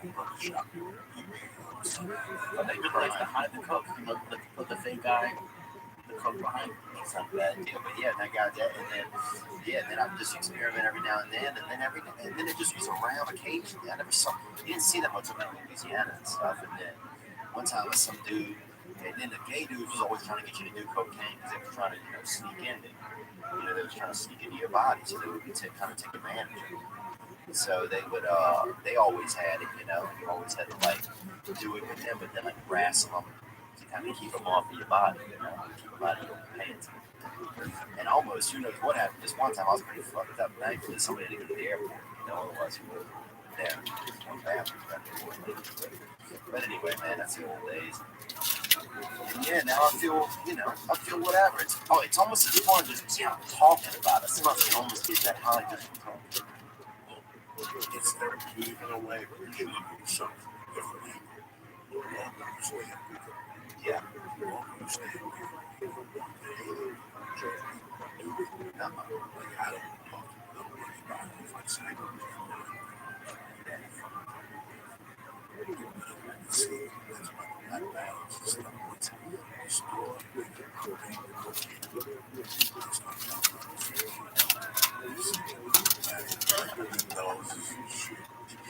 It's so funny to talk about this. This is sad. This is sad.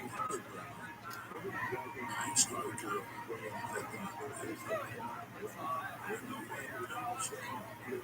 wow.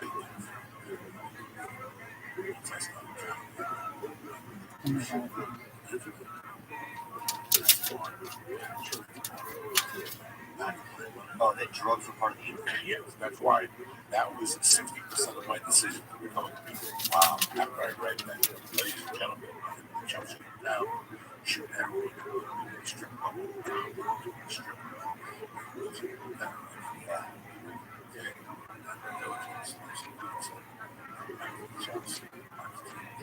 Yeah, that's what I wanted to play fucking rock star.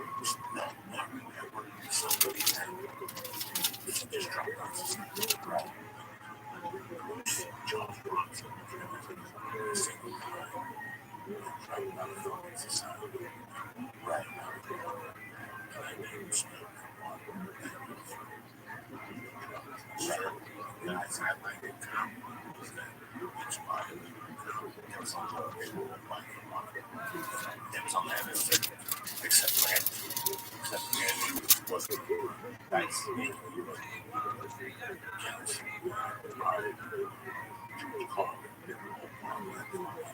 guys never did drugs? No, watch his first match.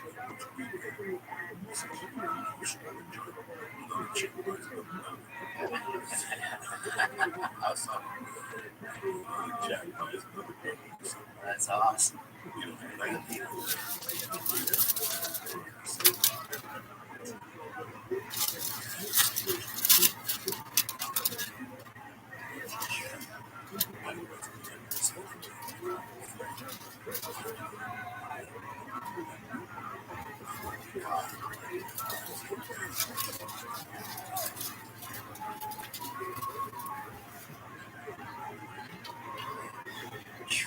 Is that water?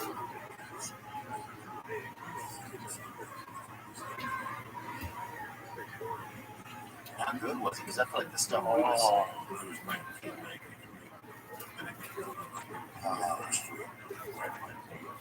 Walked over the bridge, straight left, went upstairs, knocked on the door, sat on the couch, walked to the desk, the glass of one, the glass of the other, looked at the table, and I was trying to get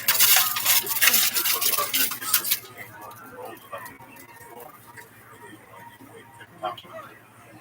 and that bump would get me over the bridge street, walk around, bust back to the clothes, back to the couch, see me, see me,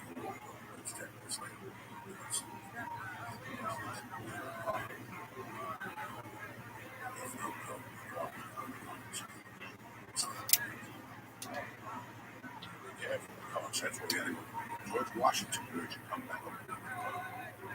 You got to stop for a hot dog, get a drink, go buy a bag of weed, go burn. Be careful, man. My father actually had bought a Cutlass 88. My father used to, he was just, he didn't have any money, and he usually lived in like kind of poor places. He would mostly buy his cars he got from a lot of local brothers, And so he bought a Cutlass one time, or a Delta 88, I think it was. And had speakers in the back of it, right? And my dad was, 82 by the time he was driving around with me, So, like, I remember one of the speakers it was broken out, right? And he had like 12 or something. He'd gotten it off this black guy, right? So he didn't fucking know. He could barely hear anyway. So he's just always driving around, had this car with these speakers in it, right? Just blasting, whatever. This is probably 92, 91, 92. And one of those speakers had drugs in it. I guess they had some crack cocaine in there. And they stopped my dad one time, found this in the speakers, and they impounded the car and took the car from him. And it wasn't even his, like they think there's an 82-year-old man doing crack, but he had just bought a car that had it in it, just maybe somebody hit it in the speaker or something. They had some Chinese food in there too, like some old Chinese food and some fortune cookies. No, like sold, it just been dried out, like it's a fortune cookie. I'm just kidding. I still got at least as a kid who torments chick. Oh yeah, that's great. I cracked a tremendous joke on this. He was joking. I didn't like this thing.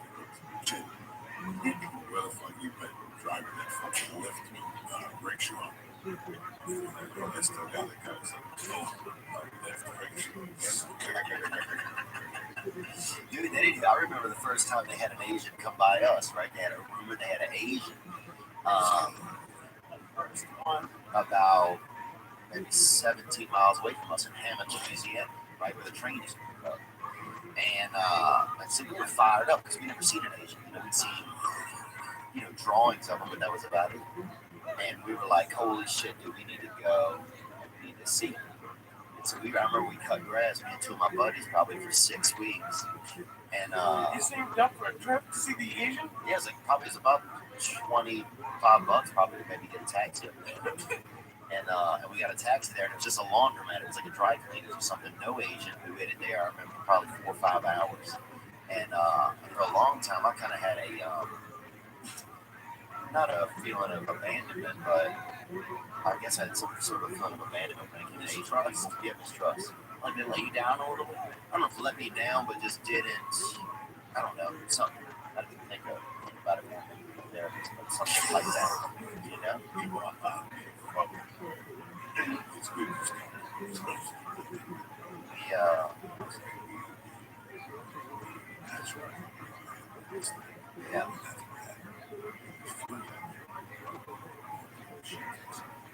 Yeah.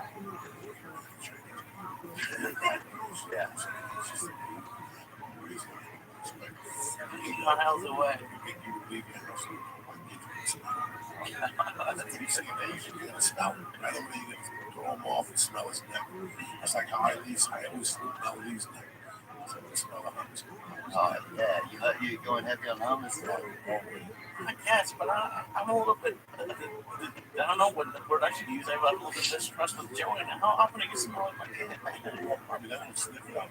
I go over here and use DNA and smell the fruit. I'll see like the different. Where you from, and you know Puerto Rico. I was a kid, I never first got eating.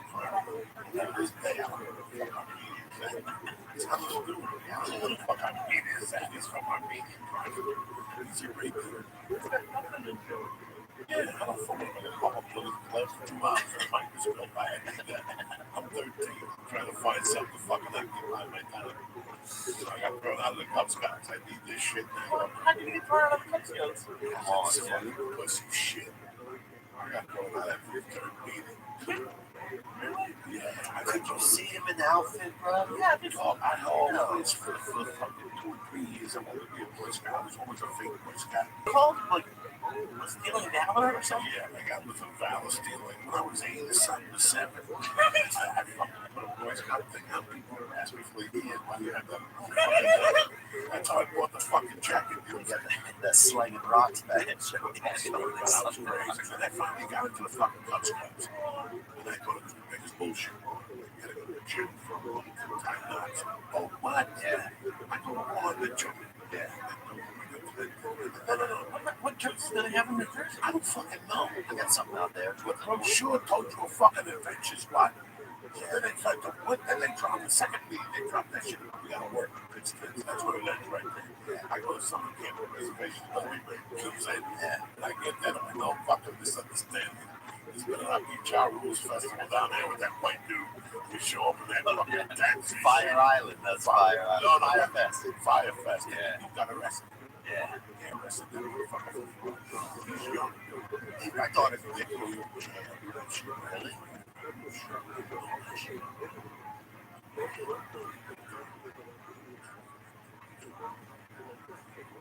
From the Bahamas, they must have really rich people going, so they must have really expensive lawyers who are like, we got stuck on the Bahamas for a few days.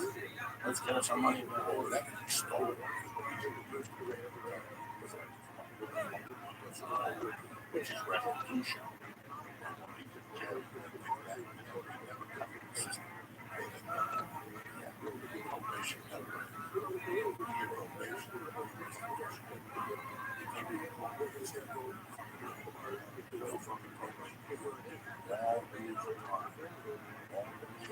What's the best crime you think to commit? If you gotta do what you think based upon the value and the time that you put in. Right now, in this world,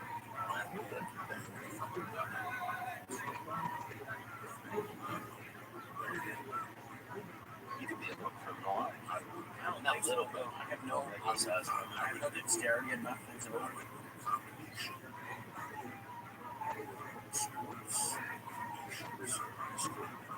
Yeah.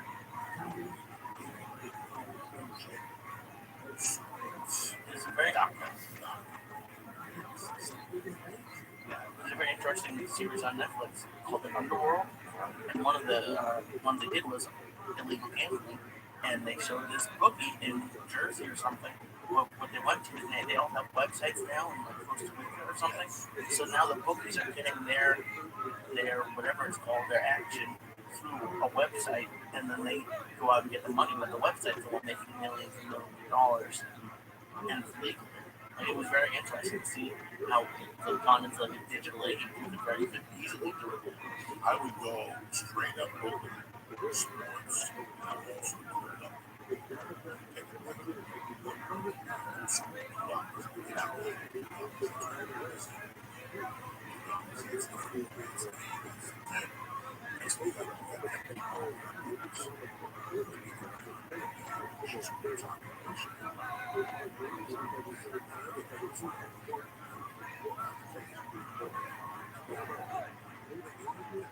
Now, how hard is it to keep up something like that? You think, like people paying and not paying and stuff like that? Yeah.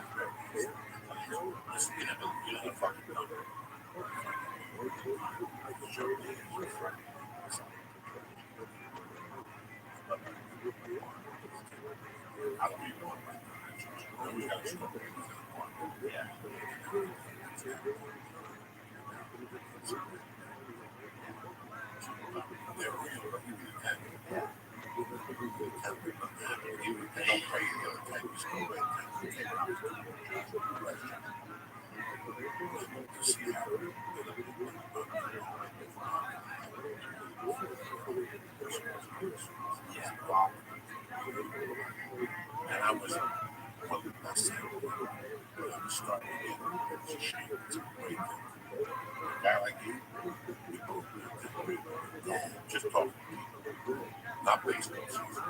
So you're gonna make first year 40% of your income. That's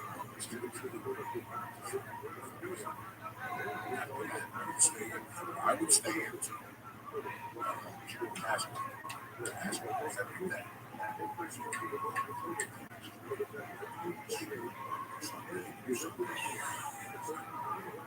It's an easy thing. You stay on top of it.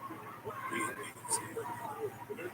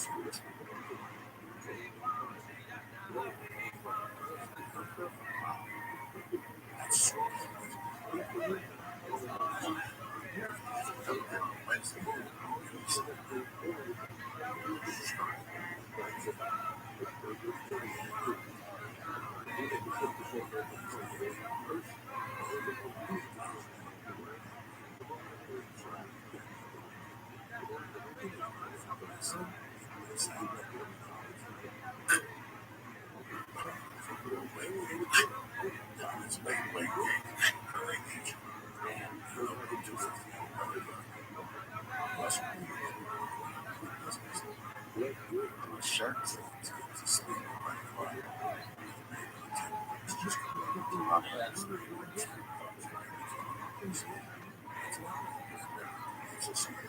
So what? Just like, why not just do like the sports information rather than take the risk of like Jordan being a booker? You know what I'm saying? Like,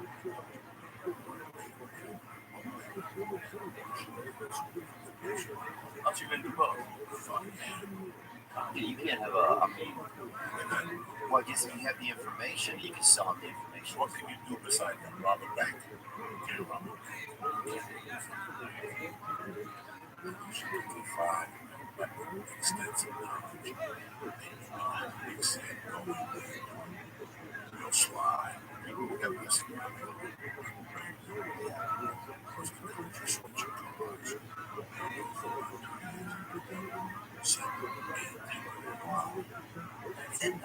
See, that's amazing. That's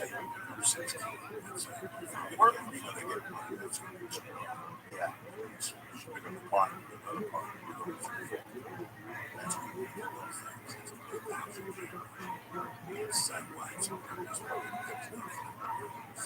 Are the movies As soon as they call 911, those cameras turn on. there wasn't a helicopter? Cameras are always on. You watch it. In 10 years, you kill somebody, they're going to have everything you did. In 10 years from now, it's never going to be okay for them. When was the last time you saw that song broken down comes to that's going to even hear paper and what's that like? That's what brothers is going to see it from people on the street. Come around. That's the way the whole world will be on. Yeah. I think that. Yeah, I think so too, man. I think that I worry that I wish I'd have killed more people when I was young. know what I'm saying? Because now it's even harder now. Because you look at some of these old ones, like imagine like the old days in the West, you could just see somebody who didn't like them, you know, shoot them. They're never probably gonna find it. Like there was no. Listen, everything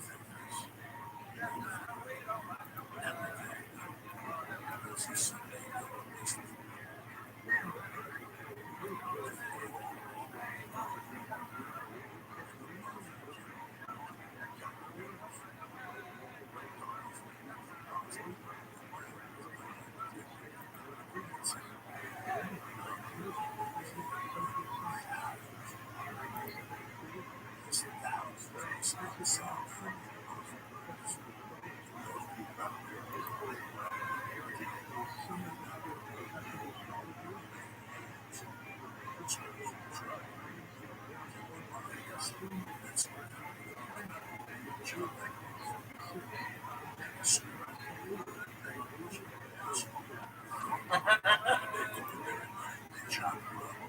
Like the Sopranos, like they had the deli.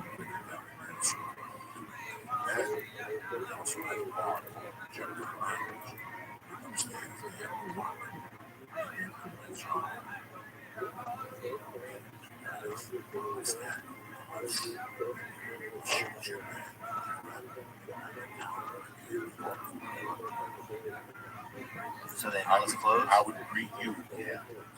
Like, come on. Every underwear. Underwear? Underwear and weapons. What do you think? You think they're gonna fuck or something? Oh wow. That's hot.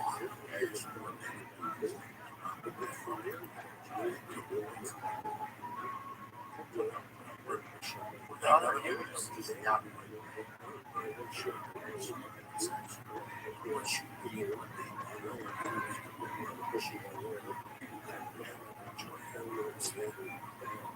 That those people fucking sad. You start to London 0.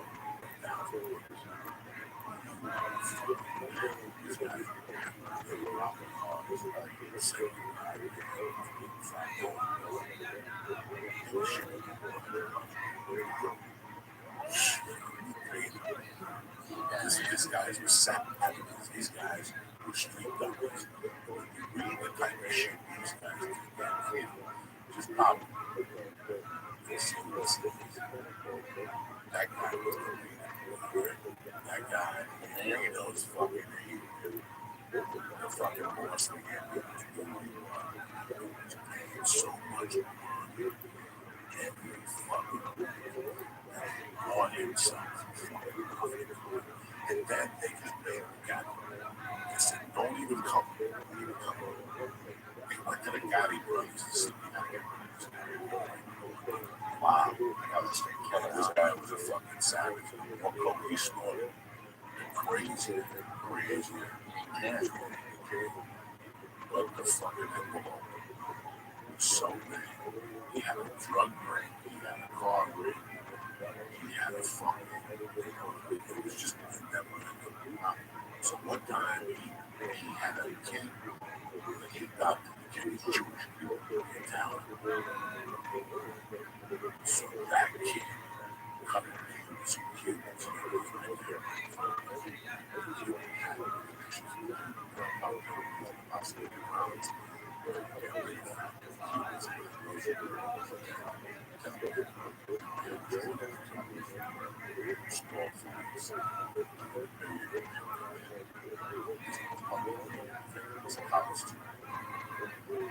Outside some raccoons. It was a fucking shot of shit. Yeah, this was crazy. How they would do it, they were ready to go back to the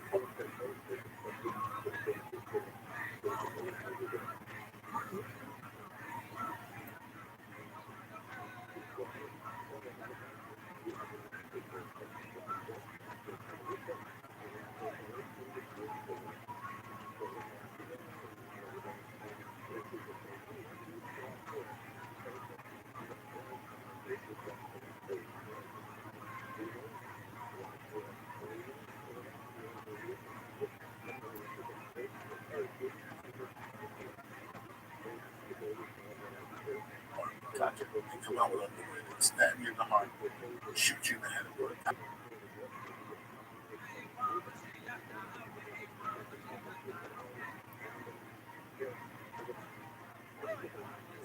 Prison now. nobody knows nothing. Silences. They only look up on. There's no fucking Neighbors, neighbors. right? There's no neighbors. You can have neighbors do that? I don't know. You gotta think like a murderer, bro. Okay, so there's I'm now thinking like a civilian. they take you, they drag you into the shower, they hang you, Like, and oh, they make the blood come out of you. no, they don't. Yes, they do. They drink the blood out of you. For what? For sorcery? No. To drain. Listen, while your body drains, Yeah. they would go cook. What? They would go barbecue, like pasta. No, they don't. Read the fucking book. So take your mind off of it and stuff. No, to let the body bleed out. It takes a couple hours, 3-4 hours. They would stab in the neck and bleed them out. They might as well. Then after they fucking ate, they would go in the bathroom and take them down and chop them up piece by fucking piece and put them in garbage bags and put them all around. So let's say they killed you in Studio City, they would bury you in Culver City. They just drop you off with the garbage, just come to pick up, and they put a bag next to the garbage and pieces all over. And now they take it in the dumps and never, no body, no And they own the dumps, didn't they? Wow. How many murders do you think are happening? They said these guys didn't do one. That's what they do. That's crazy because you know what's almost messed up? It's almost more, in a weird way, more romantic the way you get killed today. Today, some group just shoots you on the corner, runs off. There's nothing. There's no backstory. There's no side story. There's no. You want your death to be remembered? I want my death to be something romantic almost. If you die, you know what I'm saying? Like, would you rather be part of something than just somebody runs up and stabs you in the neck or something? Well, I mean, who was the guy who stood in front of the tank? That's pretty good. You could do something like that. Yeah. But then you have to like stand up for something. What would you stand up for? I don't know, man. I mean, I just want, if somebody kills me, I want it to be part of like a bigger group thing or something where you're going to be kind of fired up about it. I don't want to just be like some one-off, some drive-by shoot. These comedians just think up for you and they call the club up. The first thing these comedians do when you die, they hear it, is they fucking go to fucking POLab.com to see where you're going to be at next week. And that's the first email they're sending to their agent. And we get Dio's dates next week in fucking Houston, Texas. It's true, huh? Yeah, it's cold out here. It's cold out here. I was here with that dude we see when I first got here. He said, it was a comedian, African American kid, supposedly very sweet. He was to college, reading pictures in college. So I figured about this shit. Oh, yeah, I did hear about this. He was always at the improv, at the improv in Hollywood. It was about 20 weekend. Vince? Something, you're right. I don't know. Champion. Vince Champion, you're right. I've never heard about it. He's still good. He's probably getting ready to get out. He's out. Because You should have him on. That's probably true. If he definitely did it, it seemed like he did. The story I heard goes, Joey, that the judge sentenced him to 20 years, and then he stood up and said, "Can you bite me at 15?" That's what I heard. That's a joke. That's a joke. You think he did? Years. I don't know. Be careful, bro. I mean, I guess he did. People find out. I mean, what? The INCE champion. It's not even coming up. Hey, Jesus Christ. How many people are in Vince champion? You never know. You're being the chef. Slee's being the chef. The killer. No, he's not even on Google. I know. Since Google even came out. The guy that was the chef in his house. But do they have that anymore? Sorry, his release date's 23rd. Oh my God! How many years did he get? He was prosecuted in Kansas. It doesn't say. I guess. But he appealed in 01. So he's been there for a bit. So you imagine like that? He was arrested in '97. Okay, as soon as I got in Maine, a couple of months in, I never met him. They said I would never met him in Maine. And I don't think that was, listen, I was shit. Once I got in, He's caught up, huh?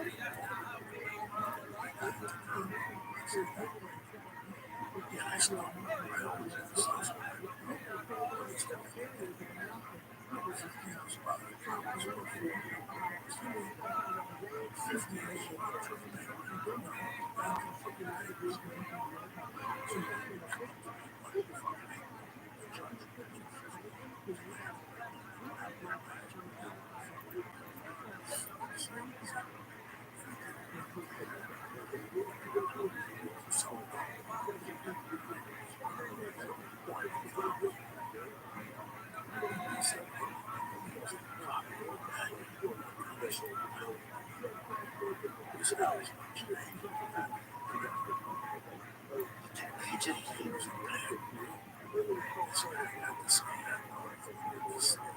Black guy?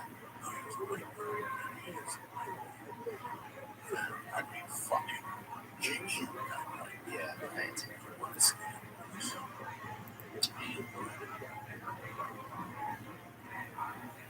Contact, let's say. Inside the town.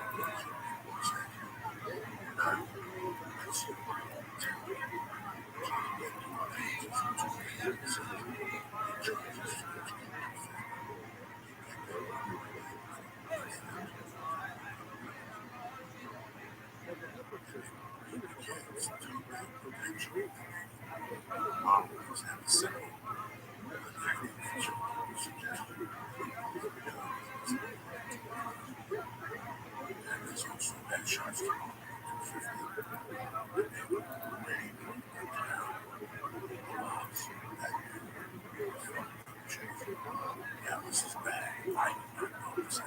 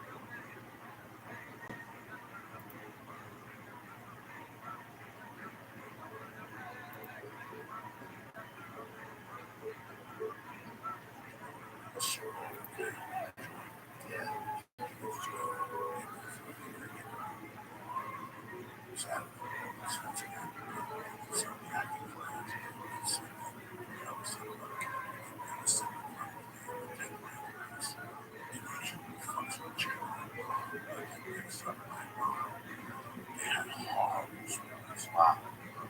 What happened? And he was my agent. He was one of the agents at this agency that I would go there and talk to. And one day he just started asking me, and he came up with Padre, and I said, oh, there he is. I said, he was a white man. He was up there shooting me. Oh, I got to make that guy out. This was for about 6 months, 2 years ago. He was always, he was one of the dudes that always wanted me. He just wanted really good weed. Yeah. And a couple of times he's like, go to Florida.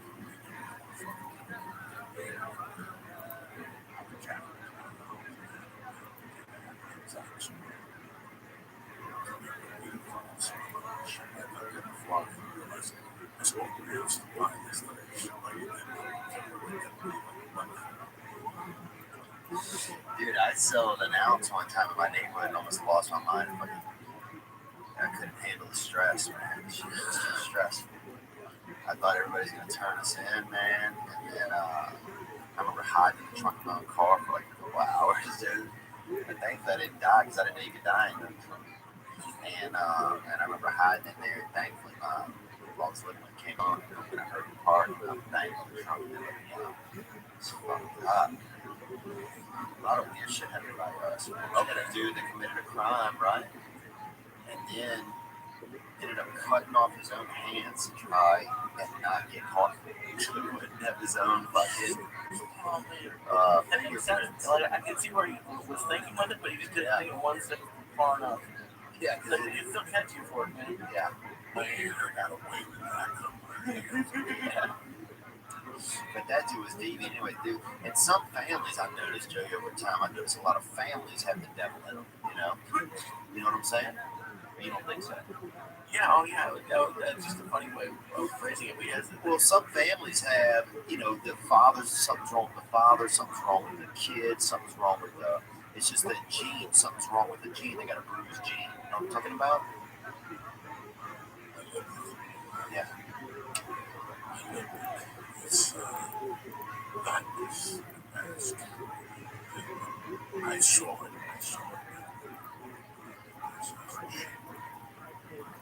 Some families.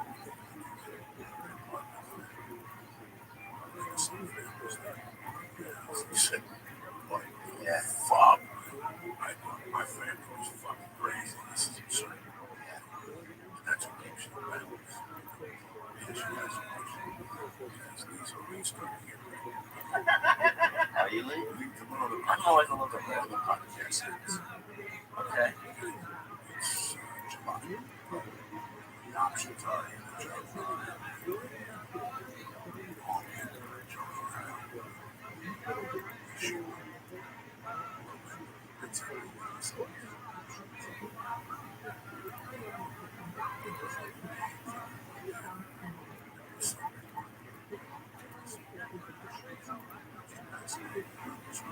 that's my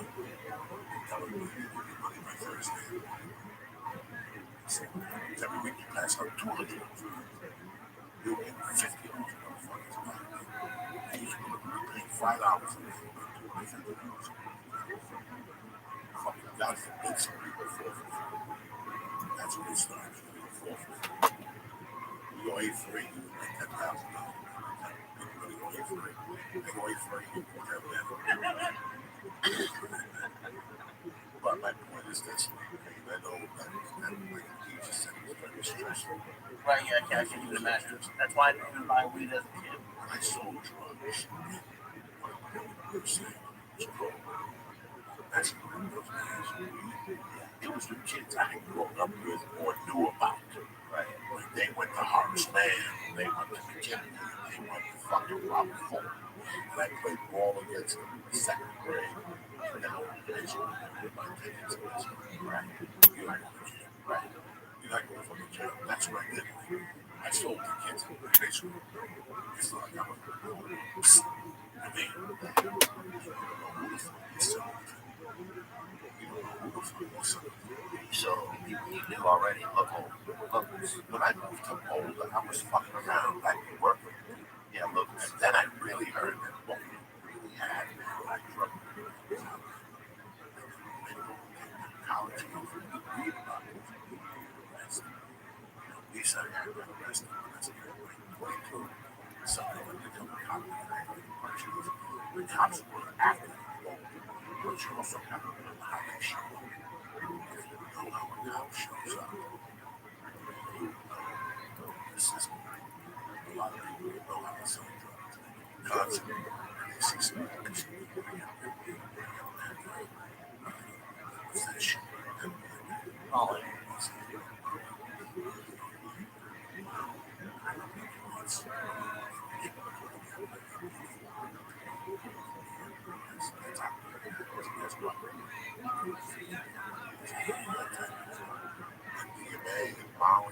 that shit.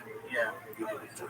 And now with, and I know the answer is yes, but with like legal weed, are there still weed dealers in California?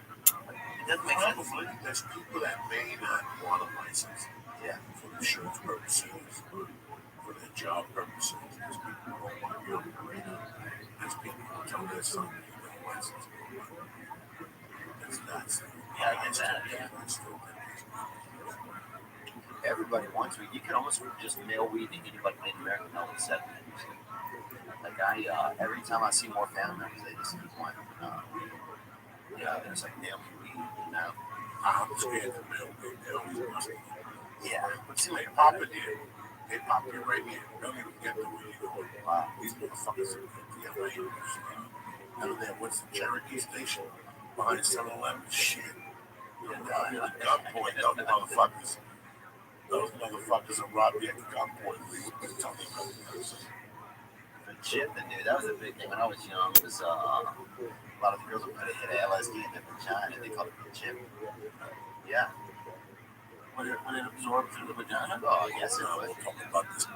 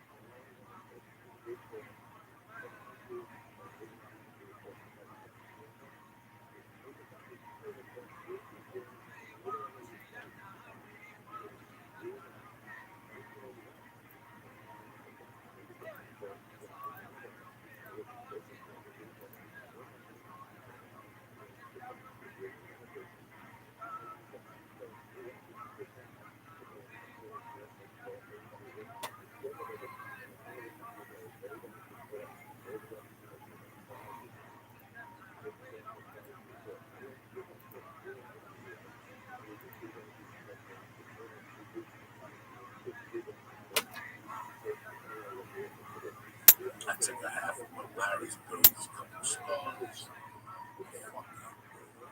Chocolate.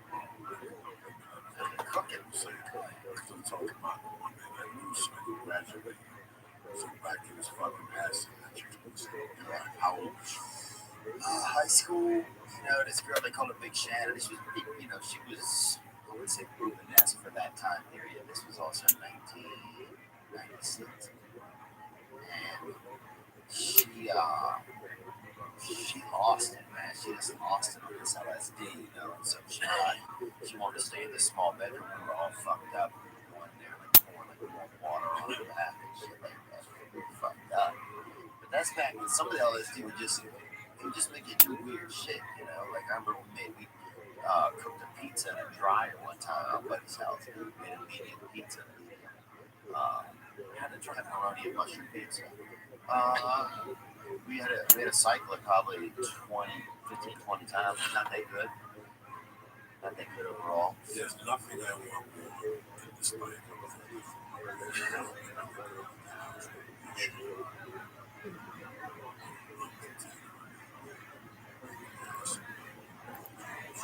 Yeah. Yeah, that'd be fun.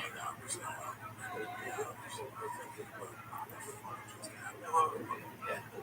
What about your house in hell? It's 2 hours of confusion. Right. It's 2 hours of confusion. Yeah. It's showing them watching. And then let's make it signature week. Old school would be 4 to 6 hours of hell. Yeah. Like music, sound, and things. You see purple streaks, dark hearts, just look in the mirror, free lasers, everything is everything. Everything. Yeah. You go through 2 hours late and you're laughing. And you think you're going to be fucking laugh and shit. And then you realize, we stop it today. That's what's wrong. Oh my god, the fucking face is moving, it's laughing. My favorite face is blinking at it, it's fucking crazy. And then you slow down for 2 hours, and then I say good night, and you say good night, and you go, yes, man. Yeah, and somebody else, and you sit there, thinking, what the fuck happened yesterday? Like, it's a very, cold rack back. I can't go to bed right now. Everything we've done has been very well. Really? Oh, God, this is Very not piling on now. no, because you've never done it before. I'm talking about shit that for 6 hours. Come on, what happened last night? No, we walked to some of them.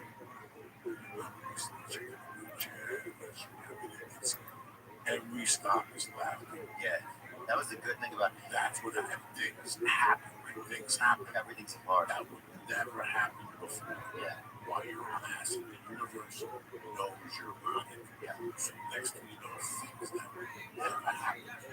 What happened? The squirrel show up. What is that mean? We were walking the 7 years. So high, so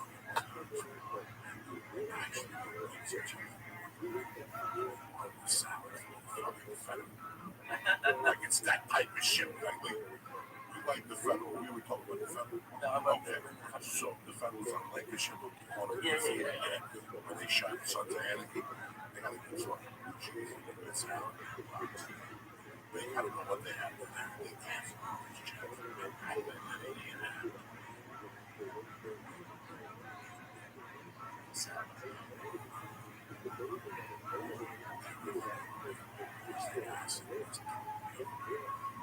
Can we sit down at the table? Or we No, we're laughing the whole time. When the waitress comes with giggling, we don't make eye contact.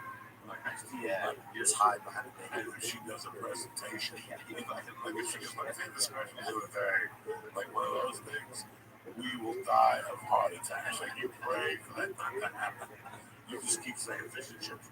That's fish and chips. It's my job. So we have a floundered artichoke chips, and by that time you're either fucking ready to explode from the laughter. You can't wait to shoot Oh, dude, I've laughed in people's faces on the dead. out. So I'm sure I would do it. And then something very weird happened. Yeah.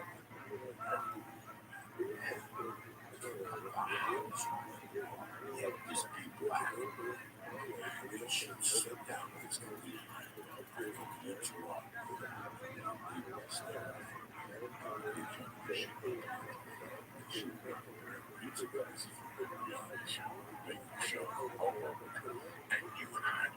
Plus, started to laugh. That's the type of shit that happens. What about that night at the old haha with the girl with the bandages on her head? That seems like an acid night. That's an acid night. Especially when seeing her ever again. She would take that to the bar. Yeah, that ended up being a hooker. Yeah, she took me to the bar and asked me for $50. How much you want? I don't know. We didn't even this guy. I freaked out. Yeah, she said she made me like the sexiest man alive. She wanted to go to a hotel and watch a movie. It was a weird. I had just met you. We were sitting outside of the haha. He left. So how did Shannon a pussy? I bet one of them guys, you know. You think? She might have. She would have done nothing. She had a bandage on her head though, so it wasn't good. Oh, she's in it. What do you got? She got hit bad. She's committed. Dude, if she has a bandage on her head, just still trying to fuck him. She's, you know, she probably destroyed it from like up in that area. There's nothing better than going out, blacking out, and waking up in the middle of the night being somewhere fucked up. You're like, how the fuck did I get to this place? And you panic for like 10 minutes, but then your addiction, fucking $60. Yeah. Yeah, like are you waking up in the morning or just that night? Like it's mid part of you just like waking You up. want. I was so fucking bad. Dude, when I went back out there, I was thinking, guys, I was sweating through the doors, just not to be the cities on nights. It's hard to do.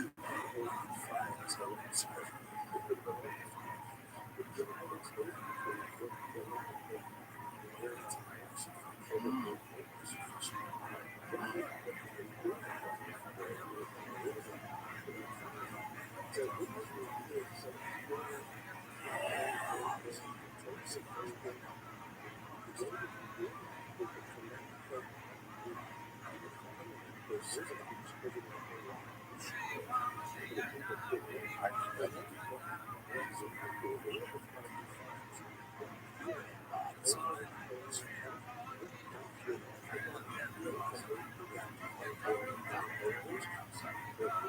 So it's low.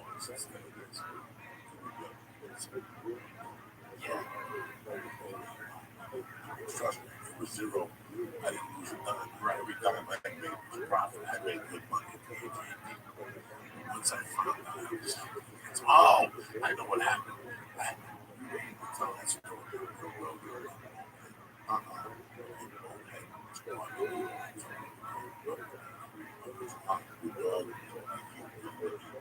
if I show you a picture, Jesus Christ, you know what I still have a picture of my mom with Chrissy, Yeah.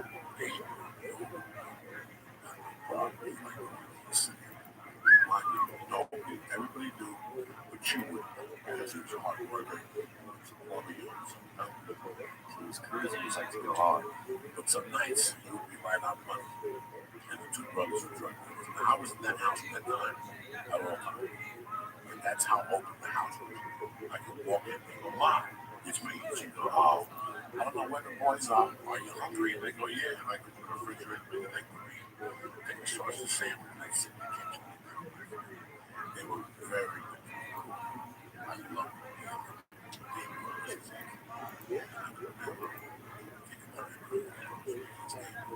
They were solid.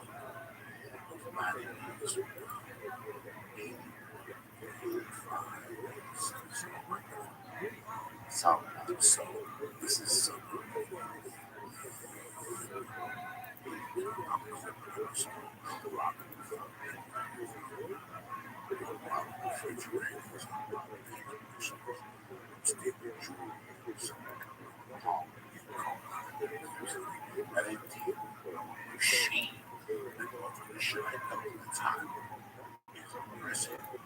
His family, so they had a friend, a family that was where he was shooting jobs, cases to the top.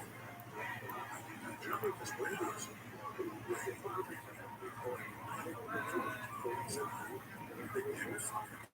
Real family.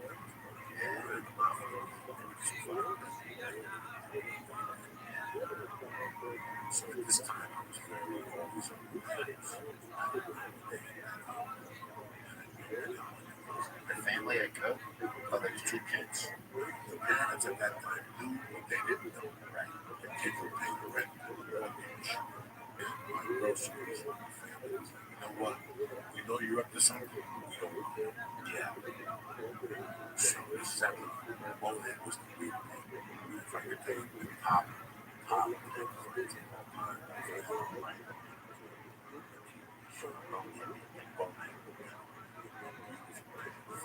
Got it, man.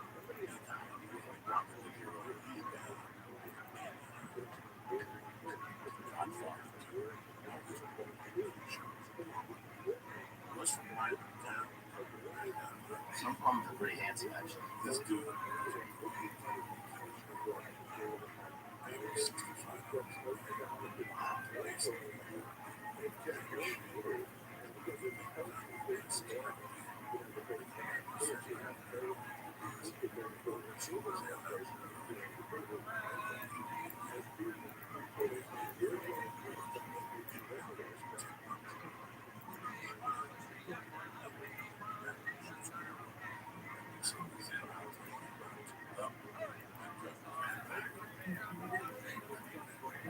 I love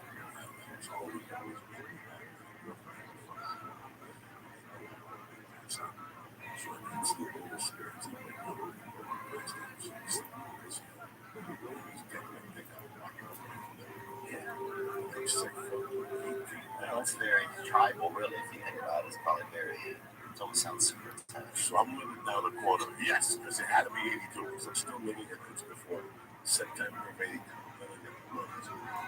used to live there. I'll go get the fuck out of here. It's Chris.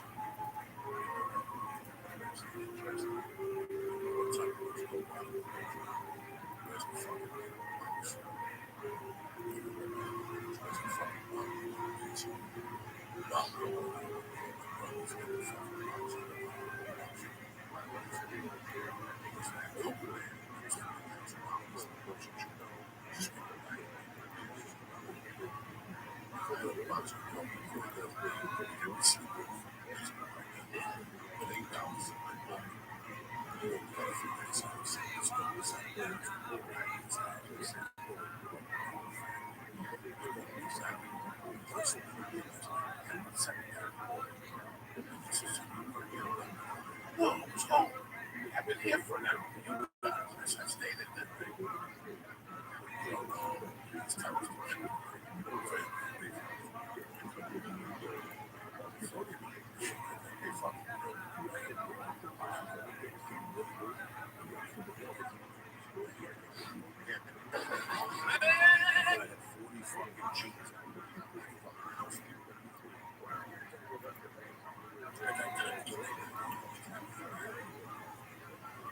we sat there until about 6 o'clock.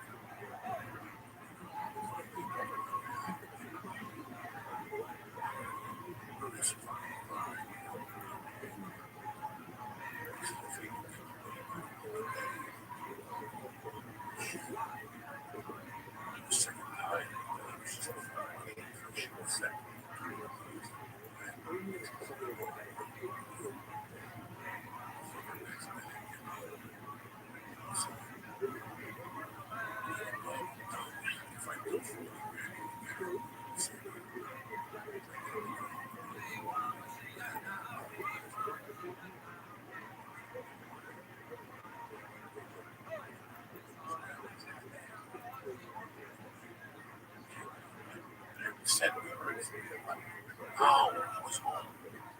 He said, you sure? Telling you. He said, it sounded like it.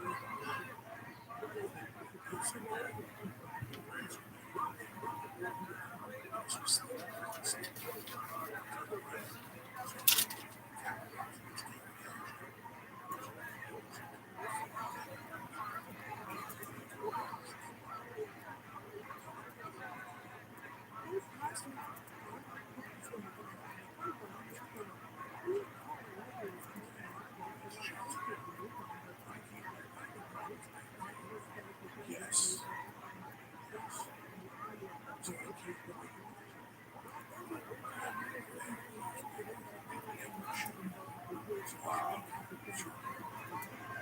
did that. So That's for nice. all the abusing, he said, you go forget those men. He said, so every Friday, thousands he would start looking for clans on spaghetti and shit.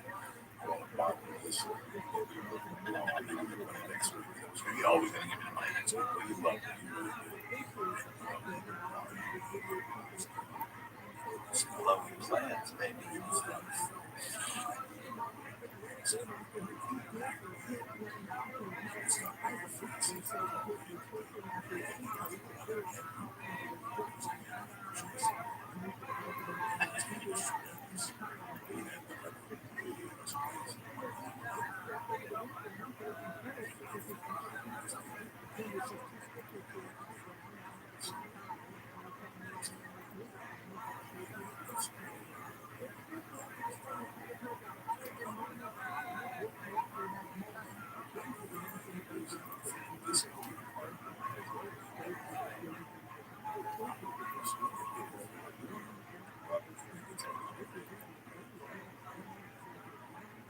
No. Yeah, this was fucking crazy. We stayed in 10 o'clock game on the sunglasses. We bumped into the chick that used to fuck Amy. Brought her back to Jersey. She was Swiss and she was half Irish, half Chinese. Wow.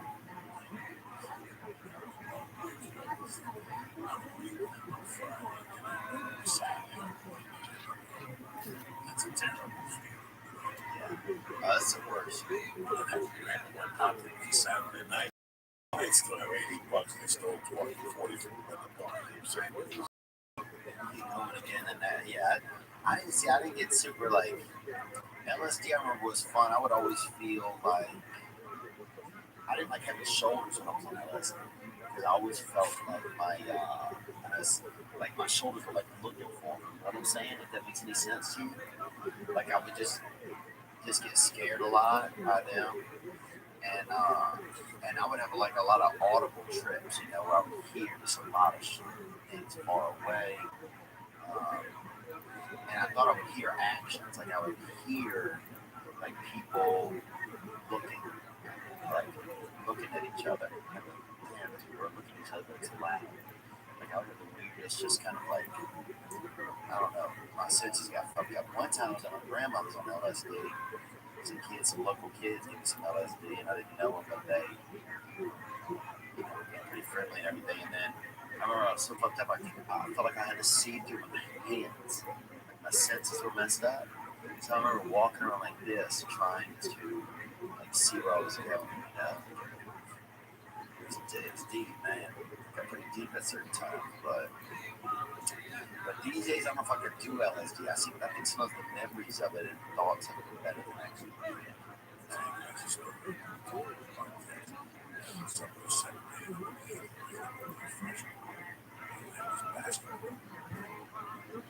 At that time, I was smoking a lot.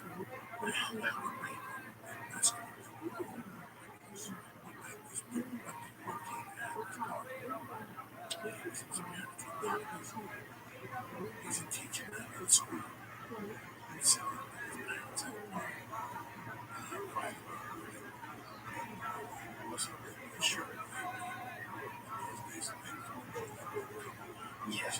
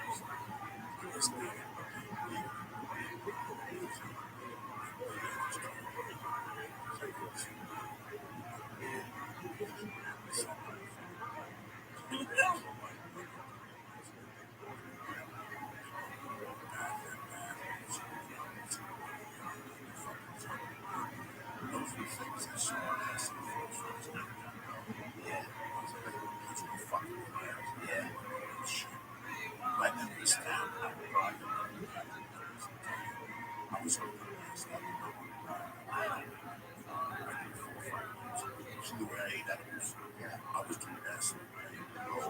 I would need 3 hits of message to get lower because we were partying Saturday. For every time I caught talent, every time I caught 300 hits, I'd find something new.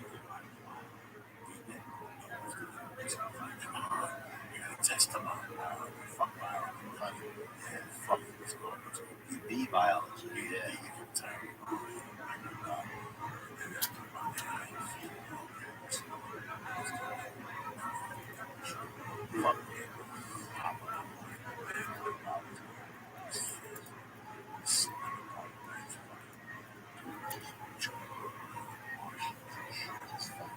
Wizards and shit in your face. It's fucking. Dude, I remember this dude. This dude Steve would always let us cut his hair. We was like tripped him out. Yeah, everybody like. I don't want scissors anywhere near me on that. Oh, dude, it was like almost like it was like every strand was like dick to him or something. Just like everything just get off by it, like not really ejaculate, but just feel so much joy from it. You know? I've never been a big Russian. Well, I know that's like what happened on that.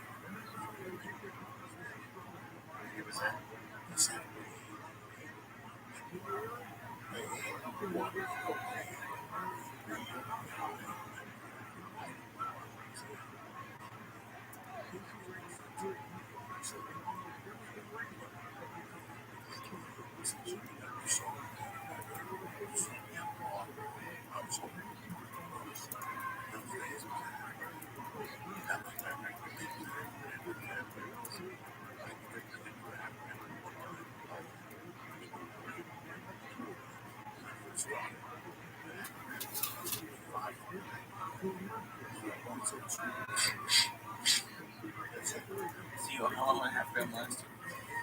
I don't really know what the different size amounts were. I just remember I'd get like some little baggies, and then I would try. At first, I would just get one, and then by the then I was getting more than one, and then I was doing one at the stop for a stoplight that I hit. You know, just stupid shit like that. Like, I think $50. You know. Yeah, so then I was By 3 at a time. Dude, one time I did 8 ball of something. I don't think it's cocaine. I don't know what it was. I've been bare ass. I did that whole thing by myself. I couldn't. I remember I couldn't close my eyes one time for about probably maybe 60 minutes.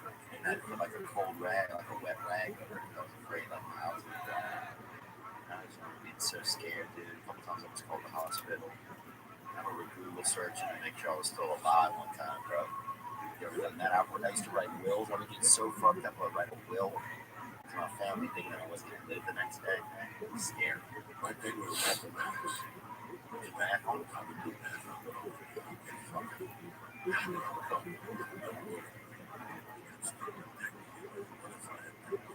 How I distribute it. And I would sit there for hours and count and I'd sell 5 kilos to a guy named Roy DeBay. Number 4 this guy. This is what the kilos would cost me. And this is what I would sell for. This will be my problem. What you got caught? I thought these were real records. I mean, I was fucking retarded, guys. That was my shit. And my shit, I was never a porno guy, thank God. Yeah, I gotta watch it. No, I was never a cocaine porno guy. I had a friend that you go over there and he would take that shit off. And it would fucking drive me crazy. Yeah. You want to show me a cum shot, I'm in, but turn this shit off. Yeah. You know, like the next guy, I got a little juice in me. You got a hot chick that takes a fucking cum load to the face or the forehead. I'll watch it, 2 minutes, I'm in. But this time I go to the bathroom, my dick is dead anyway. Yeah. That was the thing that really got me. That I think about now. That I did not believe I was doing. Was he born with another guy? No. What the fuck is wrong with you? That's natural. They're like standing up. No, sometimes you go to sleep. You call me up, right? And you say, what are you doing? And I'm saying,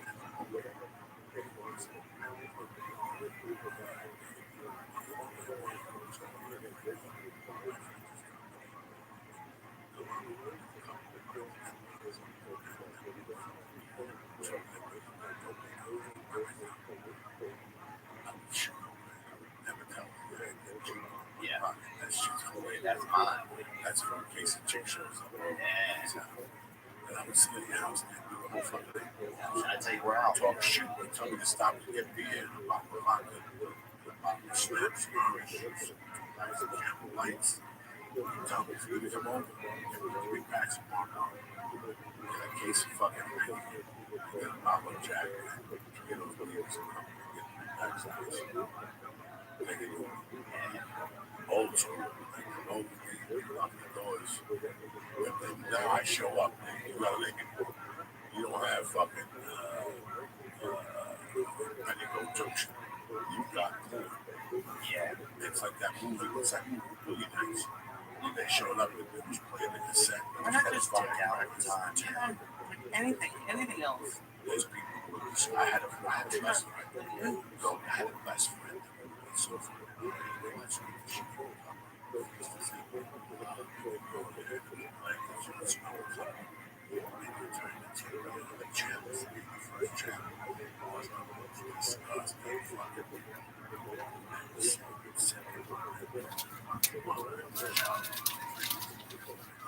Some fucking chick, skinny, black hole.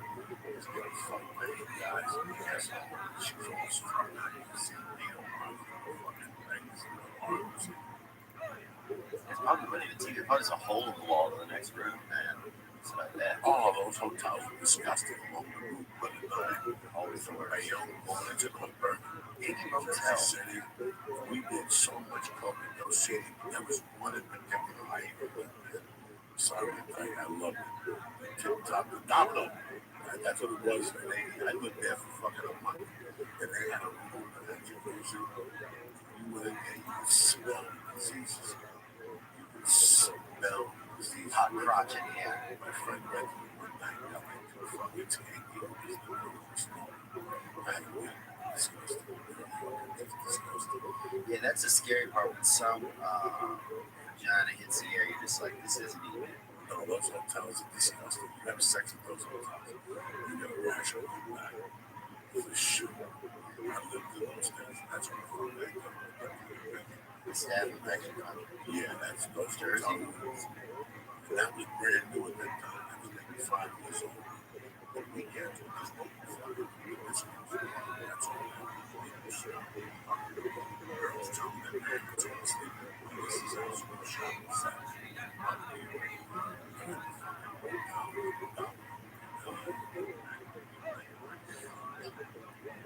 I remember the big thing growing up us was to fuck like behind a tree, like out by the lake. Like they had this like one tree that you could always go out there and park and walk around. Or you know, or open your car doors and like fuck behind the car door, you know, where people couldn't see, like, you know, couldn't see your bodies. I think because I've been in like a lot of hotels and motels by us. So you neither. I had no idea. That's what life was for. Yeah.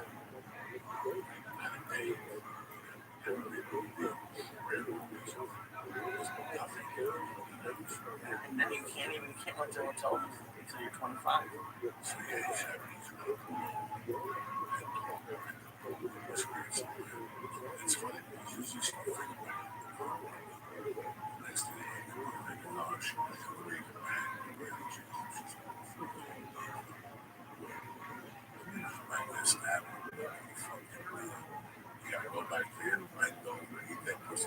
like, Wow. monkey. Yeah, That's hard. in the wilderness. That's what you gotta do. I think she's gonna get like with that thing. She's gonna go there. So you gotta start the party up by bending down, pulling up that skirt.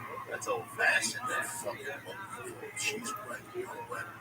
He's popping it there, no condom. That's how a savage. If I tell you guys something, I don't believe this. That's how I knocked up my first wife. I was like, halfway house. Outdoors?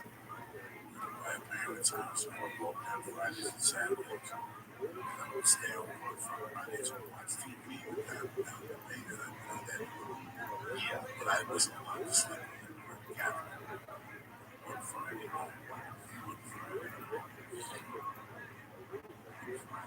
That would get you.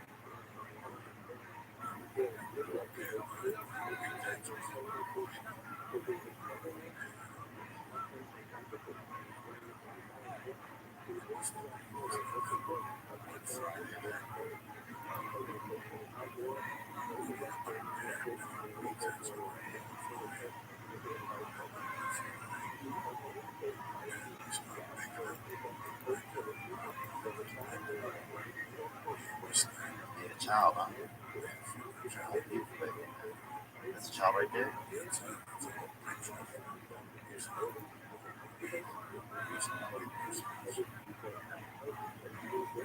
I couldn't even really like.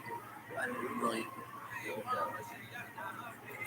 I looked at it, but I've never seen a picture of it. I went up and saw it.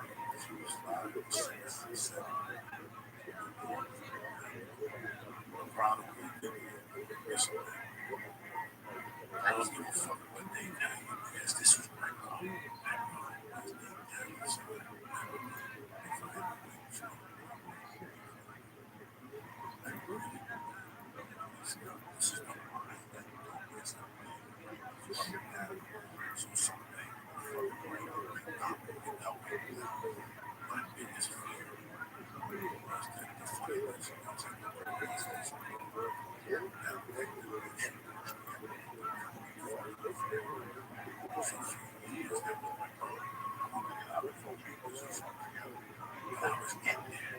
I just got Spider-Man too.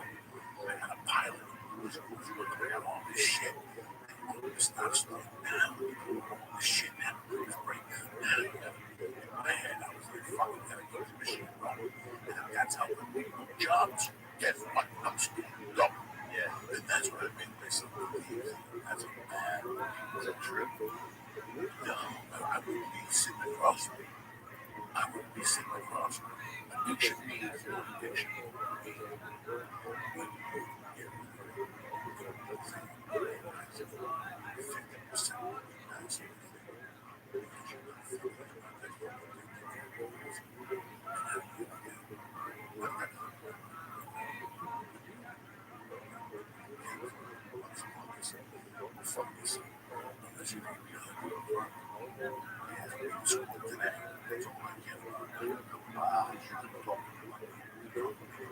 It's like you got this doing your fucking thing and you want to go fuck yourself. Listen, I did something tonight and I'm gonna make it happen.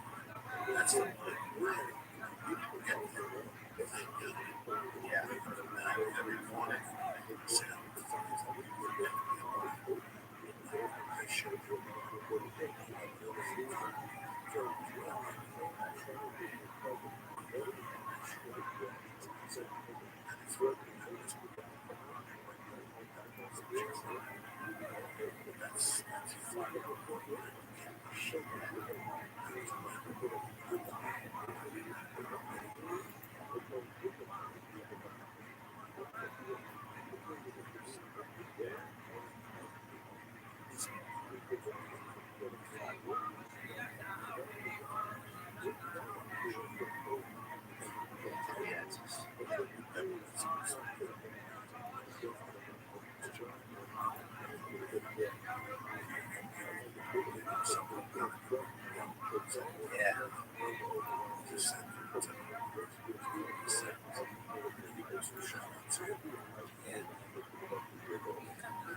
The fucking torpedo room, sleepaholic, Brooklyn Best, the MMA Bible, Michael Fetz, Devin Allen Henderson, Kyle Jordan, Biz, NASA, Macon 715.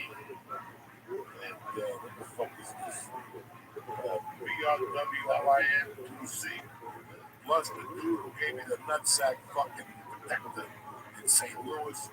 Plus the little fucking dude who gave me a container of weed, who gave me a note, which the note is in my wallet. And I'm too fucked up to go over there and get it. Don't forget Wednesday night, the Ice House working out with Uncle Joey. I got some shit I want to talk about. And then the 29th of July, listen, they called me today. There's like 50 fucking tickets left. So you better get your shit together. But I think they're going to open up the back. So that's great. They open up the back and extend it. But what God is July?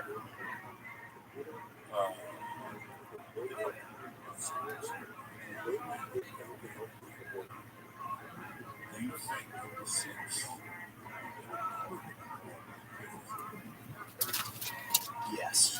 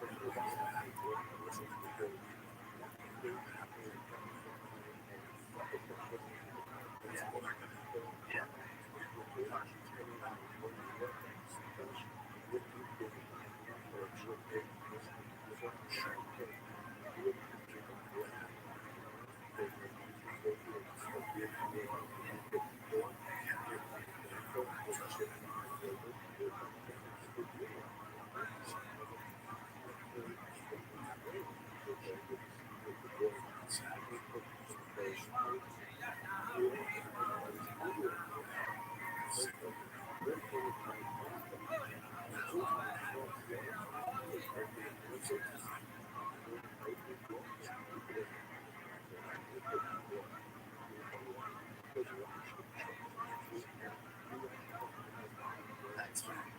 Yeah, I appreciate that, man. I always appreciate you checking in. You got some great kids in 100%.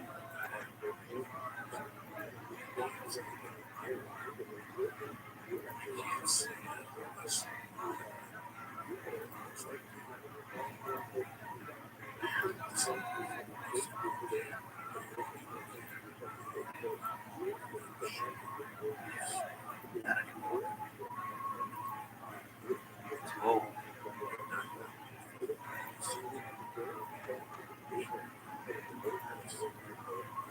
Yeah.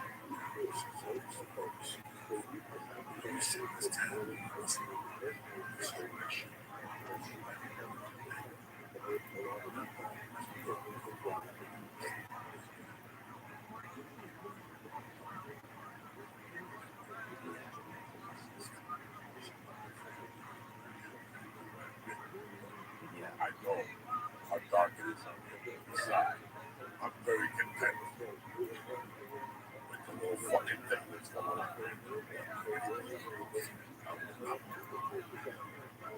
This is a journey. Yeah.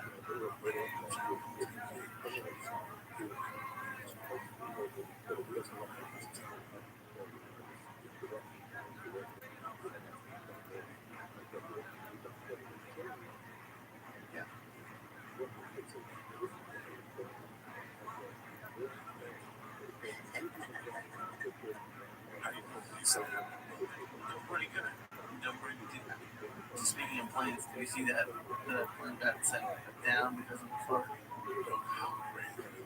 It happens, man. It's the best article. I wanted Joe to read it because it's probably the best. No, I saw it today. People sent me fucking. By the way, my suspension on Facebook is over. My suspension on Facebook is over. My suspension on Facebook is over. Thank God. It's over fucking. But no,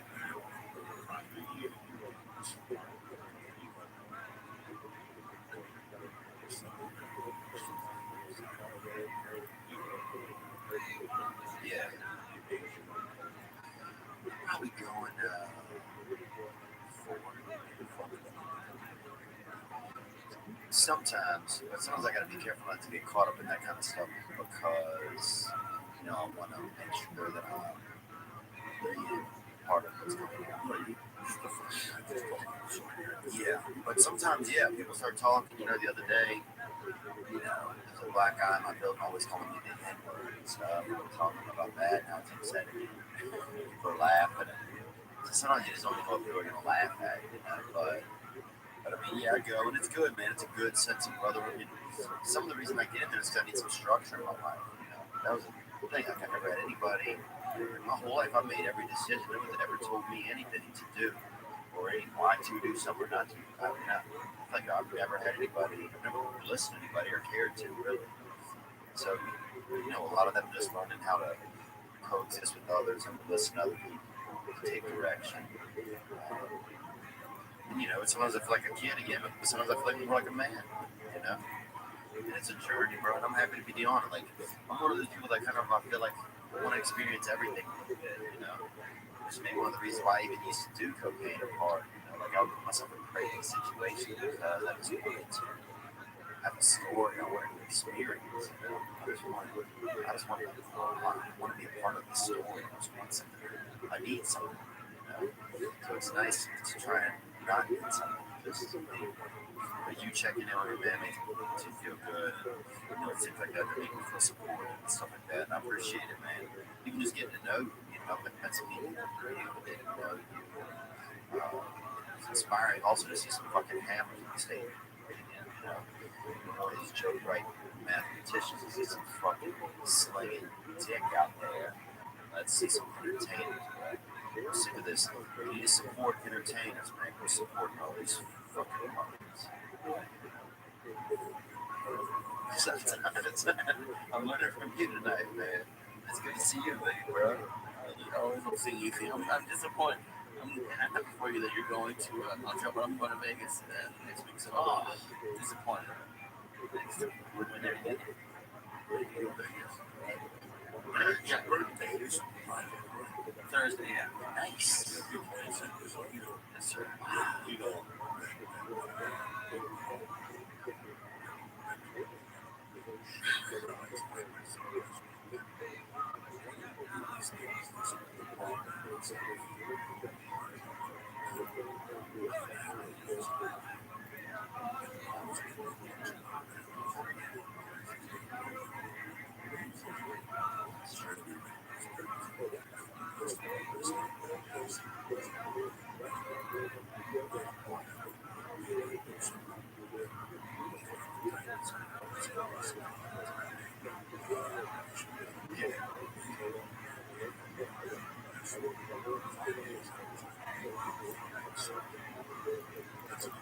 Well, actually, yeah.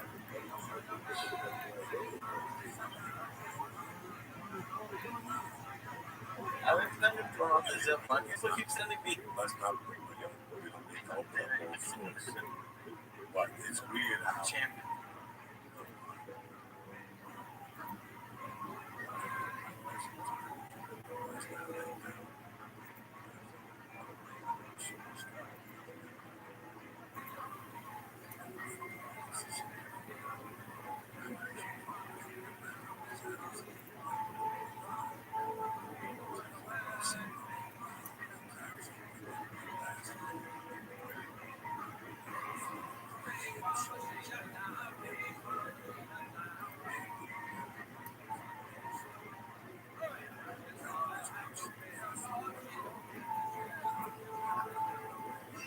I don't understand, man. I think anybody can understand.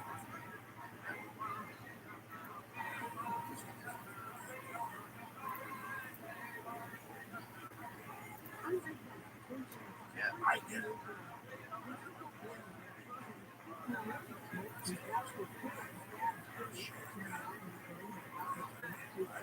I didn't know.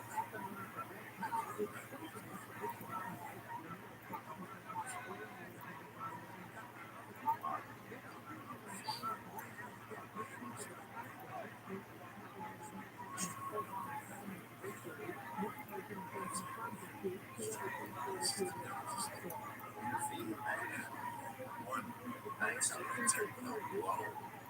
Dude, that's huge, man. That is huge. If you fucking think, but it was a time that I accepted. In 93, was I accepted comedy. I said, listen, part of this comedy is I'm going to be this. Shaking. It's not I'm living no responsibilities. I'm zero responsibilities. I'm a page. And you're boxing. That's my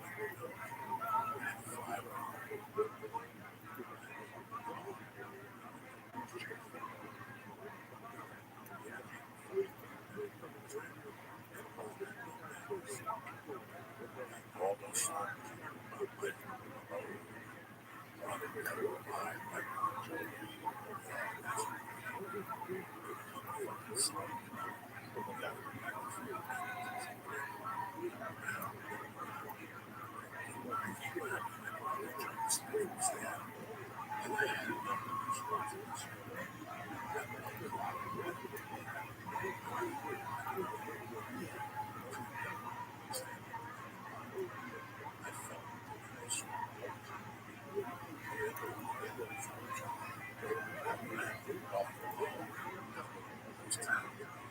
Once you rock that, that's a train. Yeah, I just took Illinois, Michigan, Ohio, Atlanta, yes, Tampa. I would do whatever I could.